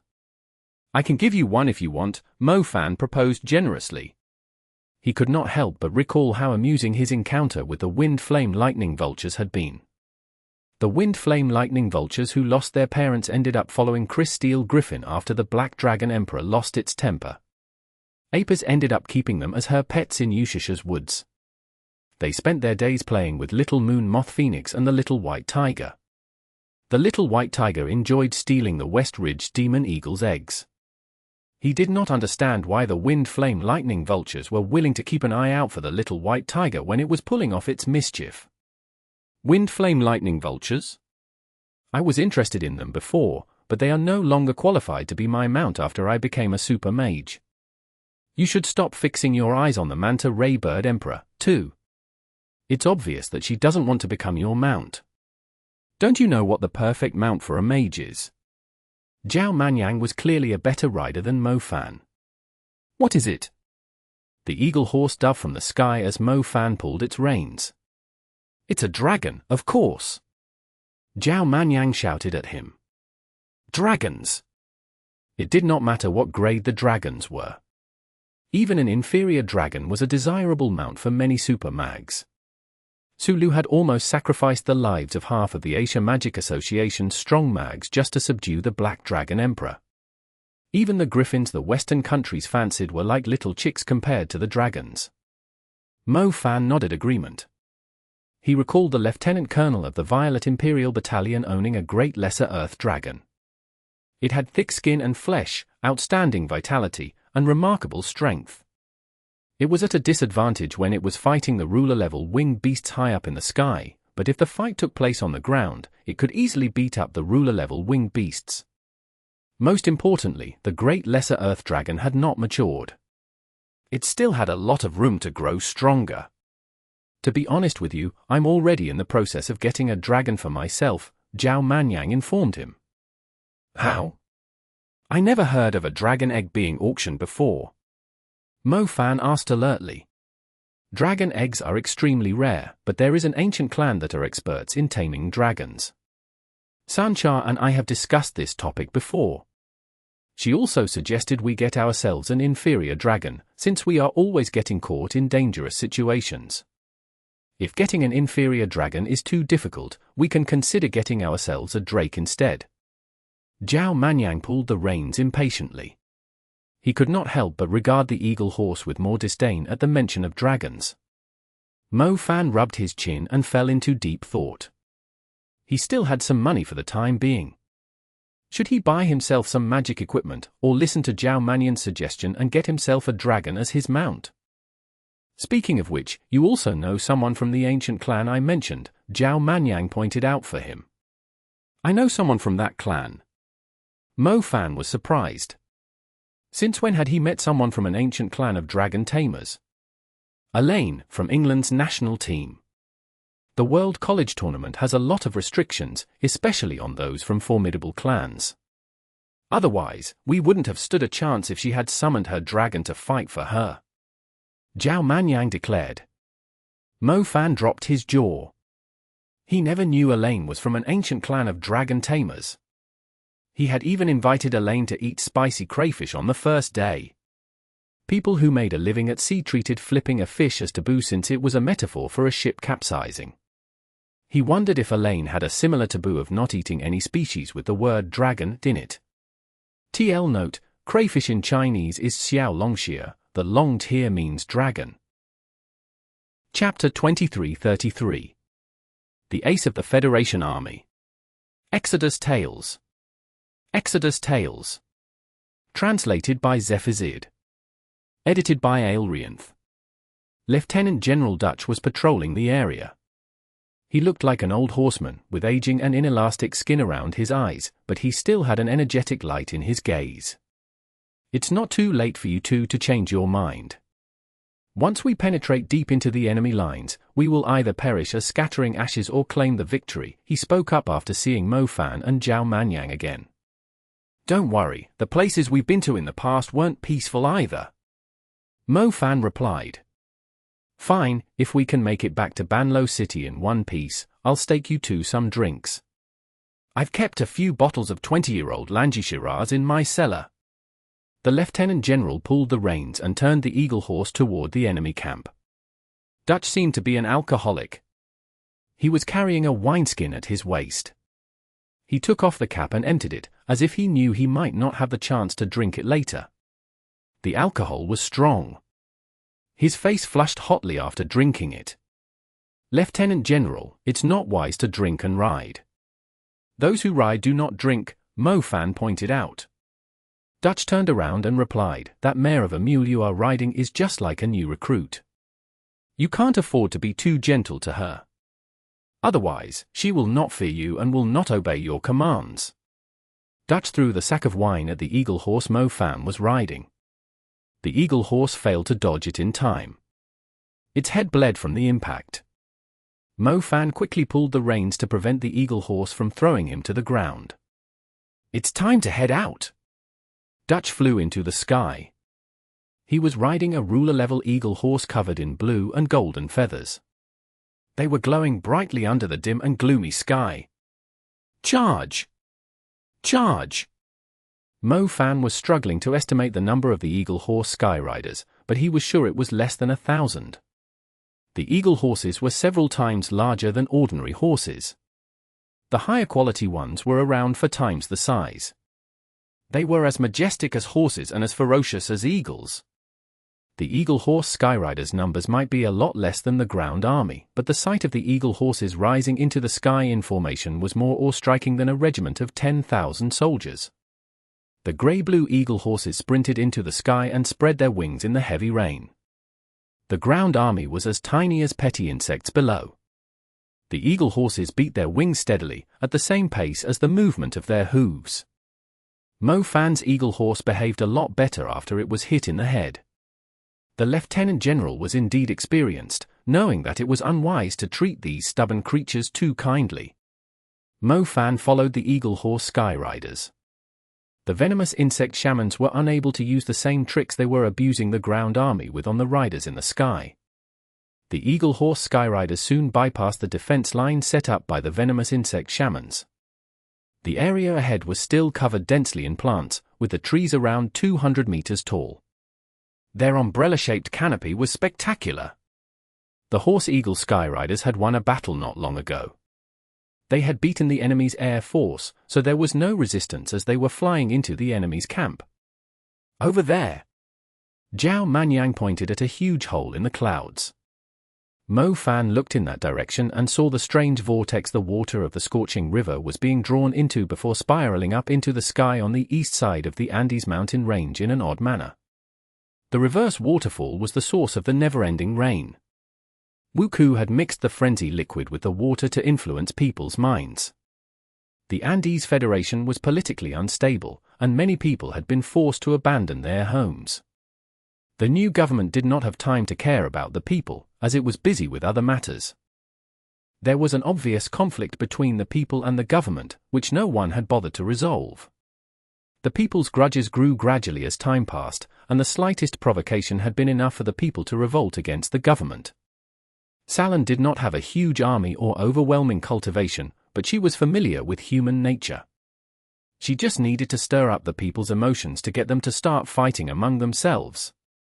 Mo Fan realized that civil war was inevitable, even if the Black Vatican had not been involved, but since he had already made up his mind to send every member of the Black Vatican to hell, he was not going to stop just because of a little war.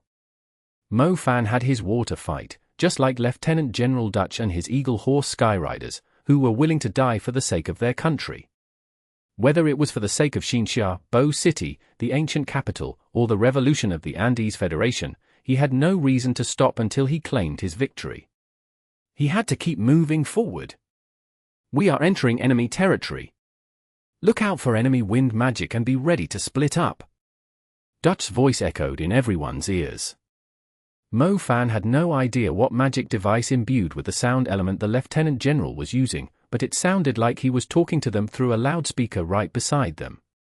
His loud voice was effective, overriding the continuous magic blasts which were causing some fear among the soldiers. His motivating voice completely drove away the anxiety in the soldiers' hearts. Huge wind discs that resembled blurry dragons swept at the horse-eagle Skyriders traveling between the sky and the forest. The eagle-horse Skyriders immediately split up and avoided the wind discs, like a stream flowing through the gap between rocks. The huge wind discs might have been effective against slower mounts, but the agile eagle horses had no trouble dodging them. Every eagle horse rider managed to avoid the wind magic safely. The eagle horse Skyriders swiftly regrouped into their formation after dodging the wind discs as they charged into the enemy's lines. A few more wind discs appeared, trying to stop the eagle horse Skyriders, but the aerial forces were able to dodge them all adept. The eagle horse Skyriders are indeed the Federation Army's ace, Zhao Manyan acknowledged. Zhao Manyan's confidence grew after he saw the eagle horse Skyriders' capabilities. Previously, the Brown Rebels had constantly had the upper hand over the Federation Army, but it was only because he was always among the weaker troops. The elite soldiers of the Federation Army were unstoppable. The wind discs were coming from the enemy's watchtowers.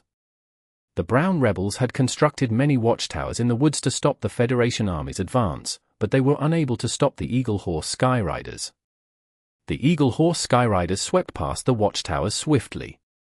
The enemy's main camp was soon in view. The scorching river was right behind the enemy's main camp. The Brown Rebels had set up their camps along the scorching river, surrounding the woods in an irregular semicircle. The Federation's ground army would have to pay a huge price to break through the Brown Rebels' defenses.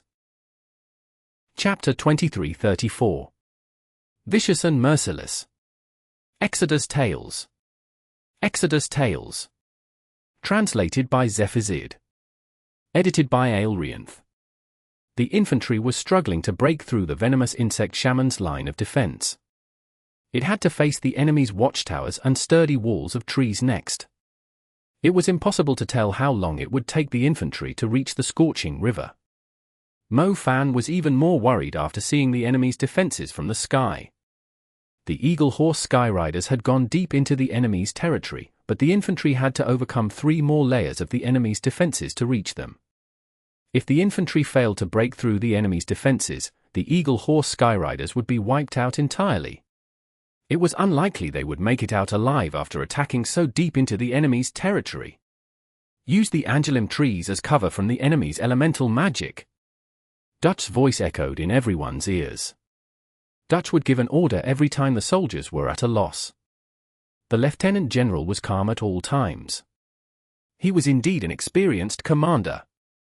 The Brown Rebels had set up a trap using the taller angelim trees. They were planning to trap the Federation's infantry inside walls of tall and sturdy trees, but they ended up as a temporary cover for the eagle horse Skyriders.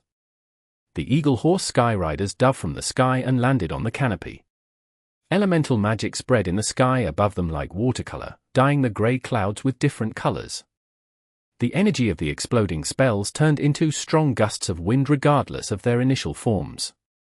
The strong gusts weakened by the time they reached the canopy.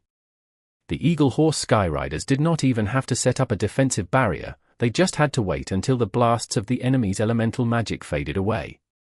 "Fourth squad, bait the enemy's attack," Dutch ordered. The eagle horse Skyriders with tattoos of a stalk of grain on their arms took off and charged at the enemy's camp. A new wave of destructive spells rose into the sky. It was deadlier than the first wave. The 4th squad turned around halfway the instant the enemy fired their spells. Lieutenant General Dutch had ordered them to bait out the enemy's attacks. As he had expected, the enemy was ready to fire an even deadlier wave of spells at them as soon as they took off from the trees. Lieutenant General Dutch was an impressive tactician. He had sent the fastest troop of the eagle horse Skyriders to bait out the enemy's attack, while the rest of the troops were on standby. The fourth squad managed to retreat in time by abusing its speed. The enemy's second wave of spells completely missed their targets and posed zero threat to the Eagle Horse Skyriders. "Well done!" Zhao Manyan exclaimed. The fourth squad had perfectly baited out the attacks of a few thousand enemy mags. Basic mags were extremely slow at constructing their star orbits. The Eagle Horses could easily travel a few hundred meters by the time they were ready to fire a new wave of spells. Lieutenant General Dutch immediately ordered his men to attack after baiting out the enemy's spells. Line formation, Eagle cries. The Eagle Horses stood in lines and opened their mouths. The Eagle Horses screeched loudly, like the sound made by scratching a piece of glass. The star orbits of the brown rebels broke after they were disrupted by the Eagle Horses' screams. Shadow Troopers, charge! The Eagle Horse Skyriders were split into squads based on their elements. Most members of the third squad were Shadow Mags. The Shadow Mags drew a dark curtain in the sky with NYX regime, allowing them to cover a great distance using fleeing shadow while traveling in the darkness. The brown rebels were shocked to see the Eagle Horse Skyriders already in front of them, as they had no idea what just happened. Fear of shadow!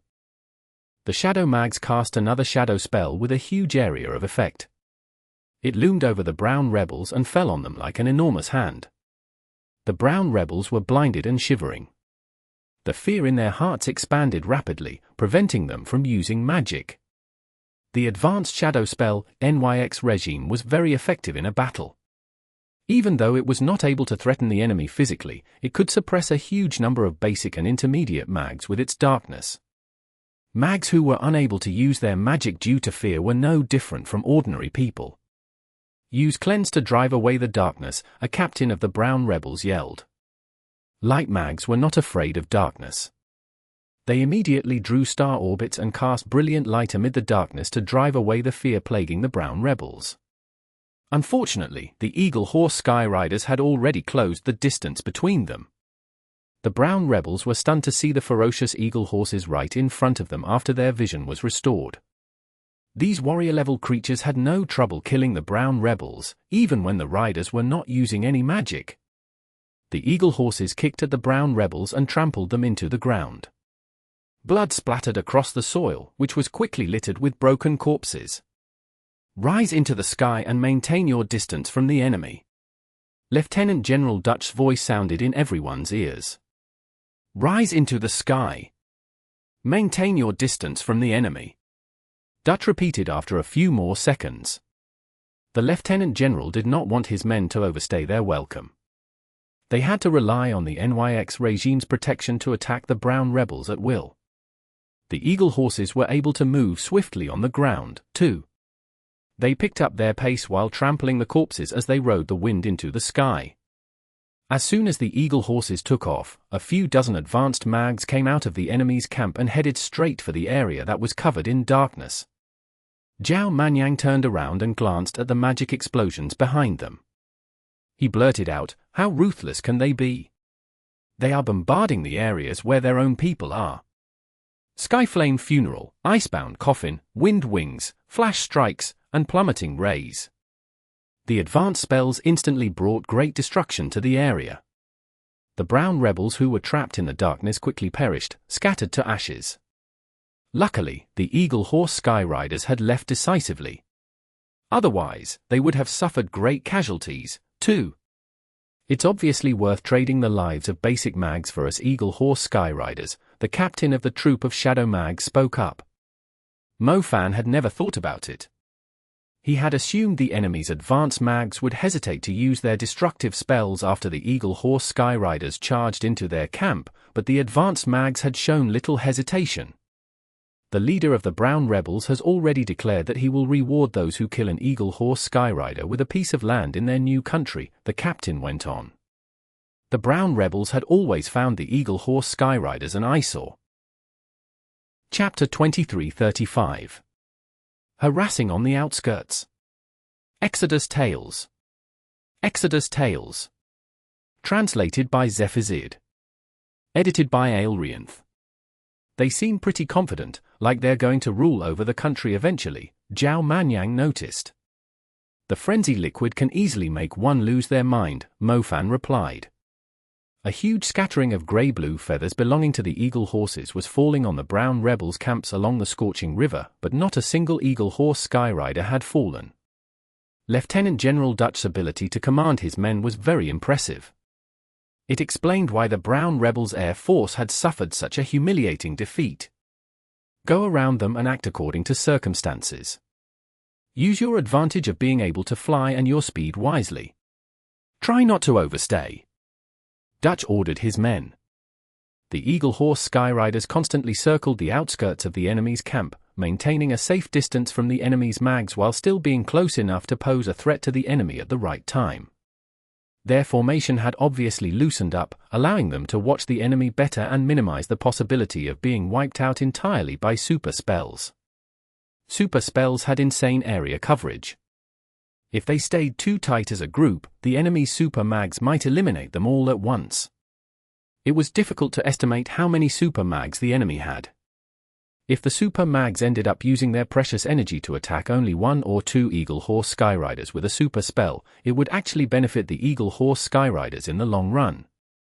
As soon as they spread out, a few star palaces that were being constructed in the enemy's camp were abruptly withdrawn. It would be a huge waste if a super spell failed to kill at least 10 eagle horse Skyriders. The eagle horse Skyriders scattered across the sky. The enemy no longer had an air force, so they could fly over enemy territory and scout the enemy's camps freely. Basic and intermediate spells had limited range and areas of effect. They also lacked the speed to pose a threat to the eagle horse Skyriders, unless an enormous number of them were fired at the eagle horse Skyriders like a meteor shower. Super mags would not attack easily either, since they wanted to wait for a perfect time. Even if the enemy was able to take down the 900 eagle horse Skyriders by casting 900 super spells simultaneously, the Federation army had super mags too. What would they have left to stop the Federation super mags if they consumed all their energy right now? As a result, the only threat left to the eagle horse Skyriders was advanced magic. Every eagle horse Skyrider had to watch closely and rely on their experience and reaction time to dodge the advanced spells that were fired at them. If basic and intermediate spells were like bows and crossbows, the advanced spells would be rocket launchers and cannons. Happily, the rocket launchers also had limited ammo. All the eagle horse Skyriders had to do was waste the enemy's ammo, so it would be a lot safer for them to charge into the enemy's camps when the time came. Most advanced spells still adhered to the magic index. The only spells that were effective against airborne targets were fire, lightning, earth, and light magic. Icebound coffins might be falling from the sky to the ground when they were cast, but their 100-meter radius freezing effect would only take place once they landed on the ground. It was unlikely the eagle horse Skyriders would be hit by a falling icebound coffin, given their speed. The eagle horse Skyriders only suffered minimal losses when the enemy fired their spells into the sky. It was hard to predict the eagle horse's course since their wings were on their hooves. They were moving through the sky like they were sprinting across the ground. They could change directions by turning their heads, so the only way for the enemy to kill them was by sealing off their escape routes with multiple advanced spells and killing them during the brief opportunity they had. Mo Fan and Zhao Manyan were following the captain of the Shadow Mags. It was even unlikelier that the Shadow Mags would have any casualties. Each of the Shadow Mags wore a shadow mantle that hindered the enemy's vision as they were moving around, not to mention the extra concealment from the darkness of NYX regime and their ability to dodge attacks with fleeing shadow when necessary. They did not lose a single man, even after circling the enemy's camp several times. The rest of the riders started to take some minor casualties. Lieutenant General asked us to act according to the situation. I discovered an obvious opening in the enemy's defense to the south of their camps. We can consider invading the enemy camps through there, the captain of the Shadow Mags pointed out. I've noticed it too, but we can't afford to rush it. We can't let them notice our intentions, either. Tell the others to keep circling the enemy camp while slowly moving closer to those white tents, the captain of the Shadow Mags ordered. Affirmative. The captain gathered his men to launch an ambush. They would only get themselves killed if they sent out too few Shadow Mags for the attack. Mo Fan and Zhao Manyan soon received the order to join the ambush. They were told to make their way toward the area with white tents. Weren't we supposed to only stay on the outskirts? Zhao Manyan sounded a little nervous. He believed it was wise to harass the enemy from a safe distance where the enemy's magic could not reach them. There were definitely risks if they entered the enemy camps. They might even lose their lives. The Shadow Mags used the NYX regime to cover up their movements. The enemy would be on guard if they noticed the Eagle Horse Skyriders grouping up, and the ambush would not work. The captain of the Shadow Mags was very patient. He purposely flew over the area with white tents a few times without staying there for too long, waiting until his men were nearby and ordering them to regroup with him. The Eagle Horse Skyriders were flying across the sky like black sparrows. They suddenly changed direction and dove at the white tents. The Eagle Horse Skyriders dragged the veil of darkness along with them, like many horse spirits pulling a dark curtain behind them to end the day in advance. Charge! The Eagle Horse Skyriders struck the area. The darkness made it difficult for the people in it to tell directions. Those on the outside could see half of the sky turning dark, but they had no clue what was going on inside the darkness. Those on the inside could only see massive figures and blood splattering everywhere as brown rebels with white bands on their helmets fell to the ground. The white tents were occupied by troops who were bad at adapting to the sudden attack. The Shadow Mags' attacks were unpredictable, and only a few brown rebels were still alive after a few moments. Retreat! Split up as soon as you take off. The Shadow Mags ran away as soon as they rampaged through the white tents. They did not want to overstay their welcome. Several advanced spells landed in the area with the white tents as the Eagle Horse Skyriders took off into the sky. The Eagle Horse Skyriders immediately split up after rising into the sky. Mo Fan happened to see heavenly flames surging under his feet as he turned around. Scorching lava rose into the sky like an erupting volcano, unleashing its wrath at the heavens. It's a super fire spell. Back away, split up now, the captain of the Shadow Mags yelled. A few Eagle Horse Skyriders who took off a little late tried their best to dodge the flames, but the super fire spell covered an immense area. The pillars of lava rising from the ground immediately devoured them. The flames turned them into ashes in just a second, leaving no remains of the Eagle Horses or their riders behind.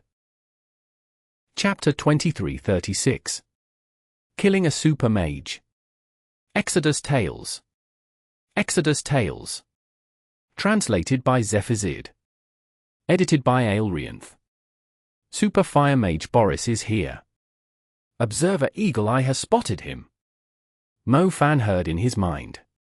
It belonged to another captain of the Eagle Horse Skyriders with the psychic element. He had transmitted his voice into every Eagle Horse Skyrider's mind, including Mo Fan and Zhao Manyan. How did he know which super mage it was? Mo Fan asked with a confused face. Every super mage has a certain reputation.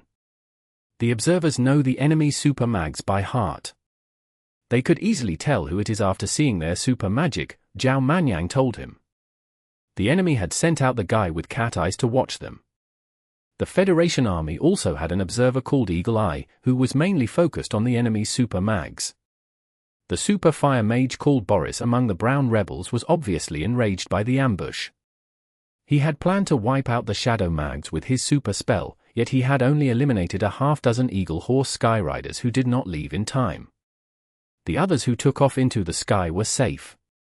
A super spell was as brilliant as Paulari's, even when a rain of spells was pouring down on the battlefield, allowing the Federation observer to pick it out with ease.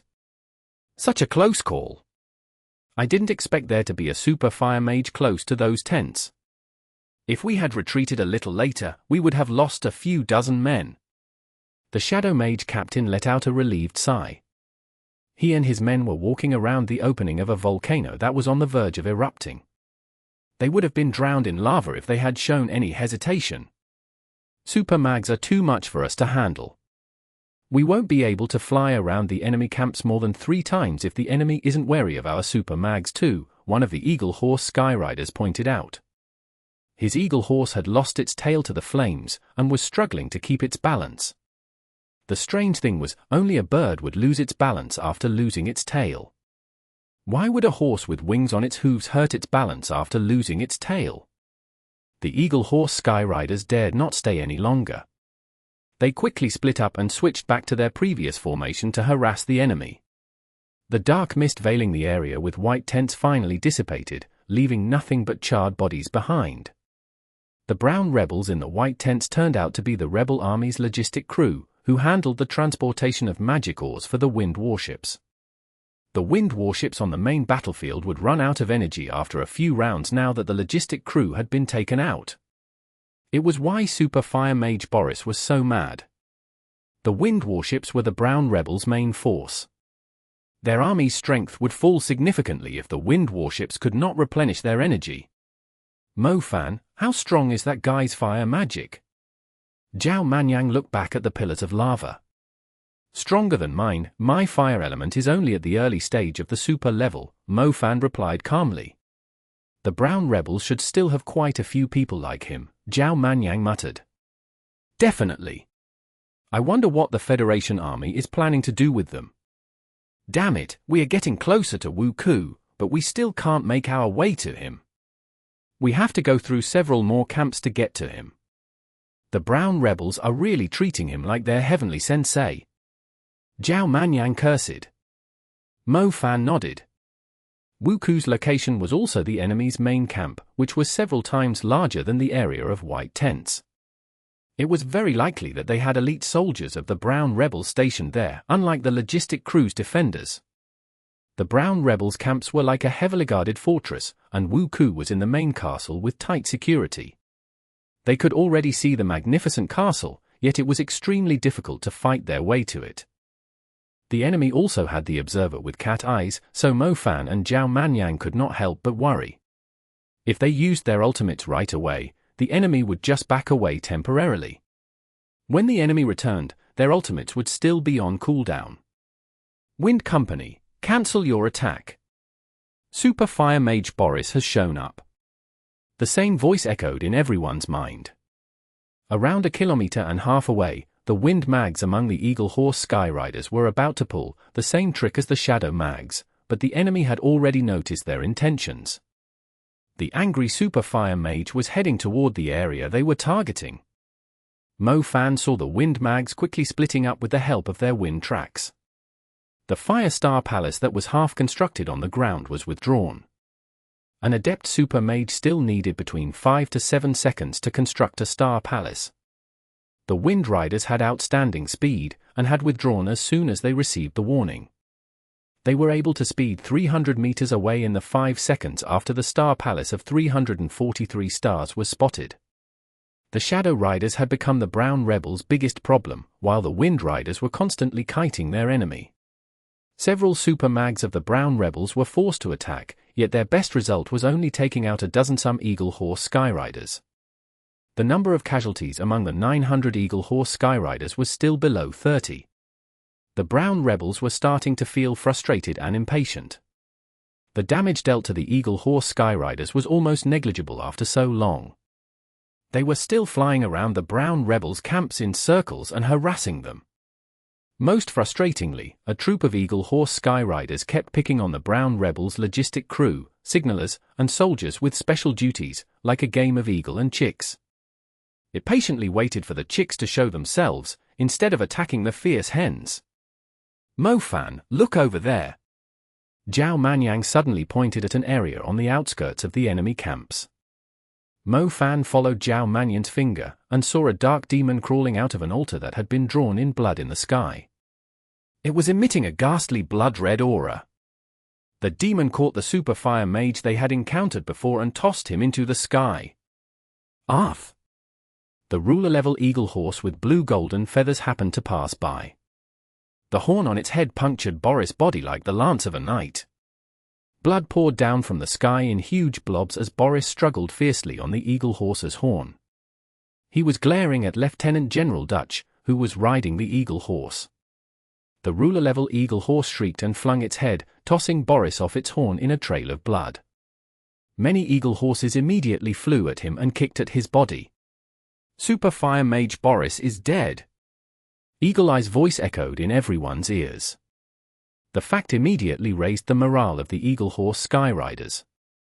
One of the enemy's super mags had been slain. It was like taking down an enemy commander. That old general is King insane. I didn't even notice him making his move. Zhao Manyan exclaimed. Mo Fan did not notice him either. He suddenly realized he had not seen Lieutenant General Dutch or received an order from him for some time. Little did he know, the Lieutenant General had long had his eyes on the enemy's super mage. Mo Fan had no idea how he did it. The demon summoned from the blood-red altar had to be some kind of curse magic. Chapter 2337. The General is dead. Exodus Tales. Exodus Tales. Translated by Zephazid. Edited by Aelrianth. Both the Shadow Riders and Wind Riders launched attacks on different sides of the enemy camp after the enemy lost a super mage. The attacks were a great success. The Shadow Mags invaded the enemy camp from a spot that was difficult to defend. The enemy reacted swiftly, immediately sending out a huge group of light mags. However, the Wind Riders were on standby in the sky. Their target was none other than the enemy's light mags. Another bloodbath took place. The Wind Riders and Shadow Riders soon returned to the sky after a pleasing victory. They had completely gotten over their previous loss against the venomous insect shamans. General, we are playing the brown rebels like a fiddle, the captain of the Shadow Mags exclaimed. They were flying in enemy territory and had managed to retreat safely after their first few successful attacks. The Eagle Horse Skyriders were in great spirits. General, the captain called out again. The ruler-level Eagle Horse was slightly above the captain of the Shadow Mags. Lieutenant General Dutch should be able to hear him even if he was not using a communication device. To his surprise, Lieutenant General Dutch did not respond to him. I don't think he's up there, Mo Fan said quietly. He's not. The captain of the Shadow Mags immediately increased his altitude, staring at the back of the ruler-level Eagle Horse. Lieutenant General Dutch was nowhere to be seen. There was only someone dressed like him atop it. The captain of the Shadow Mags panicked a little. Where did their general go? He must have used the same trick to put a curse on the enemy's super fire mage Boris without alerting anyone before, Mo Fan deduced. The captain of the Shadow Mags let out a relieved sigh. The general had let the ruler-level Eagle Horse fly around in the sky so the enemy would assume he was on it. The real Lieutenant General Dutch had secretly made his way to the ground and set up a trap for his prey with his curse magic. Fly higher. Everyone, ascend at once. Eagle Eye's voice suddenly sounded in everyone's mind. The order took everyone by surprise. It sounded like something unexpected had happened. The psychic mage was now giving orders in place of Lieutenant General Dutch. The Eagle Horse Skyriders immediately increased their altitude to around 300 meters, despite their confusion. It was unlikely for an enemy to threaten them at their current height. On the other hand, they were no different from scouts, as they were unable to pose a threat to the enemy, either. A bolt of lightning flashed across the sky, revealing a pitch-black claw. The riders could clearly see the terrifyingly sharp talons on it. What the heck? Zhao Manyan screamed. Mo Fan had a fright too. He quickly pulled the reins to change the direction his Eagle Horse was flying. Luckily, the black claw that had appeared out of nowhere was not targeting Mo Fan. It barely missed his Eagle Horse. Mo Fan looked down after dodging the terrifying thing. A man covered in blood was rising into the sky with a wide grin, like he had successfully done something impressive, despite the risk involved. The man was none other than Lieutenant General Dutch. He had killed an important enemy officer once again, but he had paid a great price in return. His chest, neck, and head were bleeding. Crap! Mo Fan's heart skipped a beat. The black claw was not coming after him, but Lieutenant General Dutch beneath him. Another lightning strike lit up the sky like a flickering street lamp. The claw had landed right on Lieutenant General Dutch. The claw was several times larger than the one that had attacked Mason. Dutch had managed to escape from the enemy's flank, but he did not expect the danger to come from above him. The lightning dissipated in an instant. As its light was fading, Mo Fan saw the claw rip Lieutenant General Dutch apart. His blood poured out between the gaps of the talons. Then Mo Fan could no longer see anything in the darkness, despite his ability to see at night. The black claw had disappeared, too. Only the curtain of rain blocking the hazy and disordered battlefield remained. Mo Fan's mind went blank for a long time. Zhao Manyan kept yelling beside him. His voice eventually entered Mo Fan's ears. "What did you see?" "Hey! Mo Fan, you are splitting up from the others. Holy crap, you finally came to your senses. I thought that thing had destroyed your brain or something. What was that just then? How did it appear out of nowhere? Was it magic or a monster?" Zhao Manyan blabbered. Mo Fan took a deep breath. "Dutch is dead," he told Zhao Manyan. "Who's Dutch? We are in enemy territory. It's normal to lose a few men, it's not like we've lost that old general." Zhao Manyan called back. Zhao Manyan's eyes widened as he realized something after finishing the sentence. The Dutch who Mo Fan had mentioned was the Lieutenant General. The leader of the Eagle Horse Skyriders, who was not only experienced at commanding his men, but possessed extraordinary strength, too. How did he die? Zhao Manyan could not believe it. "He killed an enemy officer, but someone else killed him as he was fleeing," Mo Fan replied. But it was so sudden." Mo Fan felt the same way. Lieutenant General Dutch had killed Boris without attracting any attention. Even the enemy was completely unaware of how he'd done it. It meant Lieutenant General Dutch had some other ability to conceal his presence, in addition to his impressive curse magic. But how did the enemy track him down and intercept him this time? Did someone who was stronger than him see through his trick? Lieutenant General Dutch was commanding the Eagle Horse Skyriders. He was both the leader and the central figure to them. How were the Eagle Horse Skyriders going to function without him? The others didn't seem to notice it. Zhao Manyan looked at the Eagle Horse Skyriders, who were still moving with discipline. Dutch had disguised himself before he left to take down the enemy officer. The Eagle Horse Skyriders were still totally clueless about that. They still assumed the person on the ruler-level Eagle Horse was their Lieutenant General. The captain of the Shadow Mags had found out the person on the ruler-level Eagle Horse was a decoy, but he had not seen Lieutenant General Dutch's death. "Maintain your formation and watch the enemy's movements." Lieutenant General Dutch's voice echoed in everyone's ears. Mo Fan and Zhao Manyan were stunned. "Isn't he dead?" Zhao Manyan asked Mo Fan again. "He should be. I saw it clearly. Hang on, the guy who spoke to us wasn't Dutch." Mo Fan noticed. "Who else could it be?" Zhao Manyan demanded. "It's Eagle Eye, the psychic mage who's giving out orders. He's mimicking Dutch's voice. No, he's using psychic magic to make us think we are hearing Dutch's voice," Mo Fan realized. Chapter 2338. Strong Enemy Mage. Exodus Tales. Exodus Tales.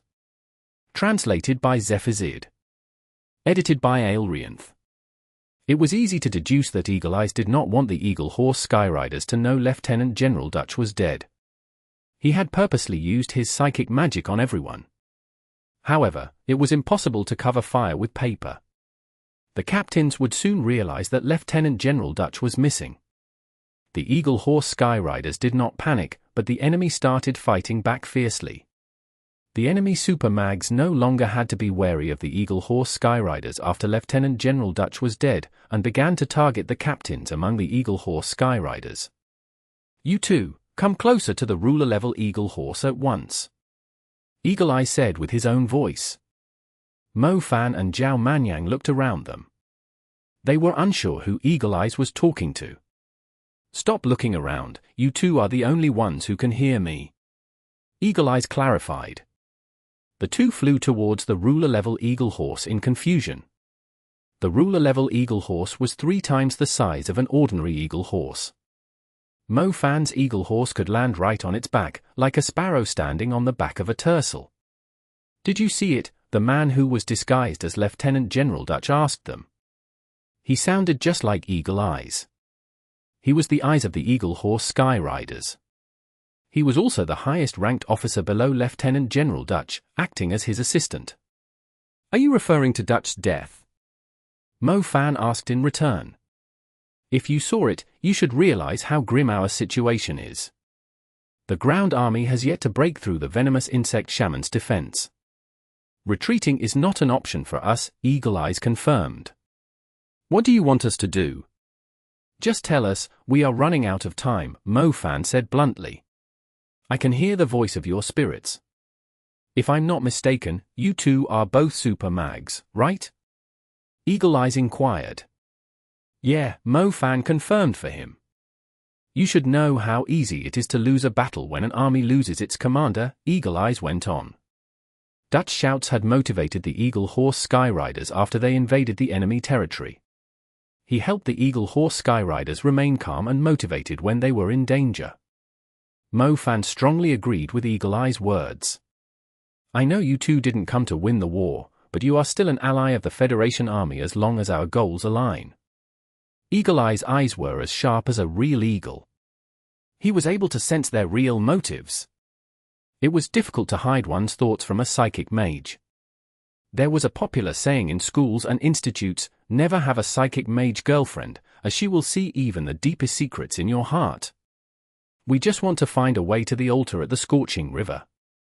Can you see the upside-down waterfall over there?" Mo Fan pointed at the vortex. It was better to tell the guy the truth than let him waste his time and energy reading their minds. Mo Fan could not care less about who was going to win the war.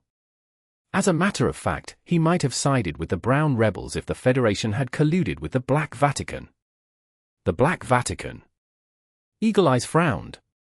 The war had taken place so suddenly, but everything made sense if someone was pulling the strings behind the scenes. "No wonder the enemy is so resolute," Eagle Eyes commented. "I don't think you called us up here for a casual chat," Mo Fan prodded him. "I need your help. It's in our best interest if someone can pretend to be Lieutenant General Dutch," Eagle Eyes quickly went on. "Isn't that what you're doing?" Mo Fan said. "There's no way I can disguise myself as the general with my strength. He could kill an enemy super mage, but I can't possibly do that.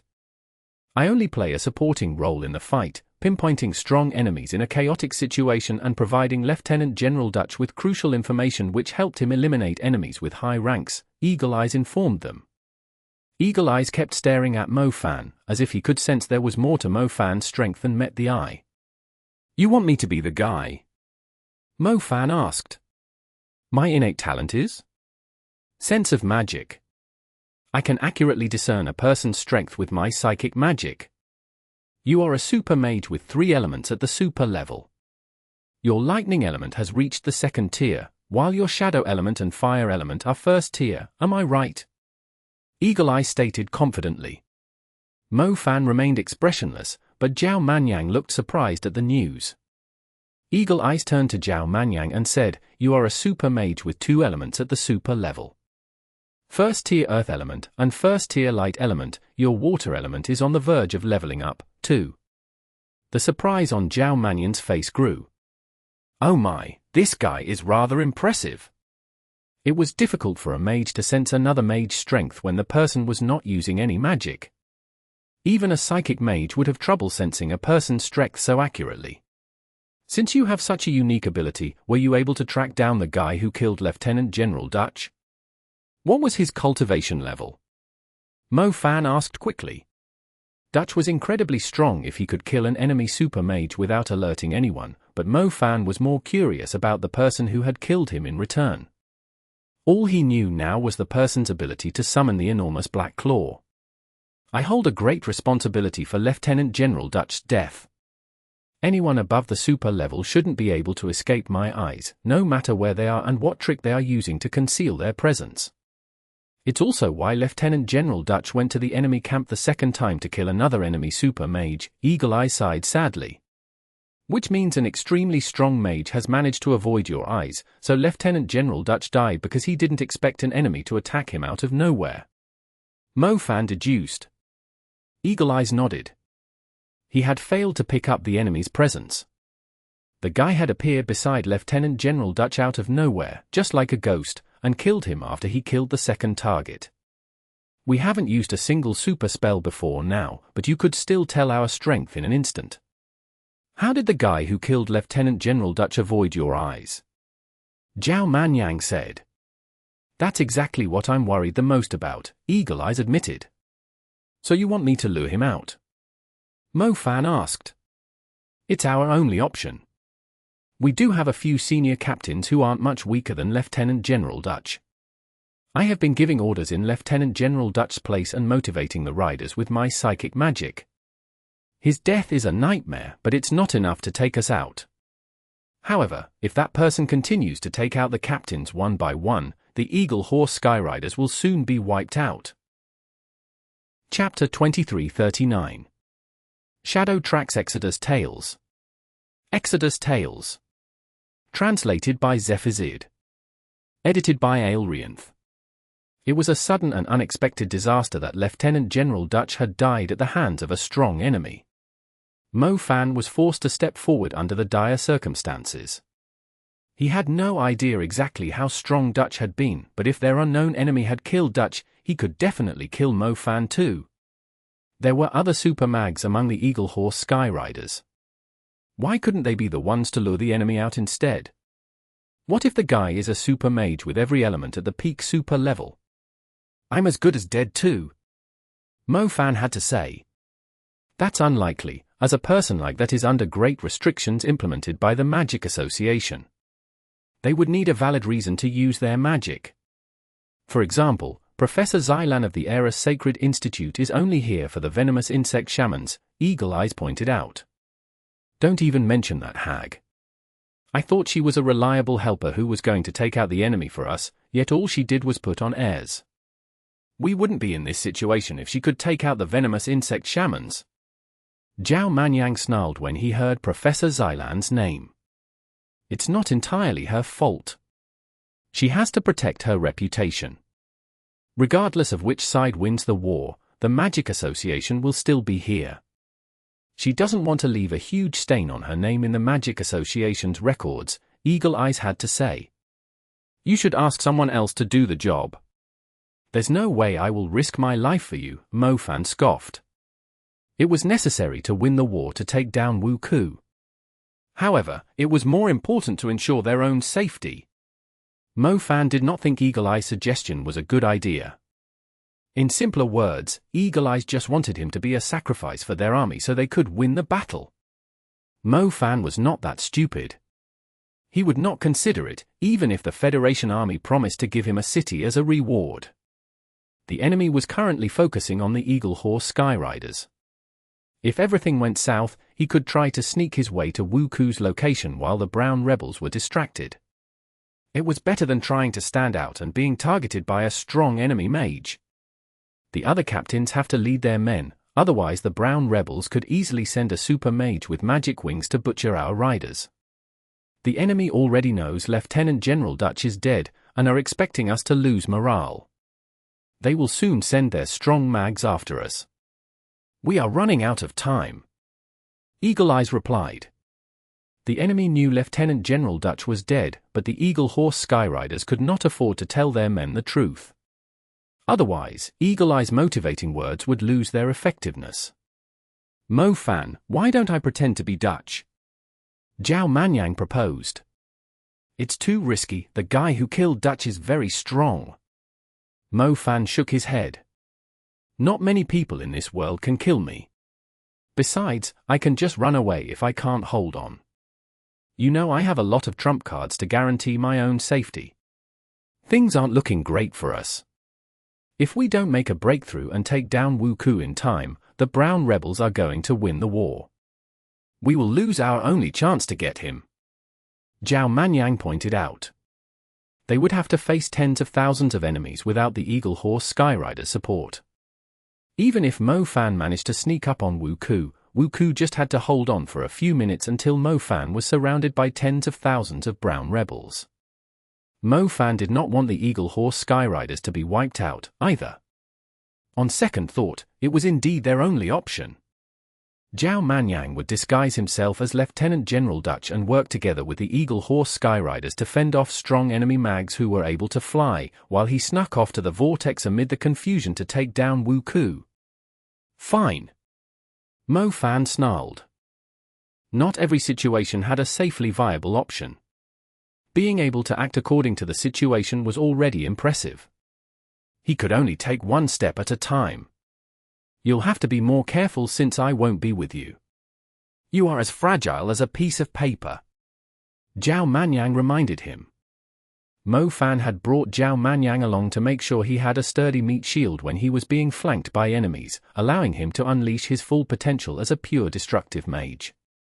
Mo Fan did not feel near as safe when Turtle Zhao was not with him.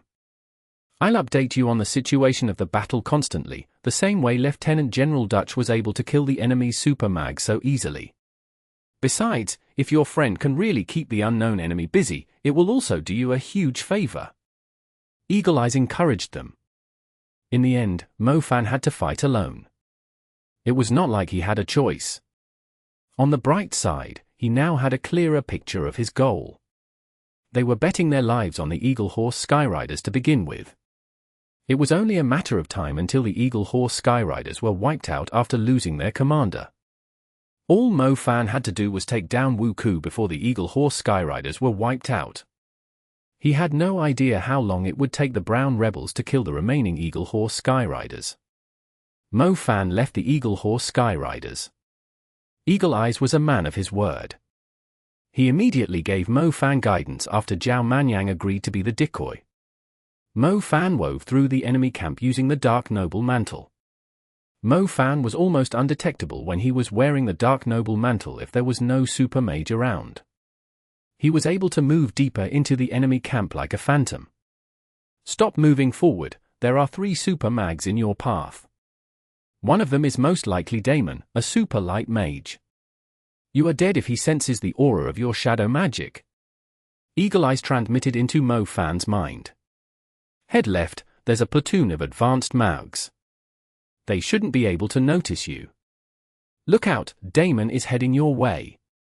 He must have sensed something. He's moving toward you without any hesitation. He's less than 300 meters from you. He's very close to you now. Mo Fan was hiding behind a tall tent with a campfire beside it. A few middle-aged advanced mags were observing the battle in the sky. A man with a thick white beard came over to them, looking around cautiously. He was the super light mage named Damon.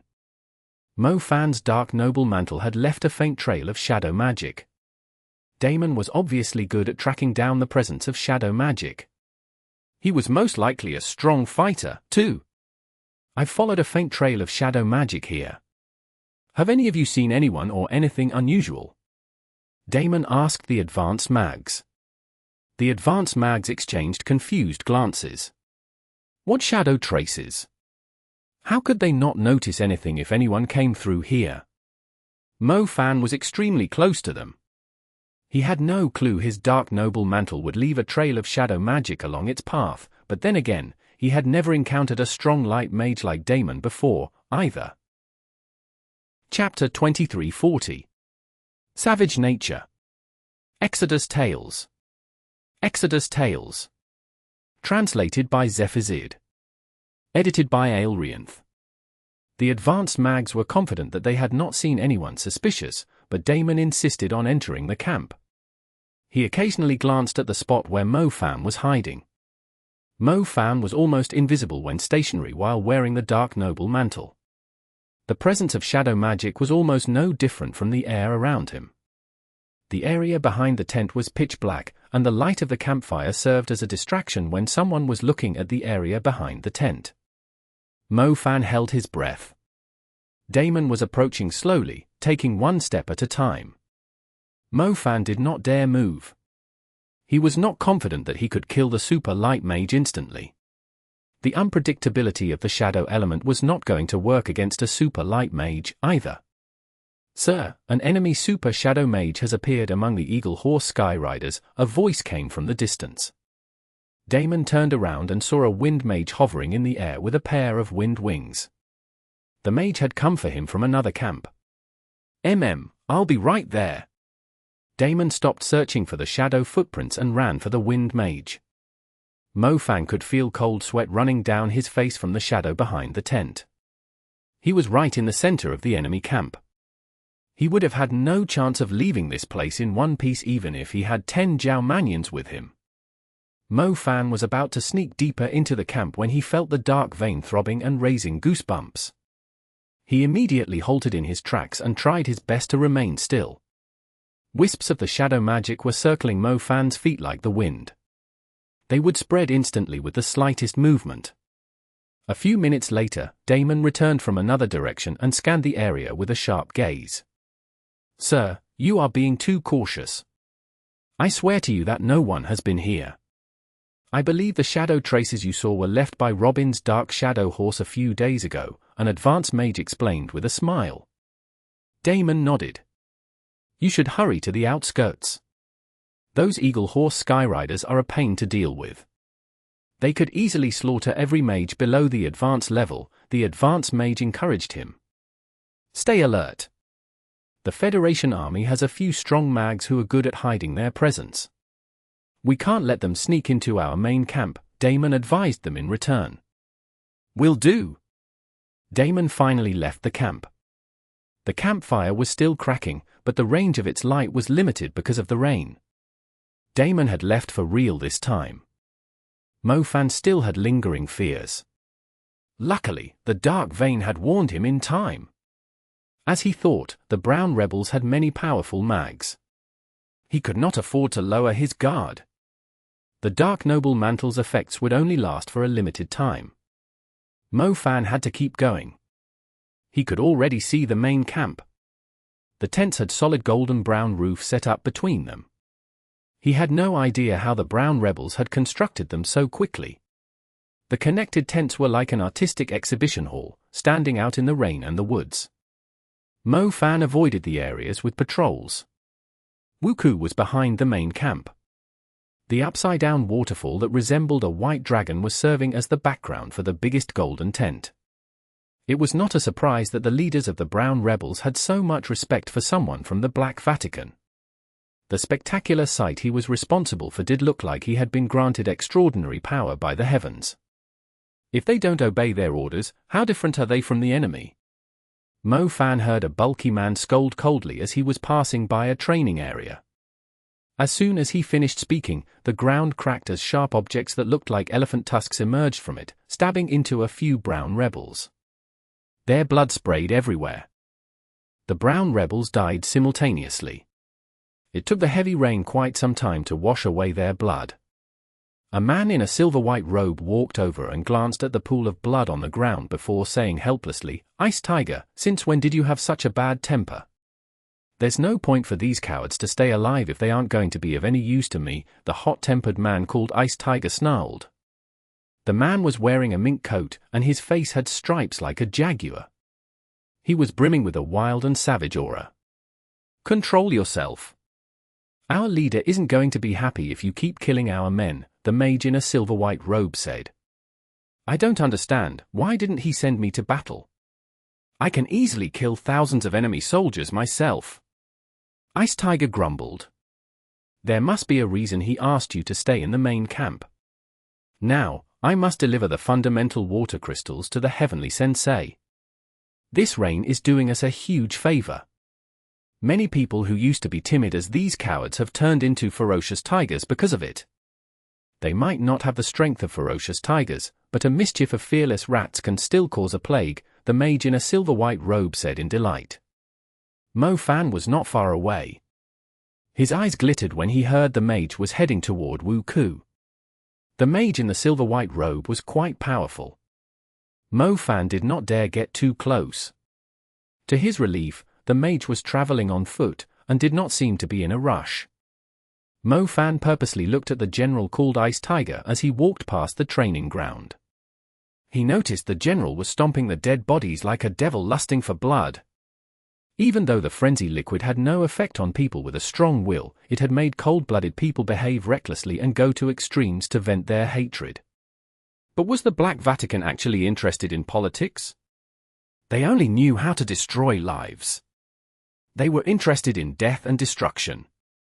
Even if the Brown Rebels did defeat the Federation army and establish their kingdom, it would soon turn into hell if the frenzy liquid continued to fall for more than a dozen days. Its people had already lost their outer nature. They would soon massacre one another like wild beasts. The cities would be in ruins as the streets were littered with dead bodies. Condors would feed on the corpses while crows filled the sky. Such an event was exactly what the Black Vatican was after. Mo Fan did not have time to feel for the dead, but he was sympathetic toward the Federation's fate. The storm of sea monsters was on its way.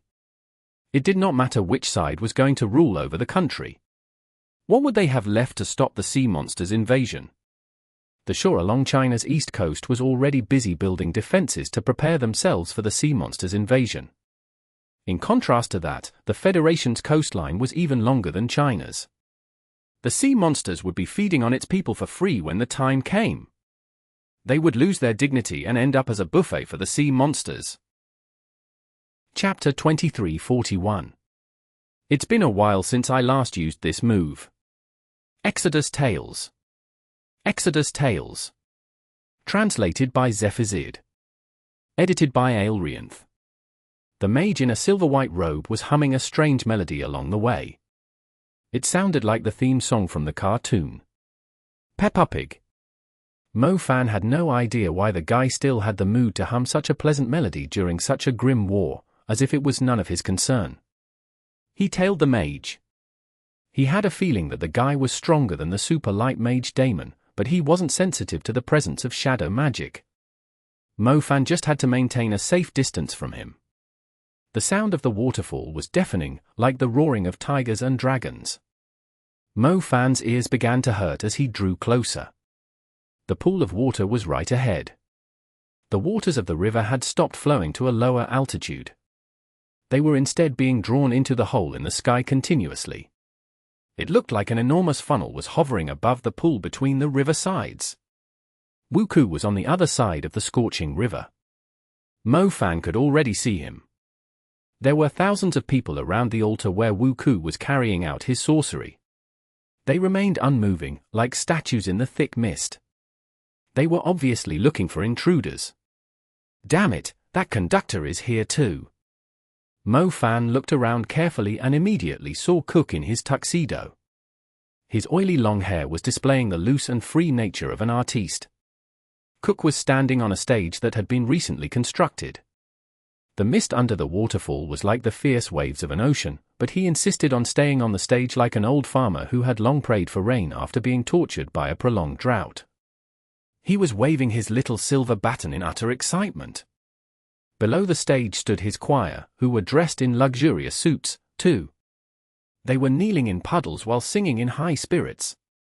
The song had a similar melody to the tune the mage in a silver-white outfit was humming. It was most likely the war song of some tribe in South America, but it really sounded a lot like Peppa Pig's main theme, one of Little Flame Belle's favorite shows. The problem was, he always felt like his head was about to explode whenever he heard it. He had the same feeling now as he was listening to the sound Mag singing. He could not help but recall the immense pressure he had been under when he was surrounded by enemy soldiers in the furniture district. I have to get rid of them somehow. Mo Fan had always found sound mags annoying. He seriously wondered what they were singing about. Were they holding a concert to ask the heavens for rain? The choir was Mo Fan's biggest obstacle. However, he did not have time to waste.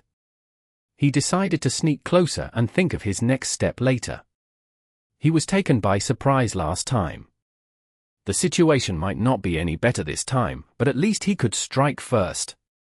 The mags of the choir were not strong, but Mo Fan found it annoying when they kept disrupting his channeling. Go ahead and enjoy yourselves for now, you will wish to be dead soon. Mo Fan was good at playing dirty, too. The Dark Noble Mantle's effects were about to run out. He went around the choir, along the river, and started using his Chaos Magic. Chaos Mist. Unlike the NYX regime, the Chaos Mist had no effect on one's vision. The mist was not shrouding or covering anything, but its purpose was to fool its target with illusions, like a magic trick. It was like a mirror in a changing room. The room was supposed to be dark and small, but the room looked much brighter and more spacious with a mirror in it. Mo Fan was not using the Chaos Mist just to fool the enemy, but to isolate the enemy's magic too. There were a lot of powerful mags nearby. All of them were extremely sensitive to the presence of magic. Their eyes would spring open as soon as a basic fire spell appeared. Using a super spell was clearly out of the question. The enemy would surround him in no time, long before he could construct a star palace. The chaos element worked by manipulating order. This time, it ensured the presence of magic remained in a fixed area, preventing the enemy from being alerted. Mo Fan had also used the chaos element to mess with the super light mage senses previously, and avoid being exposed. "Aren't you having fun singing?" Mo Fan grinned.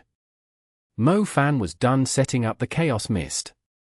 He was currently wrapped in a thin but safe membrane.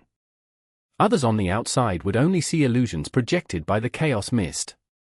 Only experts of the chaos element would notice something odd about the projections, like the unnatural twists of the ripples on the puddles, or that the raindrops were falling at different speeds. Ordinary people would not be able to discern such tiny details. "It's been a while since I last used this move. I guess I can treat it as a huge gift to them." Mo Fan quickly drew a pattern in the air with his finger. A chaos vortex appeared in front of Mo Fan and started to spin slowly. Lightning! Mo Fan summoned wild lightning on his palm and poured all of its energy into the chaos vortex. The chaos vortex was spinning counterclockwise. The lightning passed its core and was reflected back at Mo Fan. After obtaining the lightning acupuncture points, Mo Fan's lightning resistance was now insanely high. His ability to absorb lightning had grown significantly on top of that. Mo Fan was like an enormous battery. He kept consuming his energy and fired lightning spells at the chaos vortex, while he stored the energy of the strengthened spells the chaos vortex was reflecting back at him. "Keep going." The energy of Mo Fan's star galaxy had more than doubled after he reached the second tier of the super level. He had yet to reach his limit. Every time he fired a lightning spell at the chaos vortex, the spell's damage would increase by around 20%. When Mo Fan fired the reflected spell back at the chaos vortex again, its damage would increase by another 30%.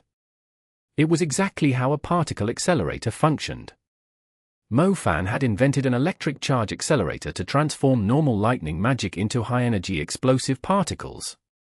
If a tiny particle of lightning magic was able to create a few sparkles, what was going to happen when a super spell consisting of millions of the same particles was released?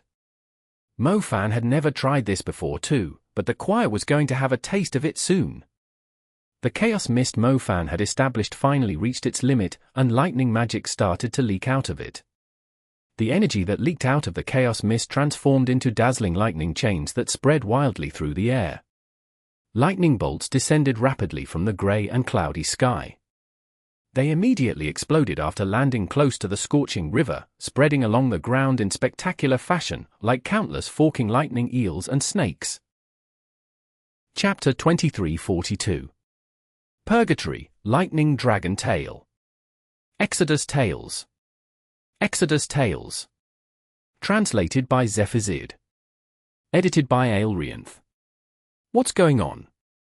Why is the lightning heading our way? Cook the conductor realized something was not right. The choir of hundreds of singers could no longer practice their singing with peace of mind. Was their singing so bad that the heavens could not stand it anymore, and had sent down lightning strikes at them? What's that? Someone finally noticed huge lightning rings on the verge of exploding behind the choir. The lightning rings looked like lightning coils made up of steel cables. They were thicker than a few ancient pythons put together. It was terrifying to look at. Purgatory, Lightning Dragon Tale. Mo Fan stood in the center of the lightning rings and unleashed the lightning magic around him that had been strengthened countless times. The lightning flash pierced everyone's eyes. It felt like the whole pool of water had been dragged into a purgatory filled with the wrath of the god of lightning. An ancient dragon with a formidable aura soared into the sky amid the blinding flash. It soared into the clouds and turned around before sweeping its enormous tail down at the ground. The tail of the dragon was made up of bones, stinger, and skin. It was as poisonous as a scorpion tail and as powerful as a whale. The lightning dragon did not completely reveal its appearance, but the tail that was stirring up chaos in the clouds was shocking enough. The enormous dragon's tail fell from the sky. The whole pool almost collapsed from the impact. The river crackled like a beehive from the lightning arc surging through the water. The hundreds of choir members only had time to see the tail of the lightning dragon coming down from the sky before they were turned into scattering ashes. Cook was also smashed directly by the tail of the lightning dragon. He tried defending himself, but the terrifying lightning ended up devouring both him and his tuxedo.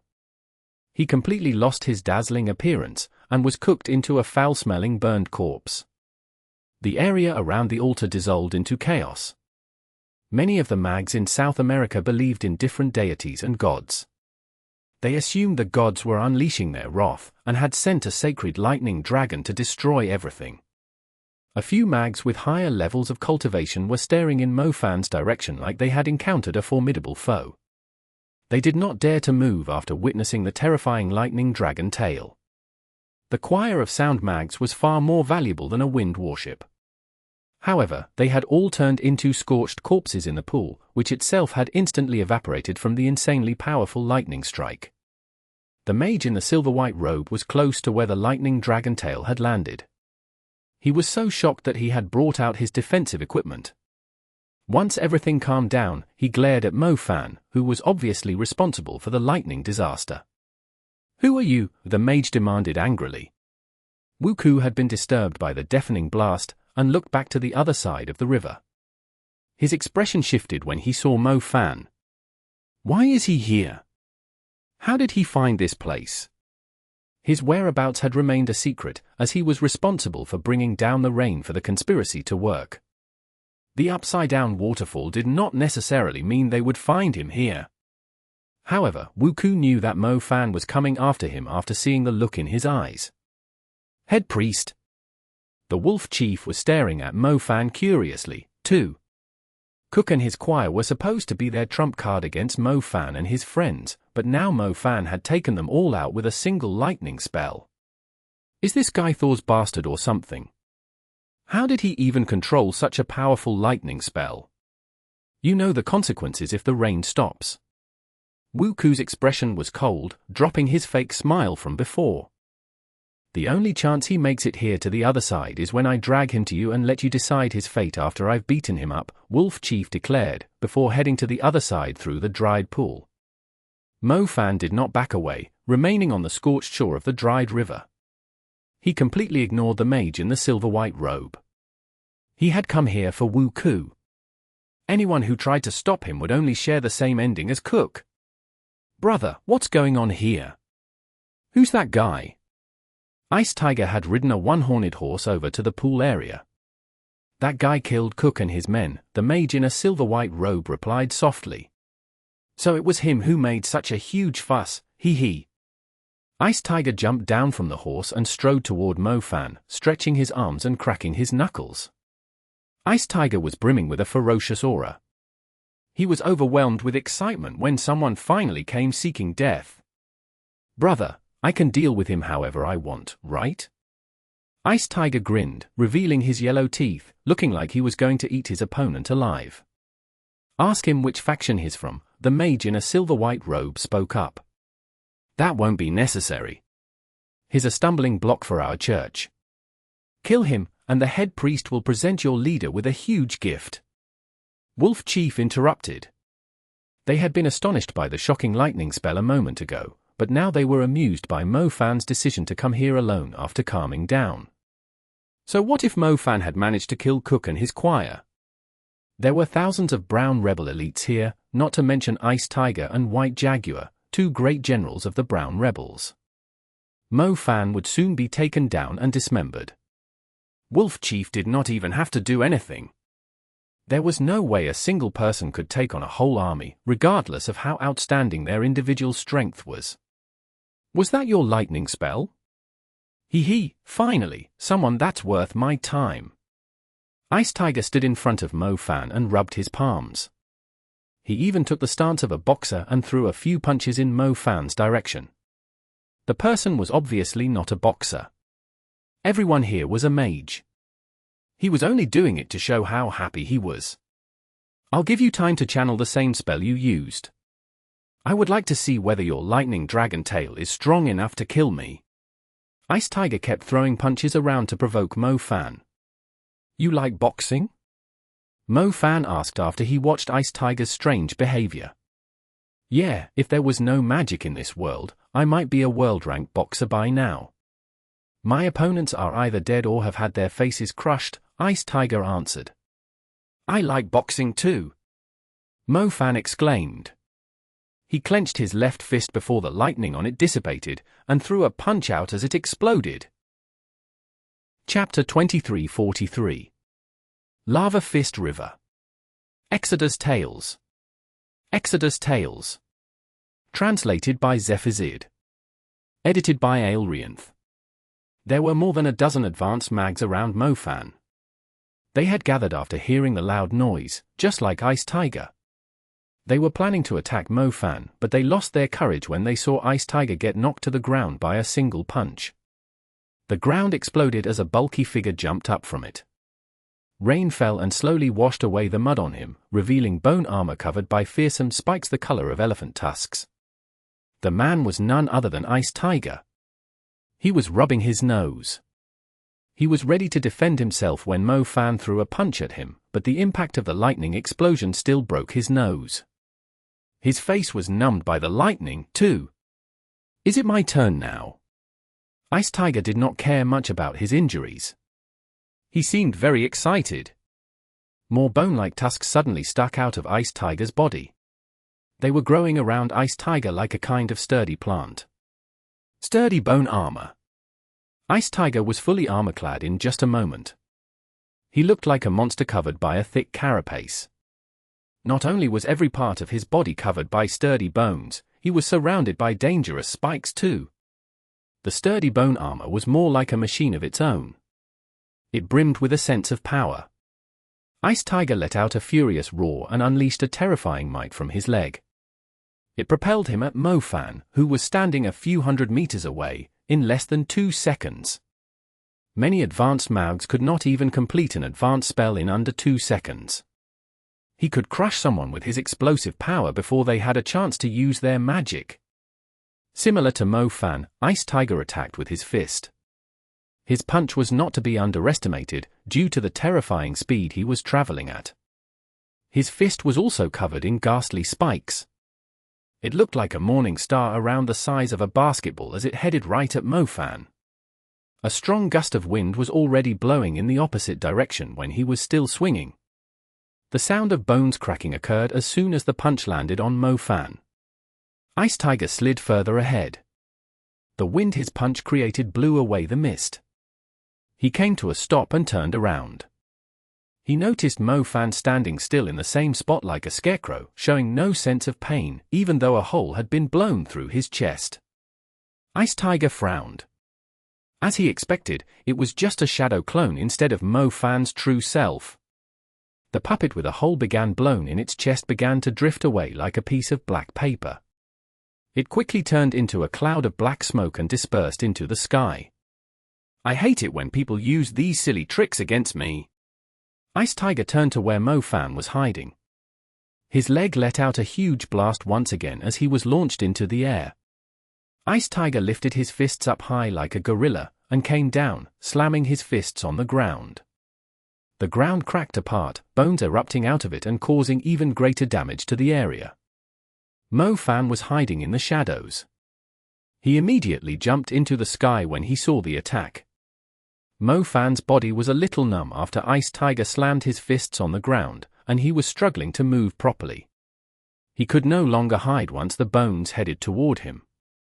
He gathered the remaining lightning magic he had accumulated on his arms. Lightning explosion! Lightning coiled around Mo Fan's arms and fired a shocking beam at the wave of bones approaching him. The bones were not as sturdy as the bones on Ice Tiger. They shattered like aged branches as they collided with the lightning beam, breaking into pieces and scattering on the ground. I'm more than happy to grant you your wish if you like it rough. Mo Fan harumphed coldly. He withdrew his left hand as his right hand burst into flames.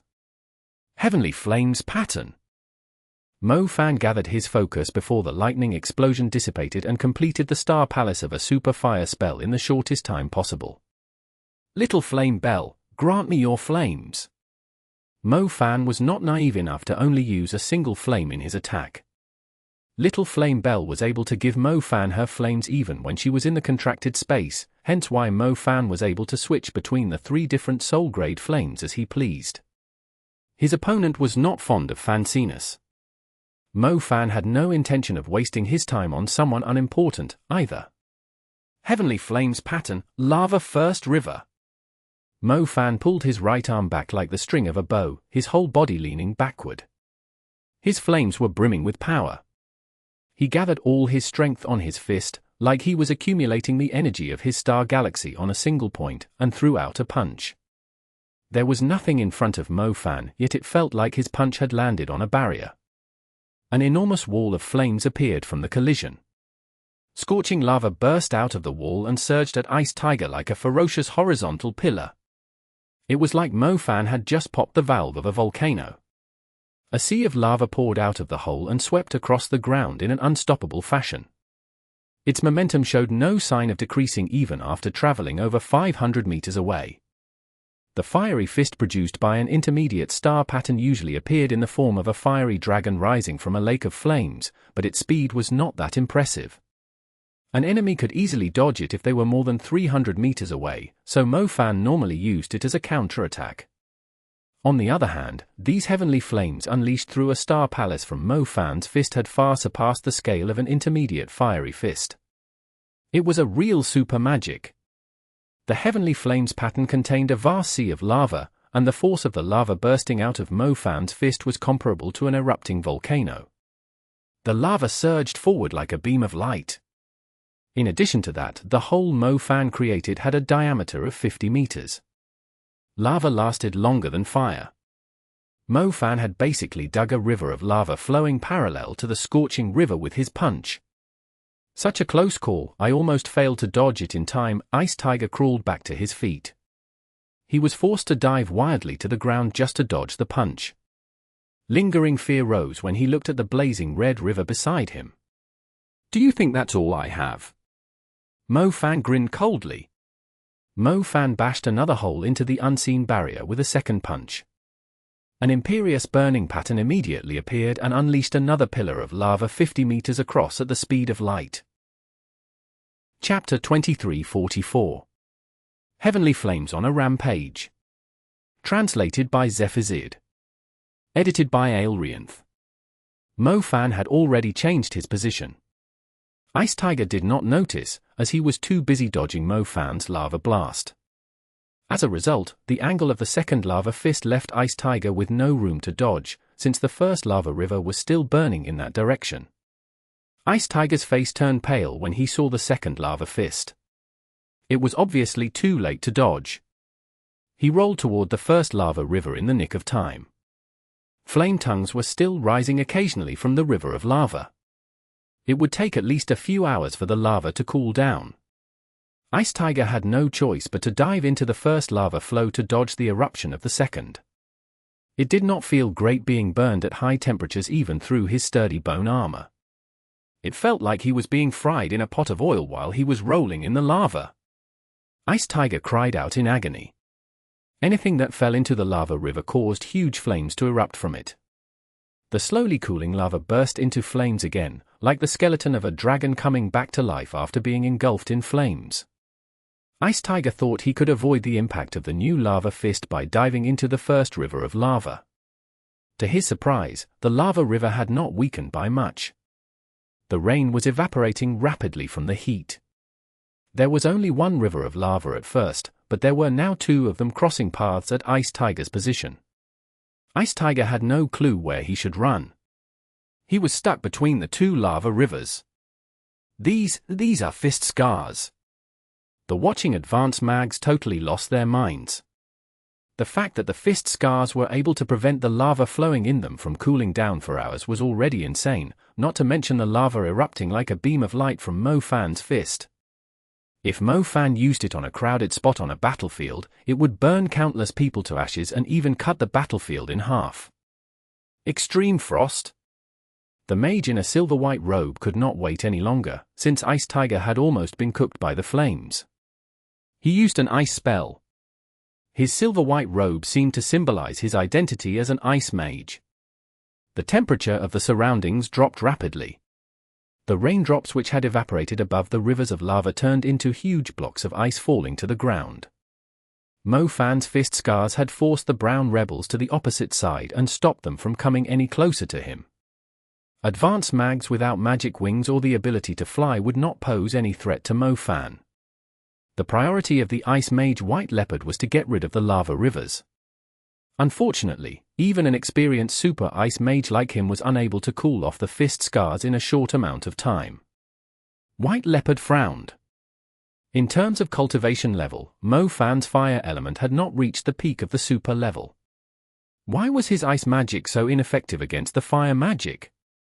At this rate, it would take at least another half an hour for his ice magic to cool down the lava. The intruder had plenty of time to fight his way to the heavenly sensei. White Leopard had no choice but to drag his brother Ice Tiger out of the lava first.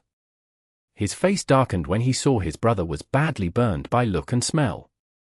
Even Ice Tiger was no match for the young man. The Federation army had really sent a formidable foe to ambush their rear while the Eagle Horse Skyriders were distracting them. Brother, why couldn't my armor stop his flames? Ice Tiger was in a terrible state. He no longer had the guts to hop around and throw fists in front of Mo Fan. In the past, the elemental magic of enemy super mags had struggled to break through the defense of his sturdy bone armor, but this time he was almost crippled by his enemy's flames, even though he had only rolled around in the mage's fist scars. How were those flames so powerful? Could it be a heaven-grade flame? White Leopard suddenly realized, staring at the still scorching lava. The fist scars were as long and wide as rivers. They might be tiny compared to the scorching river, but wouldn't the guy be a god if he could create more of them just by throwing a few punches around? Heaven-grade flame. Ice Tiger blurted out in surprise, but the scorched skin on his face almost fell off as he screamed. He did not dare say another word due to the immense pain.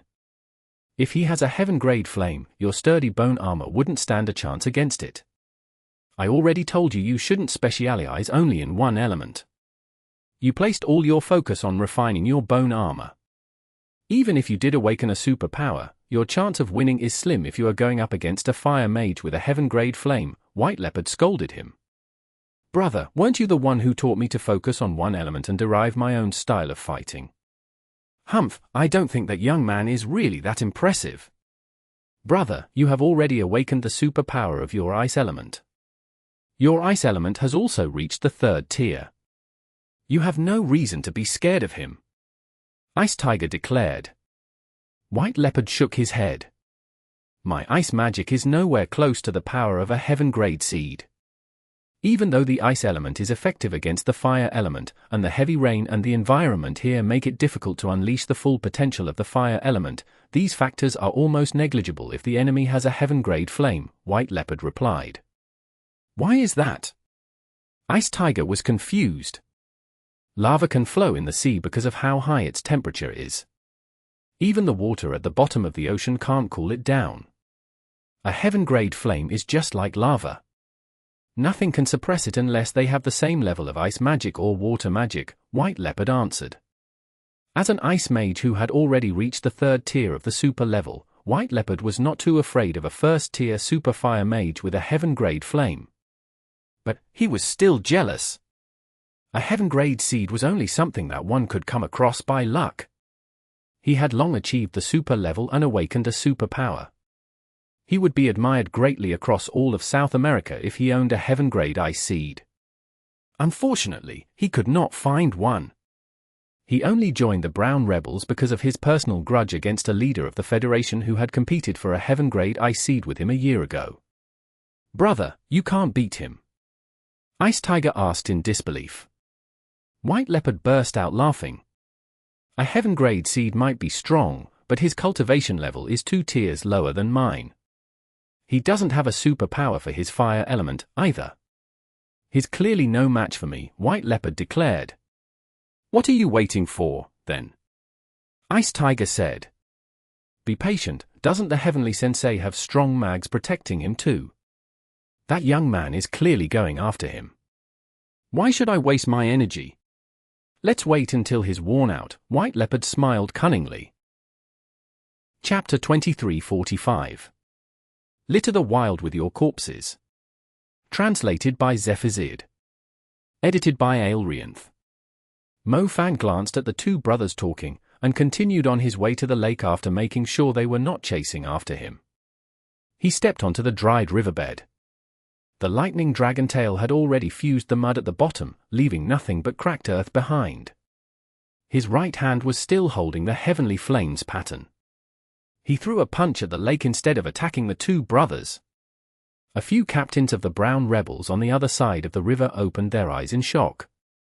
The ground cracked apart as the lava surged across the river bed and left a shocking fist scar on it, intercepting the water flowing from the upper reaches of the scorching river. The scorching river was around 400 meters across where the lake was.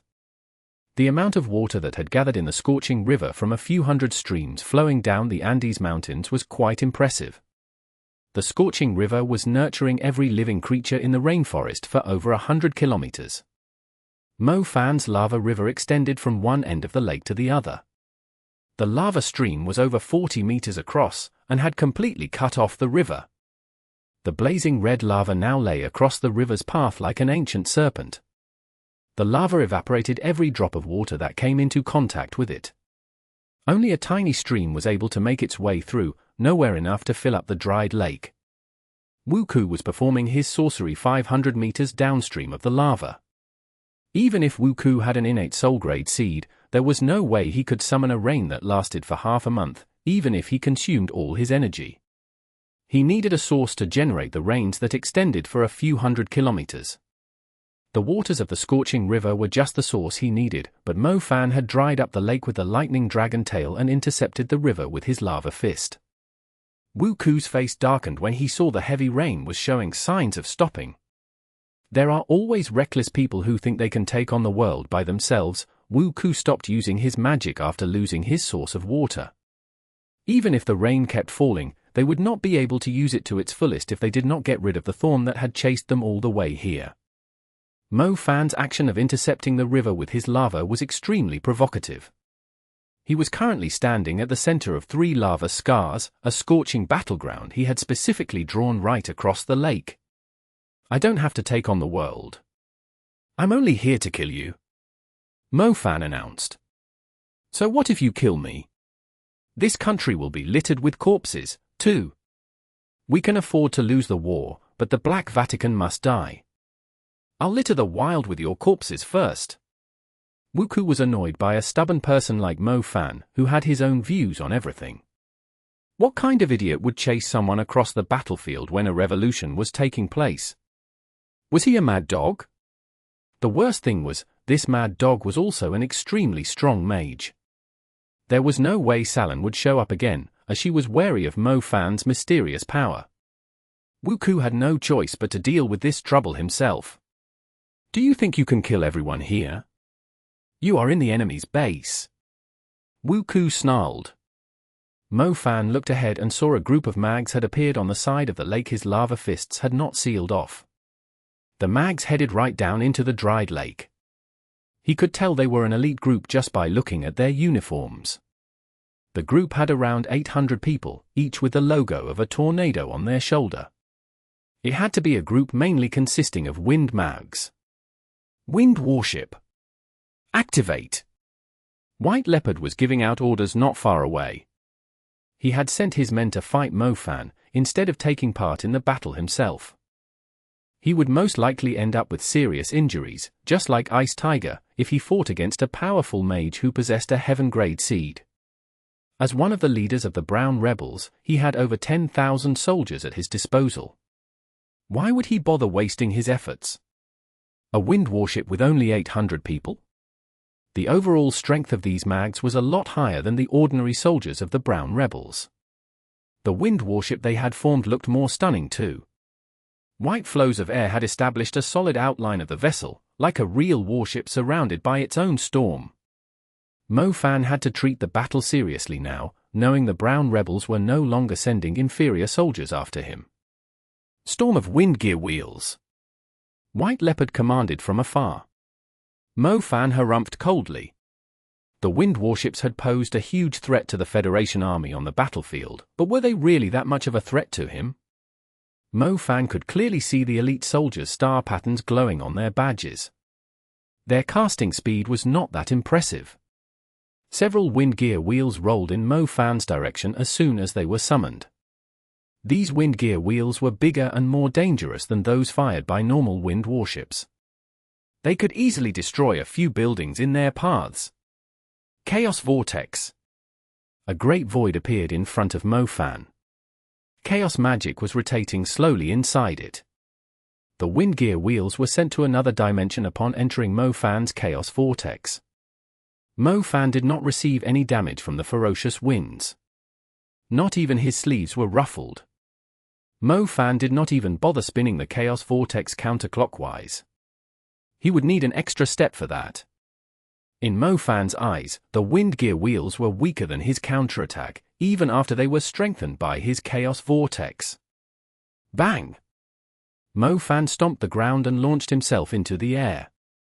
Burning feathers appeared on his back when he reached the highest point, forming a pair of enormous wings. They beat once as Mo Fan dove back to the ground. Mo Fan rarely used his fiery wings for flying. He was treating them like a rocket, increasing his speed explosively. A red beam flashed across the sky. Mo Fan had turned himself into a destructive missile after being engulfed with the heavenly flames, heading right at the elite soldiers. The soldiers were relatively close to him due to the range limit of the wind warship. The impact of Mo Fan's dive had an insane area of effect. Not only did the ground over a great area crack right open, the surging heavenly flames also turned the position of the elite soldiers into a lake of fire. The heavenly flames were unstoppable. The shield of light protecting the wind warship did not stand a chance. Those who failed to escape the lake of flames in time died swiftly. The flames bursting over them burned their flesh, then their organs, and finally their bones. Anyone who tries to stop me is going to die.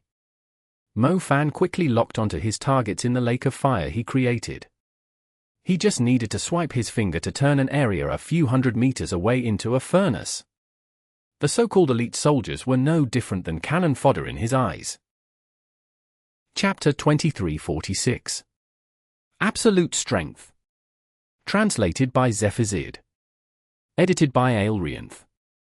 In the past, the chance of obtaining soul remnants from killing demon creatures was purely based on luck.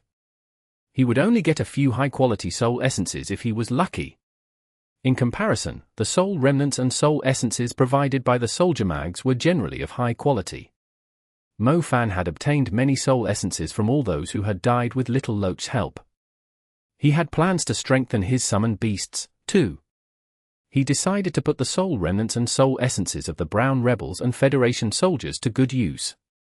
He could easily see why many evil mags enjoyed using living humans and fresh blood as sacrifices.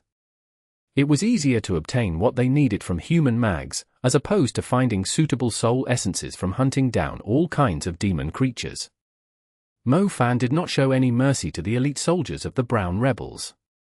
He was not cruel enough to collect their soul remnants and soul essences just for that purpose, but it was not like the Brown Rebels would spare his life if he went easy on them. I would like to see how many you can kill. I still have more than 8 groups of soldiers like the first one. White Leopard exclaimed. Ice Tiger was vicious and had a strong urge to kill. White Leopard did not bother wasting his time on the same boring stuff, but it did not necessarily mean he was merciful. He knew the Wind Mags did not stand a chance against Mo Fan's heavenly flames. In his eyes, the Wind Mags had served their purposes by wasting Mo Fan's energy. Every soldier who could block a bullet for him was a good soldier. 2 more groups of elite soldiers appeared on Mo Fan's flanks after White Leopard signaled them with a whistle. These soldiers were more than a little scared of Mo Fan after witnessing the deaths of the other Wind Mags. Even if they had a huge advantage in numbers, they were unable to eliminate the fear in their hearts when they were fighting against a powerful mage. Nightmare NYX regime. Mo Fan immediately saw the emotions of the soldiers from their eyes. He summoned a great darkness, like a solar eclipse, engulfing the area in shadows. The Nightmare NYX regime was a stronger version of the NYX regime. Mo Fan's shadow magic had transformed under the influence of the Dark Vein. It was no longer merely trapping the enemy in darkness, making them lose their sense of direction and will to fight. The Nightmare NYX regime forced its victims to see their greatest nightmares in the darkness. It was like the soldiers were stuck to a chair in a pitch-black cinema and forced to keep their eyes open to watch the playback of the scariest things they had experienced in their lives on the screen.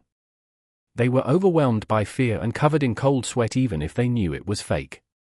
Mo Fan's Nightmare NYX regime took care of one group of elite soldiers. They would no longer pose a threat to him. One more group of elite soldiers remained. Mo Fan was not going to give them a chance to use their magic on him. Mo Fan did not have a lot of defensive moves. White Leopard was obviously sending his men to their deaths, forcing him to use all his trump cards. White Leopard would then be able to deal the killing blow without any worries.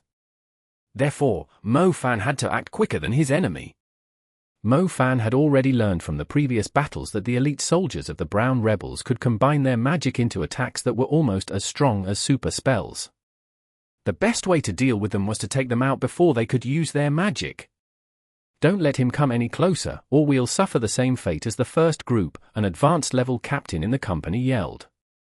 The first group of soldiers had served as a great example. The soldiers did not dare use intermediate spells, as they needed too much time to construct the star patterns. They were trying to stop Mo Fan from closing in with just basic spells. Mo Fan was like a super boss in their eyes. They would die instantly if they allowed Mo Fan to come too close to them. The truth was, even if Mo Fan did not close in on the soldiers, he could still kill them with his cannon-like destructive power. However, it was unlikely he would have a chance to prepare his most powerful spells when so many enemies were watching him. "Focus fire, he's not that quick," the captain with a long beard exclaimed. "Look out for his fleeing shadow. Light mags, light up the area in front of us." The captain was a wise commander. He ordered his men to seal off the paths Mo Fan could take to close in on them with basic spells. He also realized Mo Fan was a shadow mage when he saw the other group was still crying out in agony, trapped in their nightmares.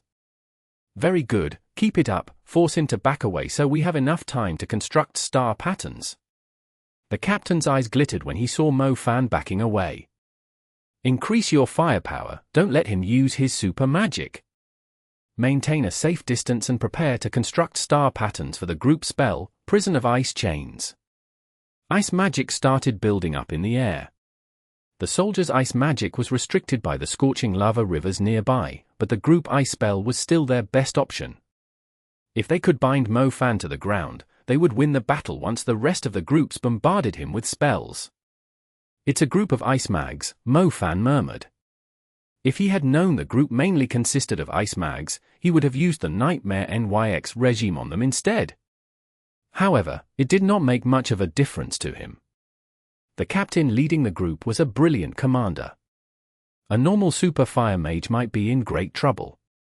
The problem was, did Mo Fan only have the fire element?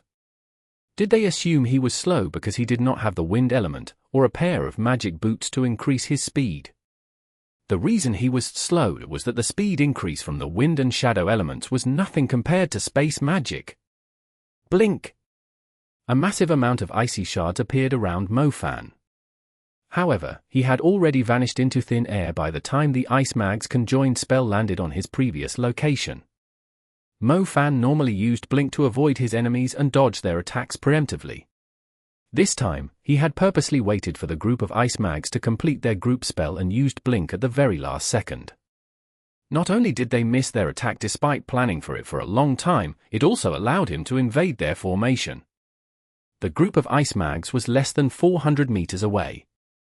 The captain with the long beard was dumbfounded when he saw Mo Fan appearing right in front of them. All his efforts were in vain. Who would have thought the guy was a space mage, too? Who could possibly stop a space mage from moving freely in the middle of a battle? The guy had traveled 400 meters in an instant. The group of ice mags was in utter despair instantly. The perfect tactics and great discipline showed by the group of ice mags, and even their formation, were worthless against someone with absolute strength. Hunt of the arrows. Bolts of solid air came in from every direction. They even had the ability to chase after their targets. The elite soldiers managed to dodge them the first time, but the airbolts soon returned and punctured their targets after circling back through the air. Under Mo Fan's control, the airbolts were extremely accurate. The order manipulation of the chaos element helped to greatly increase their accuracy and track down their targets. The group of ice mags was fleeing in all directions like a startled school of fish, but they continued to fall to the ground. Chapter 2347. Darkness vs. Light. Translated by Zephazid. Edited by Aelrianth. Lightning element, fire element, shadow element, space element. White Leopard kept watching Mo Fan, figuring out the elements he was using. Ice Tiger was treating his wounds with an ice gem. He was fortunate that his brother owned a valuable magic artifact that was effective at treating injuries inflicted by the fire element, or the burns would have kept spreading and torturing him for months. Certain fire mags could even leave burns that would slowly kill their enemy, much like poison. To his relief, the young man's flames did not possess such an ability. Brother, something doesn't feel right. He was also using the chaos element. I clearly saw a chaos vortex. Ice Tiger reminded his brother. White Leopard was stunned. That's right, he did use the chaos element. 5 elements? Was the guy a forbidden mage? Otherwise, how could he have 5 elements? White Leopard shook his head. There was no way he would believe Mo Fan was a forbidden mage. A forbidden mage could easily turn the tide of the war around. He must be using a special piece of magic equipment to grant him the power of the chaos element, White Leopard speculated. Brother, I don't think these people can stop him. Why are you being so impatient? Didn't you see the Heavenly Sensei's man is already on the move? White Leopard pointed out. There were plenty of soldiers in the camp. They could easily wear out a whole platoon of enemy soldiers with their numbers, let alone a single mage. Wolf Chief was waiting close to the lava scars. He shared the same thought as White Leopard, planning to let the soldiers serve their purposes as cannon fodder. Unlike White Leopard, he was also constantly looking for an opportunity to strike at Mo Fan. Mo Fan would eventually expose himself when fighting so many mags at once. All he needed to do was take Mo Fan's life with a single blow once he was unable to defend himself. Unfortunately, he and White Leopard had overestimated their elite soldiers' strength. The soldiers had failed to force Mo Fan to use any of his trump cards. The battle had become a one-sided slaughter. General White Leopard, why haven't the army sent stronger troops to take him down? Wolf Chief demanded. Aren't they on their way? White Leopard pointed at the camp. A group of mags in brown armor was swiftly approaching from the camp. They were led by none other than the super light mage with a thick beard, Damon. Damon chuckled coldly when he saw the area covered in darkness. He lifted his hand and summoned a sacred light to drive away the darkness. It instantly removed the darkness that was suppressing the company of elite soldiers. The elite soldiers who were screaming in agony were finally freed from their horror, like the sunlight had finally pierced through the dark clouds after a heavy rain. It felt great being able to see the sky again. Humph, so it's you. Damon stared at Mo Fan. He could smell the aura of shadow magic on Mo Fan. His senses were on point. Someone did infiltrate their camp. Damon even felt sorry for the man for invading their main camp. Mo Fan was also looking at Damon. The guy was obviously a passionate leader of the Brown Rebels. He could not care less about Mo Fan's identity or goals. In his eyes, anyone who broke into their camp must die for trying to stop them from fulfilling their ambitions. The cat will always be the cat in a game of cat and mouse. Damon drew closer to Mo Fan while tossing out light spheres from his fingers. The light spheres were bouncy. They flew into the darkness and drove away the shadow magic there before bouncing to the other areas with the presence of shadow magic. They were like a group of light hunters hunting down shadow elves. Damon's appearance had completely uprooted the seeds of darkness Mo Fan had planted across the area. You are overestimating yourself, Mo Fan grinned when he saw Damon's arrogant attitude. Shadow magic normally needed time to slowly conquer its surroundings, like a flock of bats hiding inside a cave, waiting for the sun to set in the west. However, that was the old limit of Mo Fan's shadow magic. After obtaining the Dark Vein, Mo Fan was like a huge carrier of darkness. Even if the darkness had not spread across the area and the place was brimming with light, it would never penetrate and drive away the abyss of darkness inside Mo Fan's body. Dark execution ground, guillotines, a cold voice spoke in the minds of the elite soldiers who had been freed from their nightmares. Their bodies trembled as they lowered their heads and saw chains around their feet, while they were fixed onto black guillotines. Merciless sharp blades fell from above their heads at the same time. The sound of a few hundred crisp cuts combined into a loud and clear blast of sound. Heads scattered across the ground. Headless bodies tied to dark chains began to struggle fiercely, as if they were finally reacting after losing their heads so quickly. The sacred light shining upon the area had become a spotlight for a dark opera, merely highlighting the gruesome sight. It was meant to be a purifying spell of the light element, effective against darkness and every presence of evil. Damon shuddered after he witnessed the deaths of the soldiers. They were murdered right under his light magic. It was no different from committing a crime in front of an inspector, or inflicting a foul act on one's wife in front of their husband. It was an utter humiliation. How bold of the young man! Mo Fan's actions had infuriated the super light mage, especially since it took place right in the Brown Rebels' camp. The Brown Rebels would have blasted the disrespectful scoundrel into pieces by now if they had not sent most of their strong mags to the front line. Mo Fan had displayed the true strength of his shadow magic.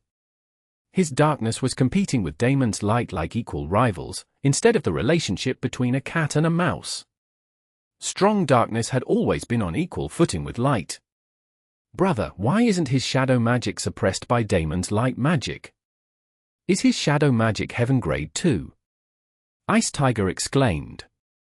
Not only was his fire not weakened by ice and water, his shadow was able to challenge light, too. A superpower of the shadow element, that guy has awakened a superpower. No wonder he was able to sneak to the back of our camp without alerting anyone, White Leopard frowned. This enemy was a lot stronger than he had imagined. Seriously? How many abilities does he have? Ice Tiger trembled in fear. That's why you shouldn't go all out before knowing your enemy's capabilities, understand? White Leopard scolded him. Chapter 2348. Absolute Zero Seal. Translated by Zephazid. Edited by Aelrianth. Take him down. Damon ordered. He had a score of mags in brown armor with him. They were all advanced mags. Their brown armor had bloodstains and grey feathers on them. It seemed like they were fighting the Eagle Horse Skyriders before coming here. They had suddenly turned their attention to Mo Fan at someone's command. The group of advanced mags had a strong stench of blood about them, especially since the blood of eagle horses had a strong sour odor, like vinegar. They must have killed a lot of the Eagle Horse Skyriders. Mo Fan felt like he was being surrounded by pickles as they drew closer to him. I wonder where you got your confidence, coming so far into our territory, an advanced mage around Mo Ife's age snarled at him. He was one of Damon's disciples, following the light mage to render meritorious contributions on the front line. Every Eagle Horse Skyrider they killed would secure a higher rank for them in the future, yet they were suddenly summoned back to the camp to take on a single enemy. You must be blind if you can't tell, Mo Fan replied lightly. Killing a few soldiers doesn't mean a thing. They are just higher-level cannon fodder whose job is to charge into the enemy lines for us, the man claimed disdainfully. Mo Fan also had no idea where the young man was getting his confidence from. His eyes emitted a sharp silver flash as he slapped his hand at the young mage in brown armor. The power of the space element was instantaneous. Even a basic space spell could inflict the same amount of damage as an advanced spell, depending on the space mage's will. Mo Fan knocked the arrogant young man to the ground with a single slap. It even left a huge print of a hand on the soil. Damon's disciple had a bleeding nose after he climbed back to his feet. His nose was broken by the impact. "Is that all you have? You are an arrogant one." Mo Fan activated the earth shards nearby. The brown rebels had been using a lot of basic and intermediate spells, generating thousands of shards for him under the surface. Mo Fan did not consume them all at once. He waved his hand indifferently. Rock Crocodile snap! Mo Fan could activate the shards instantly. The other mags in brown armor could not react in time, only able to watch as a prehistoric Wako rose from the ground with its mouth wide open and chomped down on Damon's disciple, who was standing directly between its jaws. Damon's disciple immediately summoned out his magic armor when he realized he was in danger. A set of golden armor swiftly appeared and attached itself to Damon's disciple. He had put on a full set of armor before the rock crocodile could bite him. The magic armor was quite special. Most magic armor would need some time to be summoned, which should have taken a longer time than Mo Fan's earth magic. Unfortunately, the golden armor broke into pieces on impact. The rock crocodile was holding half of the young man's body in its mouth, while the other half was left in the huge print of a hand, which soon turned into a pool of blood. The young man's upper body twitched fiercely. Damon's disciple could barely crawl away in the grip of the rock crocodile. His face was filled with pain and disbelief. It was utterly useless. His vaunted magic armor had failed to withstand a single attack from his enemy. Killing the elite soldiers was nothing for Mo Fan to be proud of, so neither was killing an arrogant advanced mage. Magic armor made of golden rock. The first additional effect of Mo Fan's heaven-inferior earth seed was Sturdy Strike. The fangs of the rock crocodile were as tough as diamonds. The carapace and shells of most demon creatures or high-density rocks and metals were nothing but pieces of paper to it. Don't underestimate him, be on your guard. Damon lost his temper when he saw his disciple being killed in an instant. He was planning to let his disciples distract Mo Fan long enough to buy him enough time to construct a star palace, but one of his disciples had died so quickly because he was careless. The rest of the brown armored mags were terrified. They did not dare to step into the range of Mo Fan's telekinesis. Mo Fan was not dumb enough to stand there and wait for his enemies to flank him. He would struggle to fend off advanced spells coming from different directions too. Absolute Zero Seal. Mo Fan was about to create some distance between him and the advanced mags when White Leopard, who had been watching the battle as a bystander, made his move. White Leopard used a super ice spell. Transparent ice mirrors began emerging from the ground. The ice mirrors stacked up further, like a barrier of mountains. They were not as thick as mountains, but there were several layers of them, trapping Mo Fan in the middle. Mo Fan was trapped in a 10-meter magic cube, inside another magic cube 20 meters in size, which was inside another magic cube 40 meters in size. The biggest cube had sides 160 meters long, and was as tall as a small mountain. White Leopard had trapped Mo Fan in a confined area. He did not want Mo Fan moving around freely. Mo Fan was focusing too much on Damon and his disciples. He did not expect to fall into White Leopard's trap. He thought White Leopard would intervene at the very last moment, like the final boss in a movie, showcasing his poise as the main antagonist who had no intention to take advantage of his enemy. Instead, he turned out to be a mischievous and cunning crook instead. You and your men can attack at will, my absolute Zero Seal is unidirectional, White Leopard smiled at Damon. Mo Fan's expression sank when he heard the words. A unidirectional barrier. In other words, his magic would be weakened by the ice mirrors, but they would not weaken the magic coming in from the outside. He would be taking a beating without any chance to fight back. Damon's disciples quickly attacked to avenge their fallen comrade. Even if Mo Fan was a ferocious tiger that could easily bite one to death, he was currently trapped in a cage. The people on the outside just needed to stab the tiger with long spears without having to worry that tiger could harm them. Mo Fan was completely surrounded by star constellations, including 2 star palaces constructed by Damon and Wolf Chief. Damon was using the super light spell, Demon Judgment Sword. The standard but destructive super light spell took its form of a giant sword of light, emitting a blinding radiance before plunging at Mo Fan from above. Its light spread and scorched the ground before it even landed. Wolf Chief was also using a super spell. It was most likely the curse element, as it had summoned a ghastly devil, trying to grab at Mo Fan's soul. Chapter 2349. I'll gladly take the gift. Translated by Zephazid. Edited by Aelrianth. This will teach him a lesson. Even though Ice Tiger hated Mo Fan's guts, he did not join the others in the attack due to his injuries. White Leopard had cast a super spell imbued with his superpower. The other two super mags were also using their destructive super magic, not to mention more than 20 advanced mags were attacking Mo Fan at the same time. Even a ruler-level creature would sustain serious injuries from this. Inside the crystal cubes, Mo Fan realized the Demon Judgment Sword was already falling on him. He unleashed the Dark Vein without any hesitation. The Dark Vein spread across Mo Fan's body in the form of a dark silvery half-liquid, like a metal that was half-melted. After Mo Fan was fully covered in the dark silver substance, he turned into a lump of strange liquid floating in the air. The destructive spells falling on him went right through his body. The light of the Demon Judgment Sword destroyed everything within its range.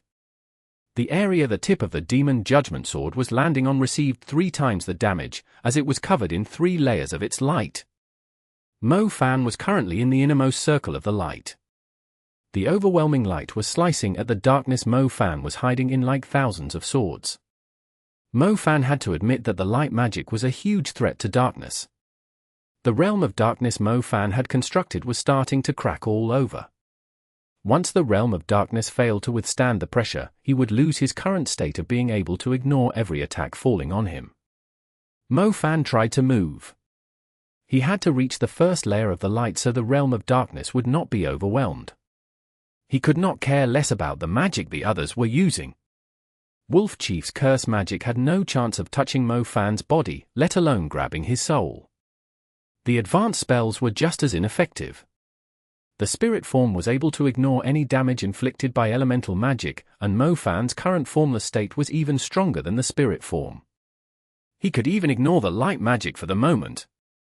Mo Fan tried to relocate himself to avoid the area where the light magic was the strongest.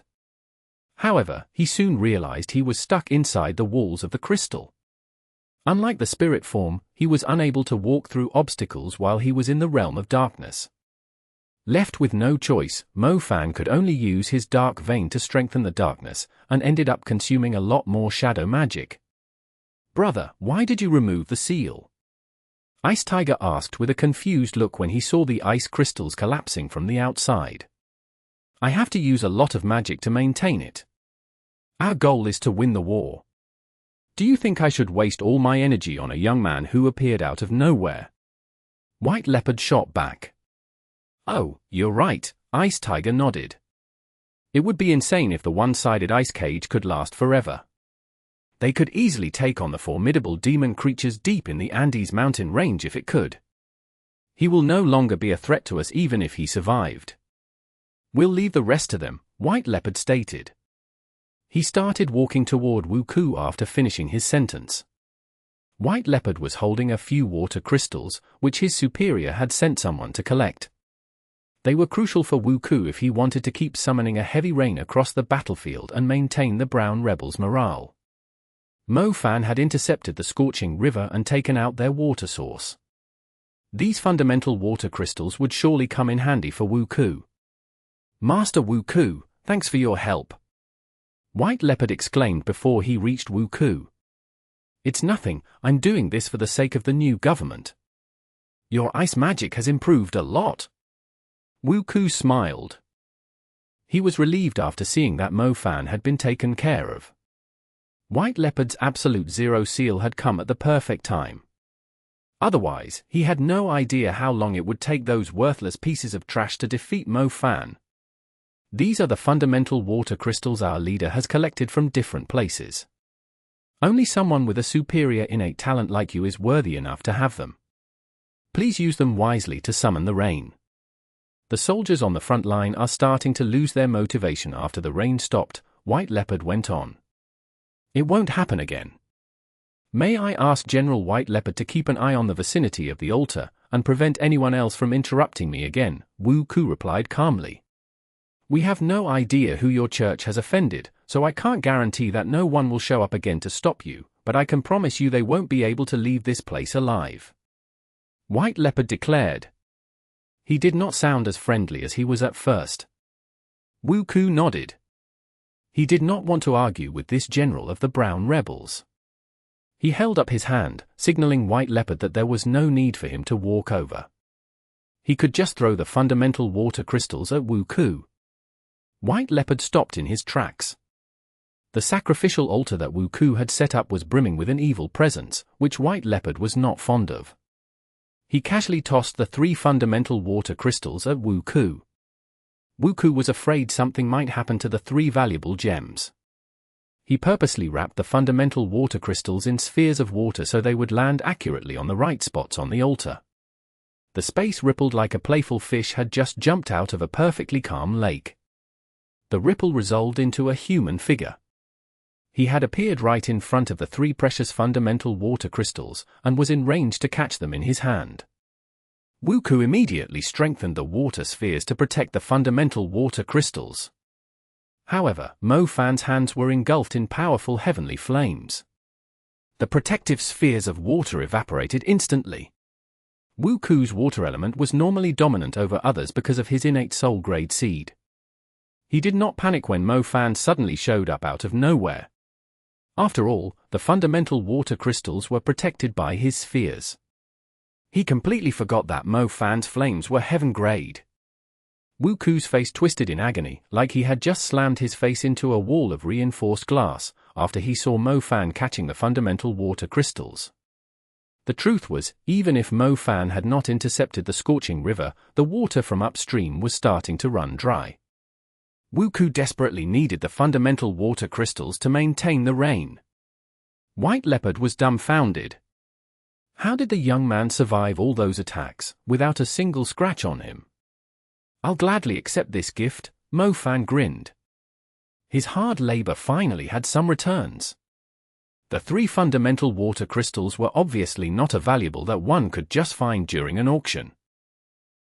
Chapter 2350. It seems to have left. Translated by Zephazid.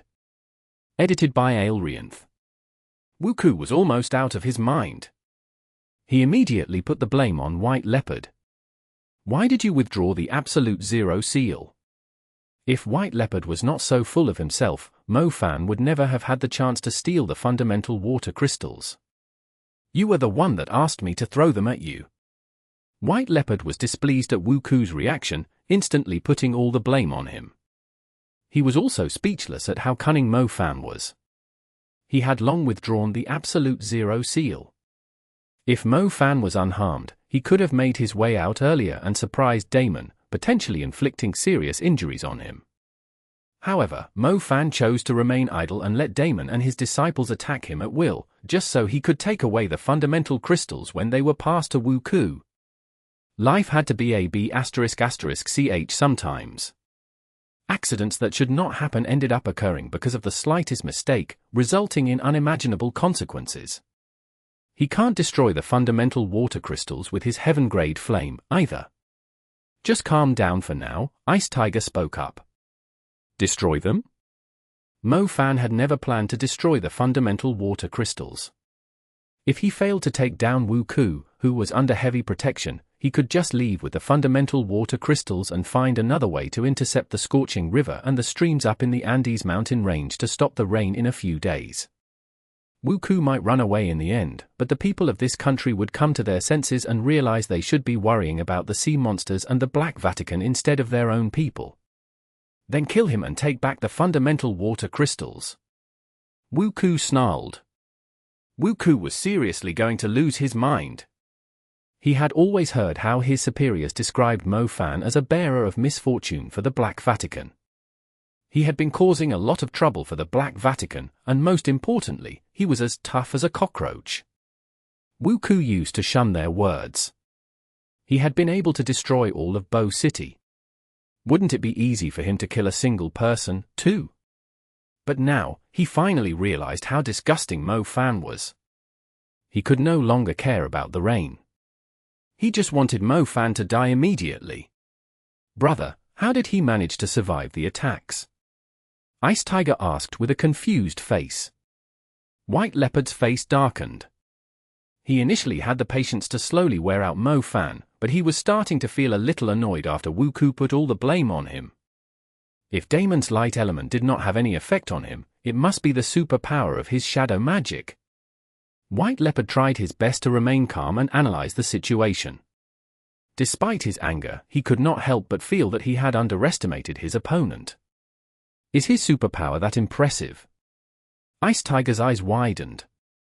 Didn't you see how strong my absolute zero seal was? White Leopard raged.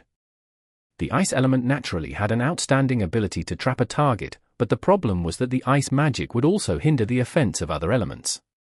It would provide the enemy with strong protection even while trapping them in the ice. White Leopard had managed to find a solution to that after awakening his superpower. It was also the reason he was chased after by many powerful factions. However, just like my absolute zero seal, he couldn't use the ability over a long period, White Leopard went on. Those with a superpower would be unbeatable if they did not have any time restrictions. Even 10,000 mags under the super level had no chance of beating a super mage with a superpower. Brother, I'm feeling a lot better now. I can attack him together with Damon while you suppress him from a distance. We can't let him keep doing whatever he pleases in our territory. Ice Tiger waved his arm around. He had gotten rid of the burns from the heaven-grade flame. The lingering pain would not affect his strength. Bring Wolf Chief along too. The three of you will keep him busy while I assign more groups of soldiers here to take him down. White Leopard said sternly. Their leader would be angry if they did not bring back the rain soon. Unfortunately, Cook had died right at the beginning. If he was around, the young man would not be able to use his abilities freely. Most of their men with special abilities had been sent out to fend off the Eagle Horse Skyriders or the enemy on the main battlefield. There were not many psychic mags or sound mags left in their camp. Even if there were psychic mags or sound mags, those below the super level would soon be targeted and killed by the enemy's outstanding shadow magic. Call Wilted Phoenix back. Wu Ku ordered. She's busy with the Eagle Horse Skyriders key figures, White Leopard said. Now that Wu Ku mentioned it, Wilted Phoenix usually did not spend such a long time to take down the enemy's strong mags, but she seemed to be struggling this time. Did she encounter a formidable opponent too? Which one do you think is more important to us? Fending off the eagle horses that are nothing but flies to us, or bringing back the rain? Wu Ku challenged him. White Leopard frowned in thought. Wu Ku was right. Without the rain, many people would hesitate to keep fighting. The battle was too important to the brown rebels. They would be forced to retreat to the other side of the scorching river and left with no choice but to defend Halfridge Mountain City as their only base. It would only be a matter of time before the Federation army reclaimed it. The Eagle Horse Skyriders might be a little annoying, but they were not a threat that would decide the outcome of the battle. Fine, I'll call Wilted Phoenix back, White Leopard agreed. White Leopard thought it was overkill to call Wilted Phoenix back to take care of Mo Fan. They would be able to kill Mo Fan given enough time. However, they desperately needed to resume the rain. The Eagle Horse Skyriders should be relieved they could live another day. The sky was in a complete mess. The clouds had reclaimed their grayness after the storm of elemental magic dissipated, yet the lightning spells soon dyed them white. The Eagle Horse Skyriders were weaving through the clouds. They had sustained serious casualties, especially the high-ranked officers who were in charge. Every time they were focusing on other enemies, the pitch-black claw would appear out of nowhere and claim their lives. They had lost a few captains to the claw, but they still had no idea where it was coming from. Was it dark magic, or did it belong to a terrifying creature? Zhao Manyan was covered in a cold sweat above a stormy cloud. He took a deep breath, but all he could smell was blood. The captain of the Shadow Mags who had been escorting him and Mo Fan had been smashed into pieces not long ago. I can only hold on for 1 or 2 more rounds at most. Zhao Manyan told Eagle Eyes. It seems to have left, Eagle Eye said with a hint of relief.